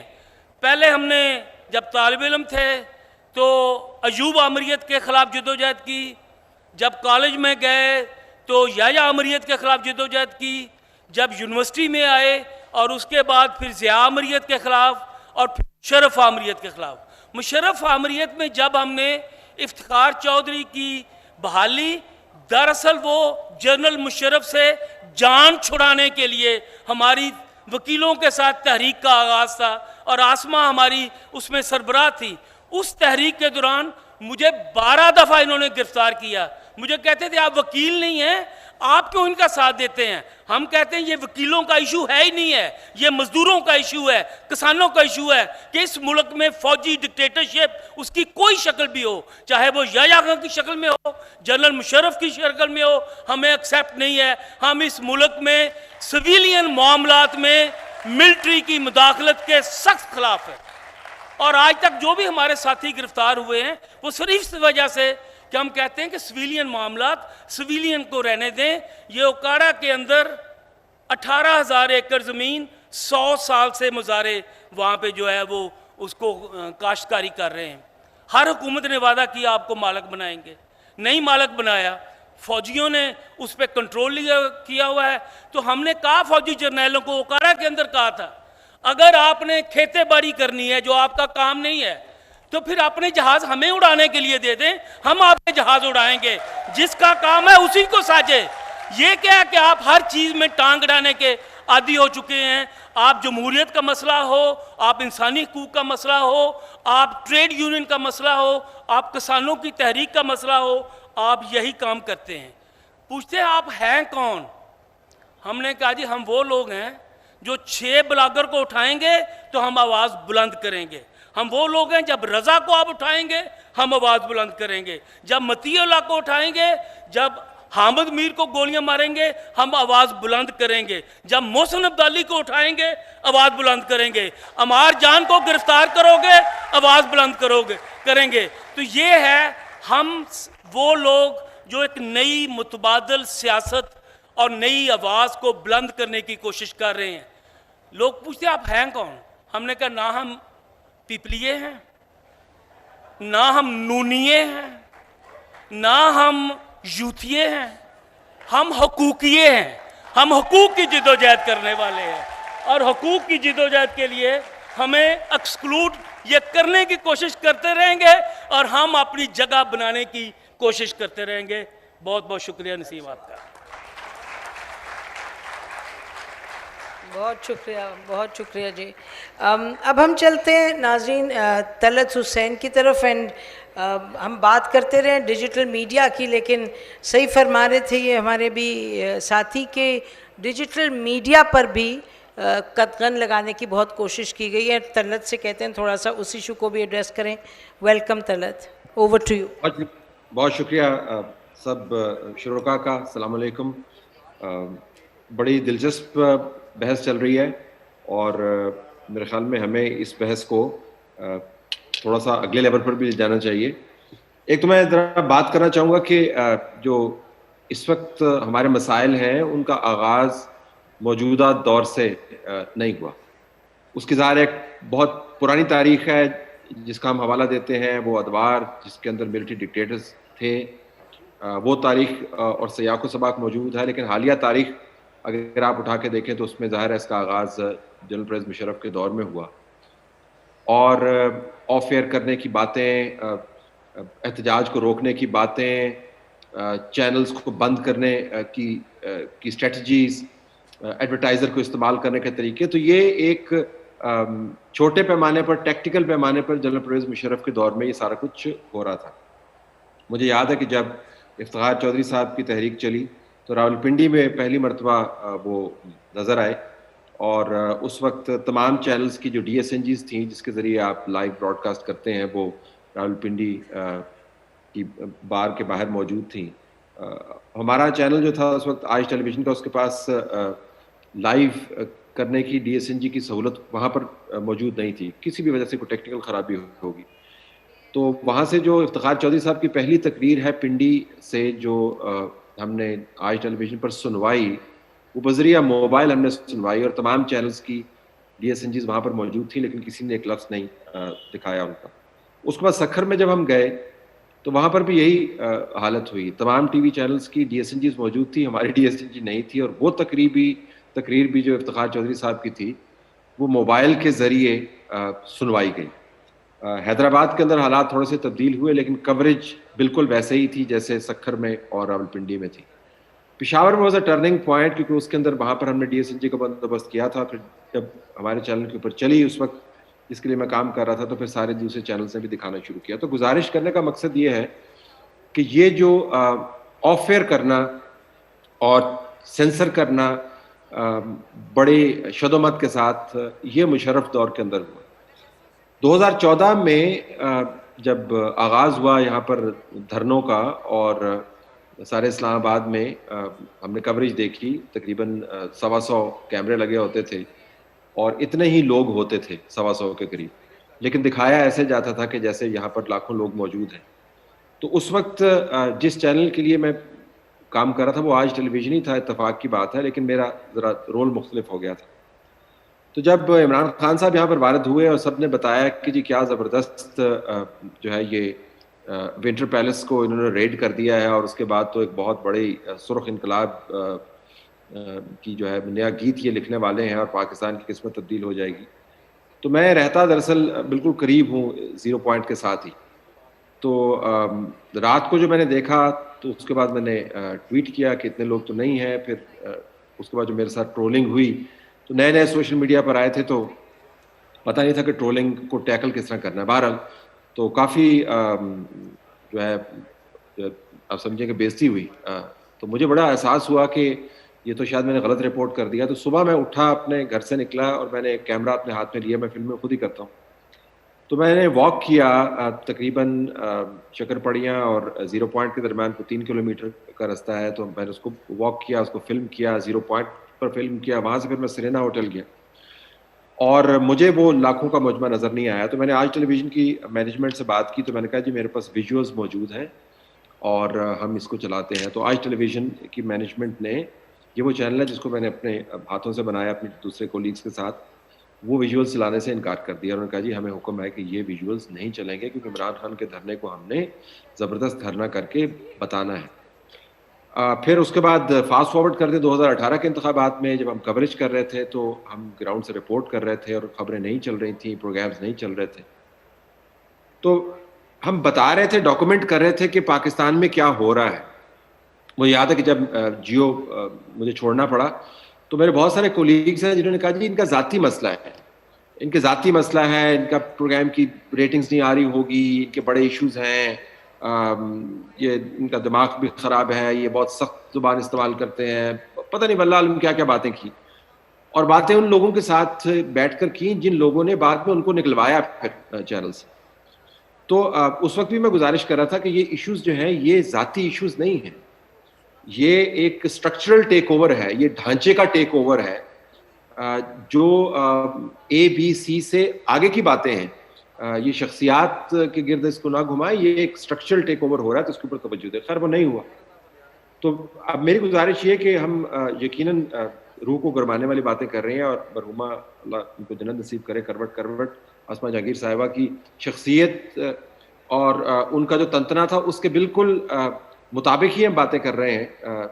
स्ट्रगल करने की और कभी स्ट्रगल को ना छोड़ने की और आवाज़ बुलंद करने की और बैटल करने की, ये सब बड़ी अच्छी बातें हैं। लेकिन मैं आपको बताऊं कि मेरी राय में, मेरी असेसमेंट में, ये इट्स अ डाउनहिल बैटल। ये मतलब ऐसी जंग नहीं है जिसके आखिर में आकर आप नारे लगाएंगे तो ये जंग जो है आप जीत पाएंगे, क्योंकि ये ढांचे का टेक ओवर है। और ढांचे की जो खराबी है उसके अंदर सिर्फ सहाफत नहीं है।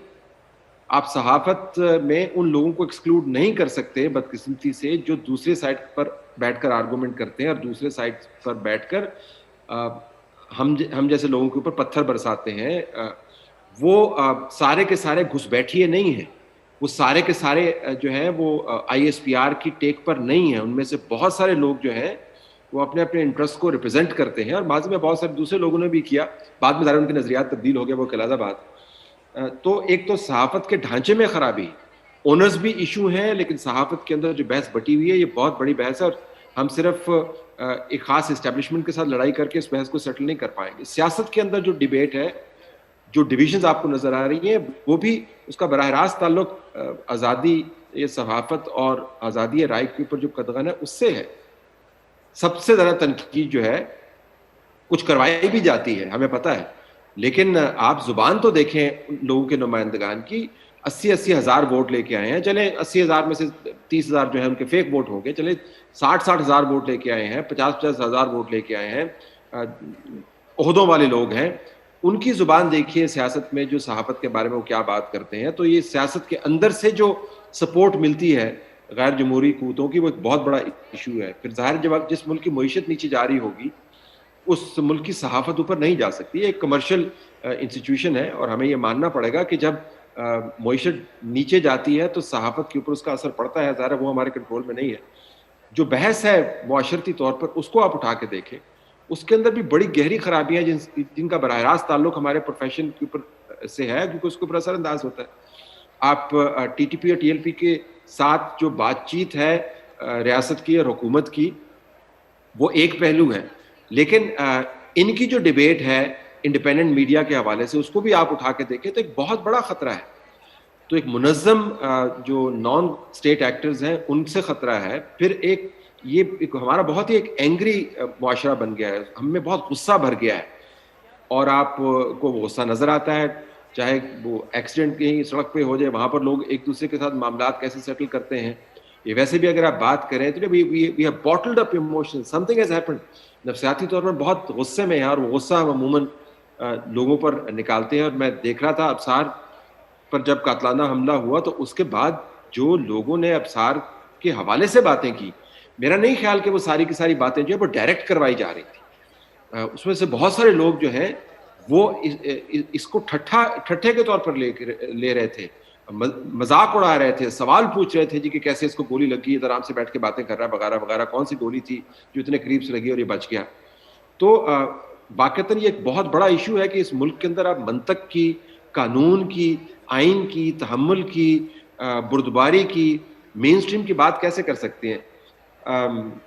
एक मैं आखिर में आपको गुजारिश करना चाहूँगा कि सोशल मीडिया पर हमने बहुत तकिया किया हुआ।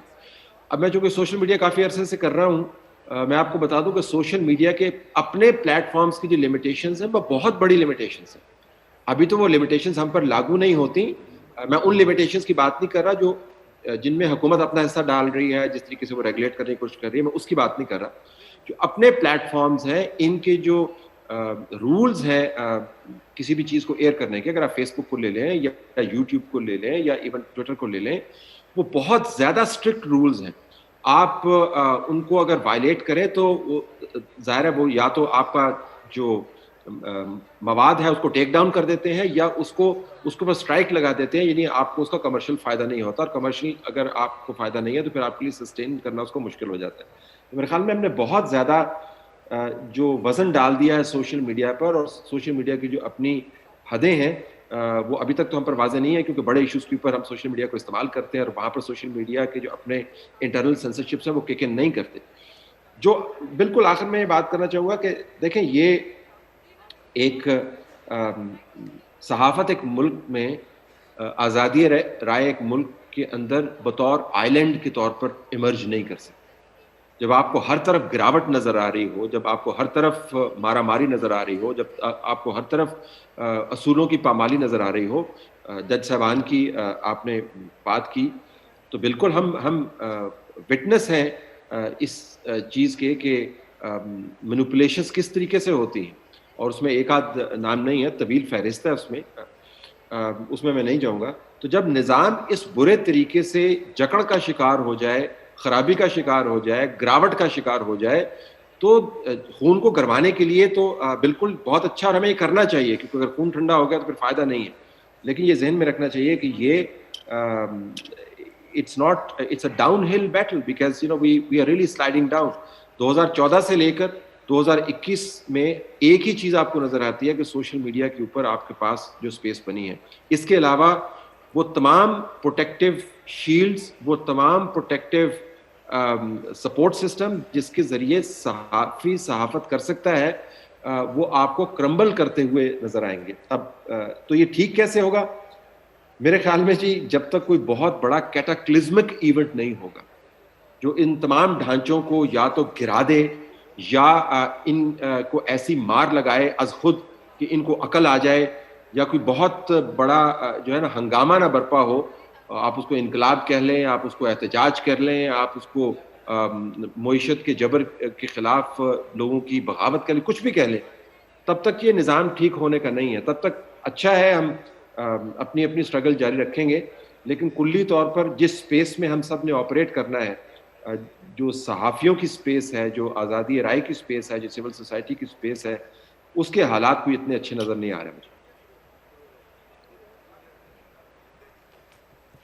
शुक्रिया तलत।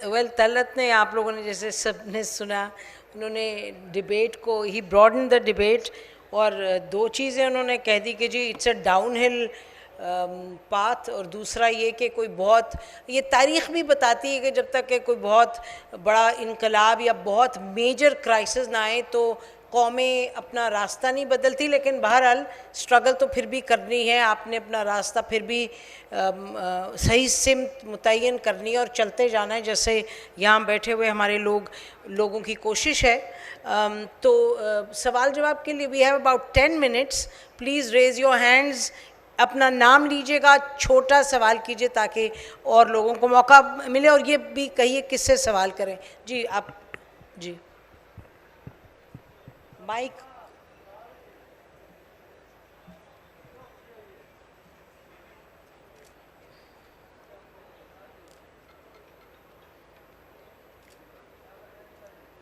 जी मेरा नाम मुस्तनसर कामरान है। मेरा सवाल फ़ारूक तारक साहब से है। सवाल भी है और छोटा सा कमेंट भी है, क्योंकि जो कौमी आज़ादी होती है उसके बग़ैर जमहूरी आज़ादी नामुमकिन है, और जमहूरी आज़ादी के बग़ैर साफ़ी आज़ादी बिल्कुल ही उसका सवाल ही पैदा नहीं होता। तो अगर हम देखें जो हमारी मौजूदा सियासी जमातें हैं, जिसमें नून लीग, PTI और बाकी दीगर जितनी तंजीमें हैं, उसमें देखें तो जगीरदार और अशराफिया जो है वो बेसिकली उनकी गुमाश्ता है। अगर हम उन पार्टियों से कौमी, जमहूरी और साफ़ी आज़ादियों की उम्मीद रखें तो क्या ये हमारे लिए एक ख्वाब नहीं है? पिछले ख़ास तौर पर 3-4 सालों में इस बहस में हम देख रहे हैं, कभी नून लीग की पर बहस हो रही होती है, कभी पीपल्स पार्टी पर बहस हो रही होती है, लेकिन असल चीज़ है आवाम। जिस तरह वो कह रहे हैं कि ये आवाम की आज़ादी से मुमकिन होगा, तो आवाम की आज़ादी की बात हमें कहीं नज़र नहीं आ रही।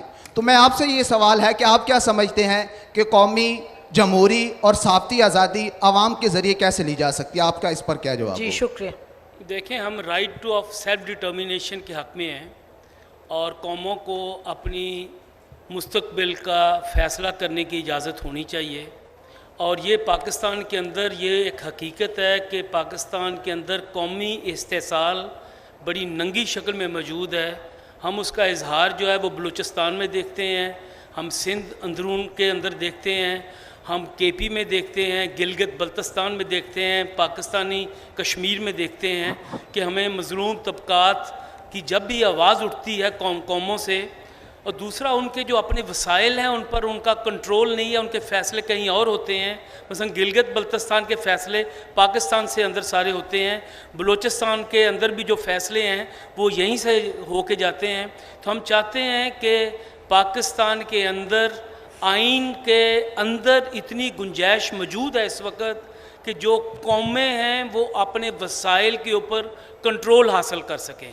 हमें ये बिल्कुल बात पता है कि जो बड़ी सियासी पार्टियां हैं वो उस तरह खुल कर कौमों के इस्तेसाल के ख़िलाफ़ आवाज़ बुलंद नहीं करती, उनकी राइट ऑफ सेल्फ डिटर्मिनेशन की बात नहीं करती।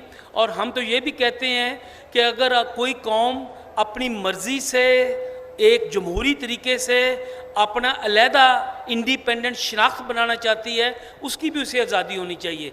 जब भी आप किसी कौम को रोकने की जबर के ज़रिए आप गोलियां मारकर आप उनको कंट्रोल करके कोशिश करेंगे तो ये कामयाब नहीं हो सकती।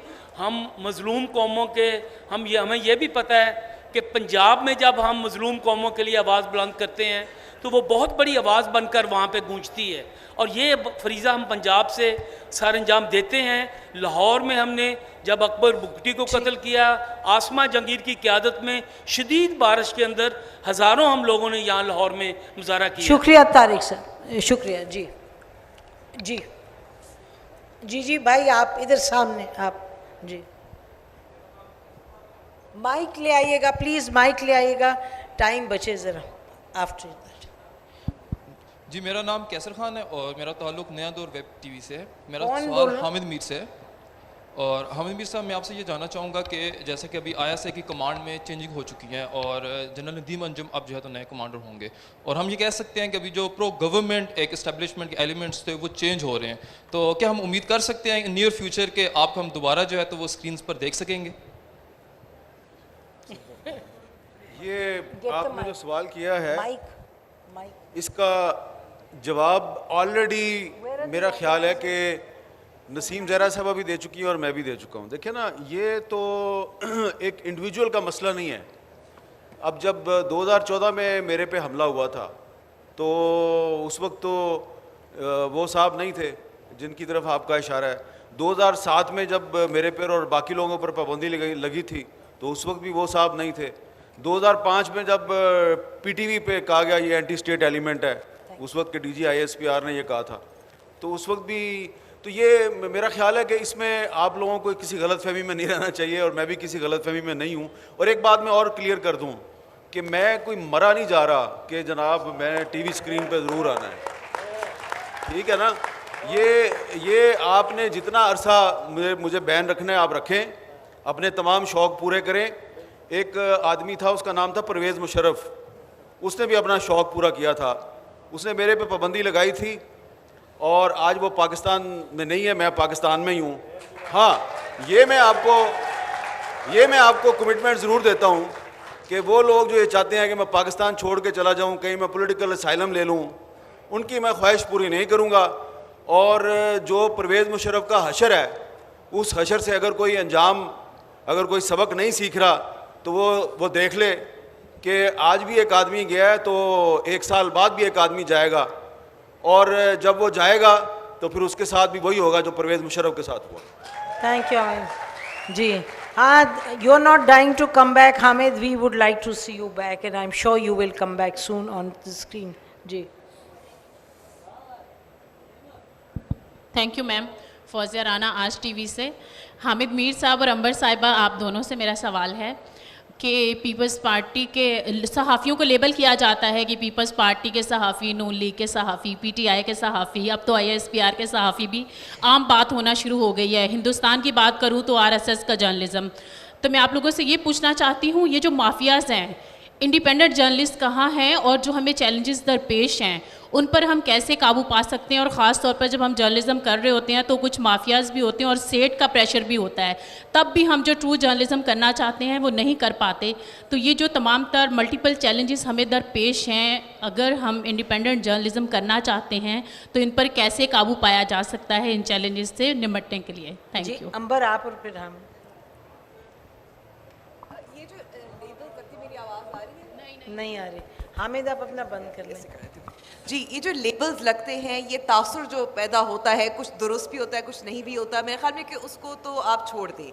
लेकिन मैं कहूँगी जो आज़ाद सहाफ़त जो भी करना चाहता है वो एक मीडिया इदारे के साथ मुंसलिक रहकर मुमकिन नहीं है। आपने जैसे कहा कि अगर फ़ोन कॉल्स नहीं आती, अगर सेठ मीडिया का होता है, कोई बिज़नेस कारोबार का कोई मसला होता है, तो ये आई थिंक जो अब हमें नज़र आने लगा है कि आपने अपनी आज़ाद सहाफ़त करनी है तो आपने अपना ब्रांड इस्टेब्लिश करना है, आपने मुतबादल मीडिया का भी इस्तेमाल करना है, आपने लिखना है, आपने अपने वीलॉग्स करने हैं। तो आप अपनी नौकरी साथ साथ रखें ताकि थोड़ा बहुत रोज़ी रोटी और किचन चलता रहे, लेकिन आज़ाद सहाफ़त करनी है तो मुतबादल मीडिया का इस्तेमाल करना पड़ेगा, वरना तो कोई मुमकिन नहीं है। हामिद, देखिए, मैं जी बार बार अपनी मिसाल नहीं देता, लेकिन देखिए आपके सवाल का बड़ा सिंपल सा जवाब है। मैं पहली दफ़ा नौकरी से निकला था 1994 में, उस वक्त पीपल्स पार्टी की हुकूमत थी, आम तासुर ये था मुझे पीपल्स पार्टी ने हुकूमत से निकाला है। दूसरी मरतबा मैं 1997 में मुझे I was forced to resign, I was editor of a newspaper, और उस वक्त के प्राइम मिनिस्टर थे जो उन्होंने बराह रास्त प्राइम मिनिस्टर हाउस में बुला के 4 सहाफ़ियों की मौजूदगी में मुझे कहा कि इस्तीफ़ा दो। मैंने जब इनकार किया तो उन्होंने मेरे चीफ एडिटर को गिरफ़्तार कर लिया, and my chief editor called me from the हवाला थाने से फ़ोन किया, यार प्लीज़ रिज़ाइन कर दो। Then I resign. उस वक्त नवाज शरीफ वज़ीर आज़म थे। फिर 2007 में परवेज़ मुशर्रफ साहब ने पाबंदी लगाई, तो वो एक डिक्टेटर थे। अब इमरान खान साहब हुकूमत में है तो फिर मेरे पे पाबंदी है। तो मेरे जैसे सहाफ़ी के लिए, या मतीउल्लाह जान जैसे सहाफ़ी के लिए, या अंबर शमसी के लिए, और भी तमाम जो जर्नलिस्ट हैं, हमारे लिए सॉरी टू से हमारे लिए मुस्लिम लीग नून की हुकूमत हो, पीपल्स पार्टी की हुकूमत हो, परवेज़ मुशर्रफ हो, इमरान खान की हुकूमत हो, जब हम सच बोलते हैं तो इक़्तिदार में जो भी होता है उसको हम बहुत बुरे लगते हैं। जब यही लोग अपोजिशन में आ जाते हैं तो वी बिकम देयर डार्लिंग्स। हम इनकी अब आजकल मुस्लिम लीग नून और पीपल्स पार्टी वाले हमसे बड़ा प्यार करते हैं, कुछ साल पहले ये हमारे ख़िलाफ़ थे। तो इसलिए मैं ये कहूँगा कि इक़्तिदार में कोई भी हो, वो उसको जो इंडिपेंडेंट जर्नलिज्म है वो अच्छी नहीं लगती, और जब वो अपोजिशन में आते हैं तो उनको हम बहुत अच्छे लगते हैं। लेकिन इसमें एक छोटा सा फ़र्क है, वो बताना ज़रूरी है कि the worst democracy is better than a good dictatorship. सियासतदान कितना ही बुरा क्यों ना हो, वो एक बहुत अच्छे हसीन और जमील डिक्टेटर से 100 दर्जे अच्छा होता है।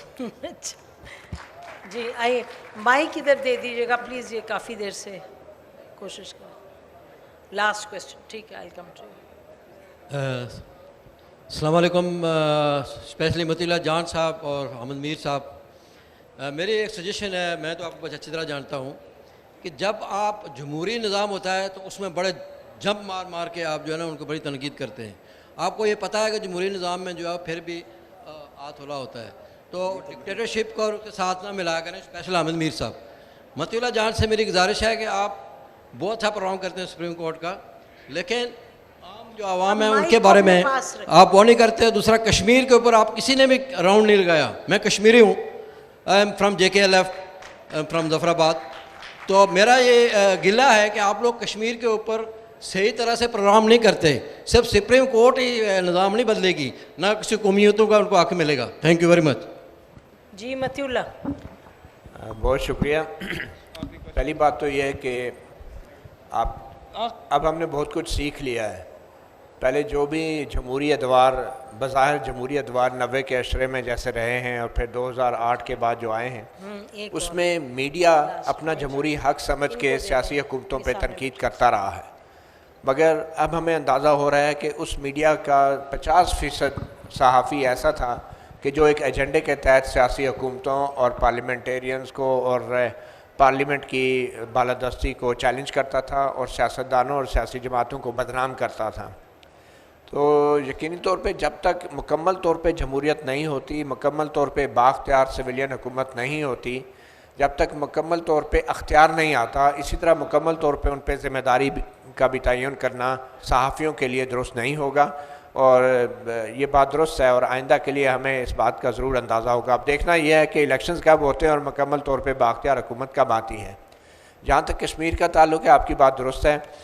बदकिस्मती से कश्मीर में सहाफ़त करने के लिए आपको पता है उन लोगों से NOC चाहिए होता है कि जिन लोगों ने दिफाई तज्ज़ियाकारी के लिए भी NOC जारी करना अपना हक़ समझ रखा है। तो बहुत से ऐसे दिफाई तज्ज़ियाकारों की फ़हरिस्तें भी जारी होती रही हैं माजी में।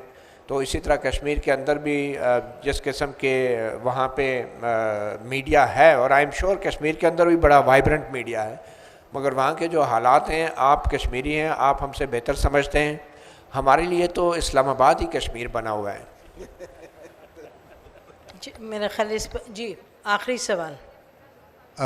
मेरा नाम नवाज़ है और हामिद मीर साहब, हम आपका सच दोबारा सुनना चाहते हैं। मेरा क्वेश्चन आपसे ये है कि आप अपना केस अदालत में क्यों नहीं ले जाते कि आपको दोबारा स्क्रीन पर आने दिया जाए?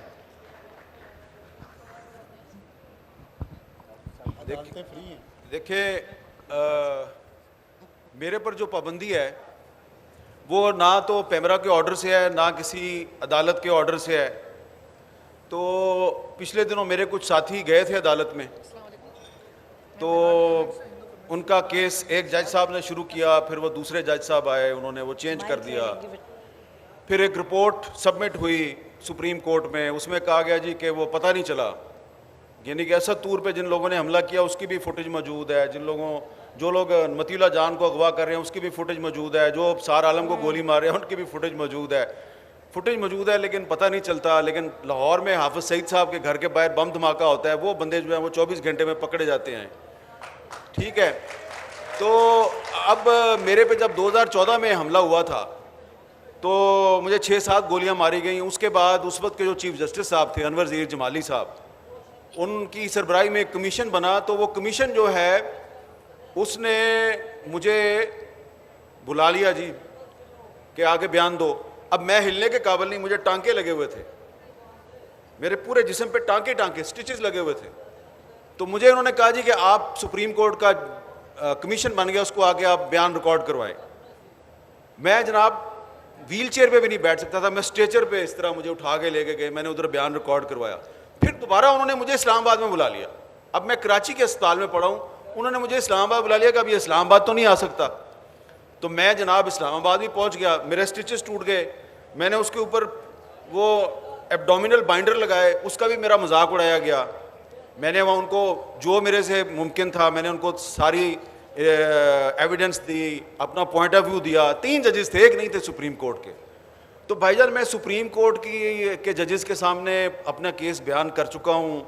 मेरे साथी जो हैं, ये सार साहब बैठे हैं, ये मतीला जान साहब बैठे हैं, ये सारे जो हैं, मैं किसी अदारे की तौहीन नहीं कर रहा, लेकिन हम आजमा चुके हैं। तो अगर कोई हमारा एतमाद होता तो हम अदालतों में चले जाते। अब चीफ जस्टिस साहब जो हैं, ऑनरेबल चीफ जस्टिस साहब, उनको अपने आप पे बहुत एतमाद है, मैं उनके एतमाद को चैलेंज नहीं करता, लेकिन मुझे नहीं है एतमाद, मैं उनके पास नहीं जाता। मेरा फैसला अल्लाह करेगा। Thank you. अच्छा, लास्ट क्वेश्चन। अस्सलाम वालेकुम, मेरा नाम हरीश कुमार है, मैं थर पार्कर से हूँ, मैं हिंदू कम्युनिटी से बिलोंग करता हूँ, पंजाब यूनिवर्सिटी का स्टूडेंट हूँ। मेरा क्वेश्चन यही है कि जो मिनॉरिटी के साथ जो हो रहा है, हमारी जब पार्टीशन से पहले हमारी कोई 17% जो पॉपुलेशन थी, अब कोई 5% बची है, और वो भी हम स्पेशली थर पार्कर में है। लेकिन हमें बहुत मसाइल है, लेकिन वो क्या कहते हैं, वो मीडिया पर वो चीज़ें नहीं दिखाई जाती। वो चीज़ें क्यों नहीं दिखाई जाती? और दूसरा ये थर पार्कर का मसला जो देखो पानी का है, बहुत से मसले हैं, लेकिन उन पर कोई भी चीज़ बातें नहीं होती। दूसरी जो कोई वीडियो वायरल हो जाती है कि ये मैं हूँ, ये मेरी कार है, वो वीडियो बहुत वायरल हो जाती है, सारा दिन टीवी पर चलती रहती है, लेकिन जो असल मसले हैं ना, उन पर कोई ध्यान नहीं देता। मीडिया का काम है जो मसले होते हैं उन पर ध्यान दिया जाए। अच्छा भाईजान, आप बात बिल्कुल सही कर रहे हैं। देखिए, इस वक्त तो पाकिस्तान की जो मेजॉरिटी है, आप कह रहे हैं आप माइनॉरिटी में हैं, तो मैं तो कह रहा हूँ हम तो इस वक्त मेजॉरिटी की बात करें। मेजॉरिटी इस वक्त होस्टेज है, तो जब मेजॉरिटी जो है वो आज़ाद हो जाएगी तो इंशाल्लाह ताला माइनॉरिटीज़ के जो हकूक़ हैं वो भी उनको मिल जाएंगे। तो पहले आप हमारे साथ मिलकर मेजॉरिटी को आज़ादी दिलवाएं, फिर हम आपके साथ मिलके आपको एक हकूक़ की जंग भी लड़ेंगे। Anybody else? अबसार, आप कुछ कमेंट करना चाहते हैं इस पे? मतीउल्लाह, आप कुछ कहना चाहते हैं? जी, मुख्तसरन ये कहूँगा, अहमद मीर ने दुरुस्त बात की। हमें जिस माइनॉरिटी के जबर का सामना है, वो माइनॉरिटी बड़ी ताकतवर है। और मेरे ख्याल में चीफ जस्टिस गुलजार अहमद ने भी माइनॉरिटीज़ के हकूक़ के लिए बड़े फ़ैसले दिए हैं। सुबह मुकदमे भी सुने, शाम को उनकी तकरीबात में भी शिरकत की, और बदकिस्मती से चीफ़ जस्टिस तो माइनॉरिटीज़ के हक़ में फ़ैसले दे रहे हैं, मगर हमारी पूरी अदलिया ही ताकतवर माइनॉरिटीज़ के हक़ में ख़ास तौर पे फ़ैसले दे रही है। 1 मिनट के लिए मैं जी मैं बात करना चाहता हूँ जो हमारे छोटे शहरों में सहाफ़ी हैं उनको जिस तरह एक्सक्लूड किया जाता है ओवरऑल मेन स्ट्रीम मीडिया से भी, ना उनको तनख्वाहें दी जाती हैं, उनको कहा जाता है कि आप अपने फ़ंड खुद रेज़ करें। तो मैं उनके जो 30 नवंबर को लाहौर में जो रीजनल सहाफ़ियों का जुलूस है उसमें हम शरीक हो रहे हैं और उनके साथ मिलकर पूरी आवाज़ बुलंद करेंगे। अंबर लास्ट कमेंट और फिर चलें। आवाज़ आ रही है जी। मैं ये कहूँगी कि जैसे मैंने कहा कि हमारी जो मेन स्ट्रीम तो कम से कम है वो हकूक़ के हक़ में तो बात कम ही करती है, तो अक़लियतों के हक़ में बात करना अभी मुश्किल हो जाता है इसी वजह से।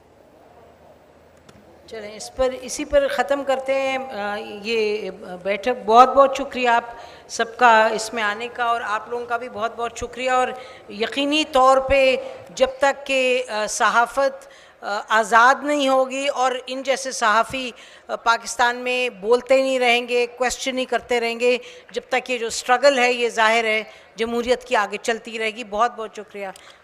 अब मैं तो I have learned through the years many lessons what activism must be all about. Activism must come with the heart, with integrity, but it must also come with the mind. Her passion and mission was fighting for the rights of the downtrodden. When she passed in 2018, for too many people, a beacon of hope had been extinguished. But passion can't die, and missions can't be abandoned.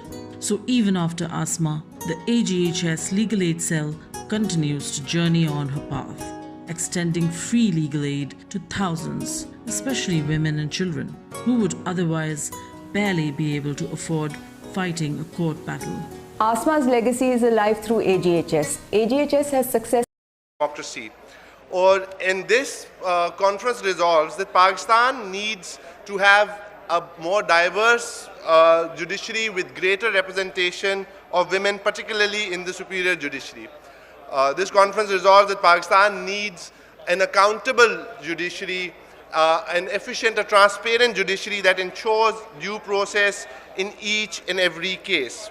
Our next very important session was curtailing freedom of expression by legitimizing censorship. And this conference resolves that in South Asia, states should listen to the voices of their people. The states have a responsibility, both constitutional, moral, and political, to provide an enabling environment for free speech. This conference resolves that peaceful protests, which are being trampled upon in many of our countries, in South Asia, in Pakistan and India in particular, needs to stop.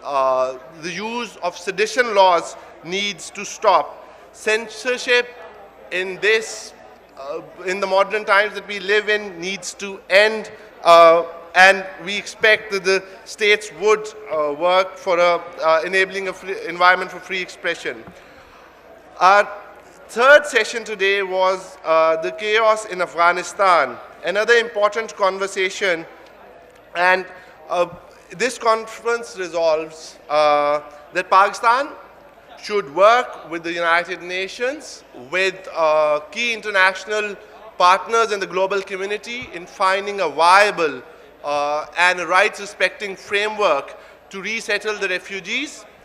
This conference also resolves that Pakistan should encourage, prompt the Taliban to form an inclusive government. This conference also resolves that Pakistan should play a role as a constructive role as an independent, impartial ally state.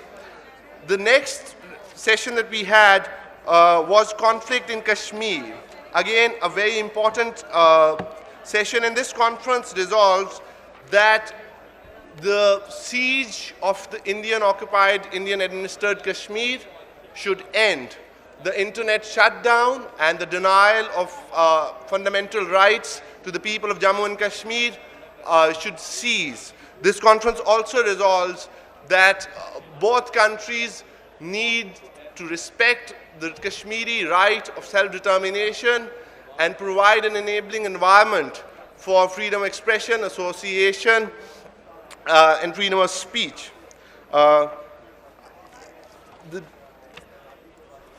The second last session of the day was the session that you just saw, was voices excluded from the mainstream. And again, this conference resolves in light of a very valuable conversation that we just heard. I had the privilege to listen to, that the Pakistani state has both international and domestic constitutional obligations to uphold the right to dissent, to uphold, to enable freedom of expression. This conference resolves that freedom of expression is the hallmark of any democracy. Economic strangulation, physical intimidation and harassment of media and journalists, economic strangulation to coerce the media and press should cease. The last session today was another important one, was the role of children in family proceedings. And this conference resolves that the age of children, of what is a child, needs to be equalized through legislation and any ambiguities removed. There should be financial remedies to women upon divorce, and Parliament and the senior judiciary should work for procedural amendments in legislation and for guiding principles of jurisprudence in cases involving children. All forms of domestic violence to be considered and dealt with seriously and efficiently while decisions are made in children's custody cases.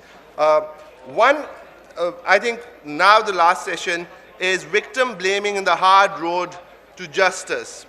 And this conference resolves that the authorities should under no circumstances, people in power, be them in political authorities, be them in judicial authorities, should under no circumstances justify, provide an excuse for violence against women.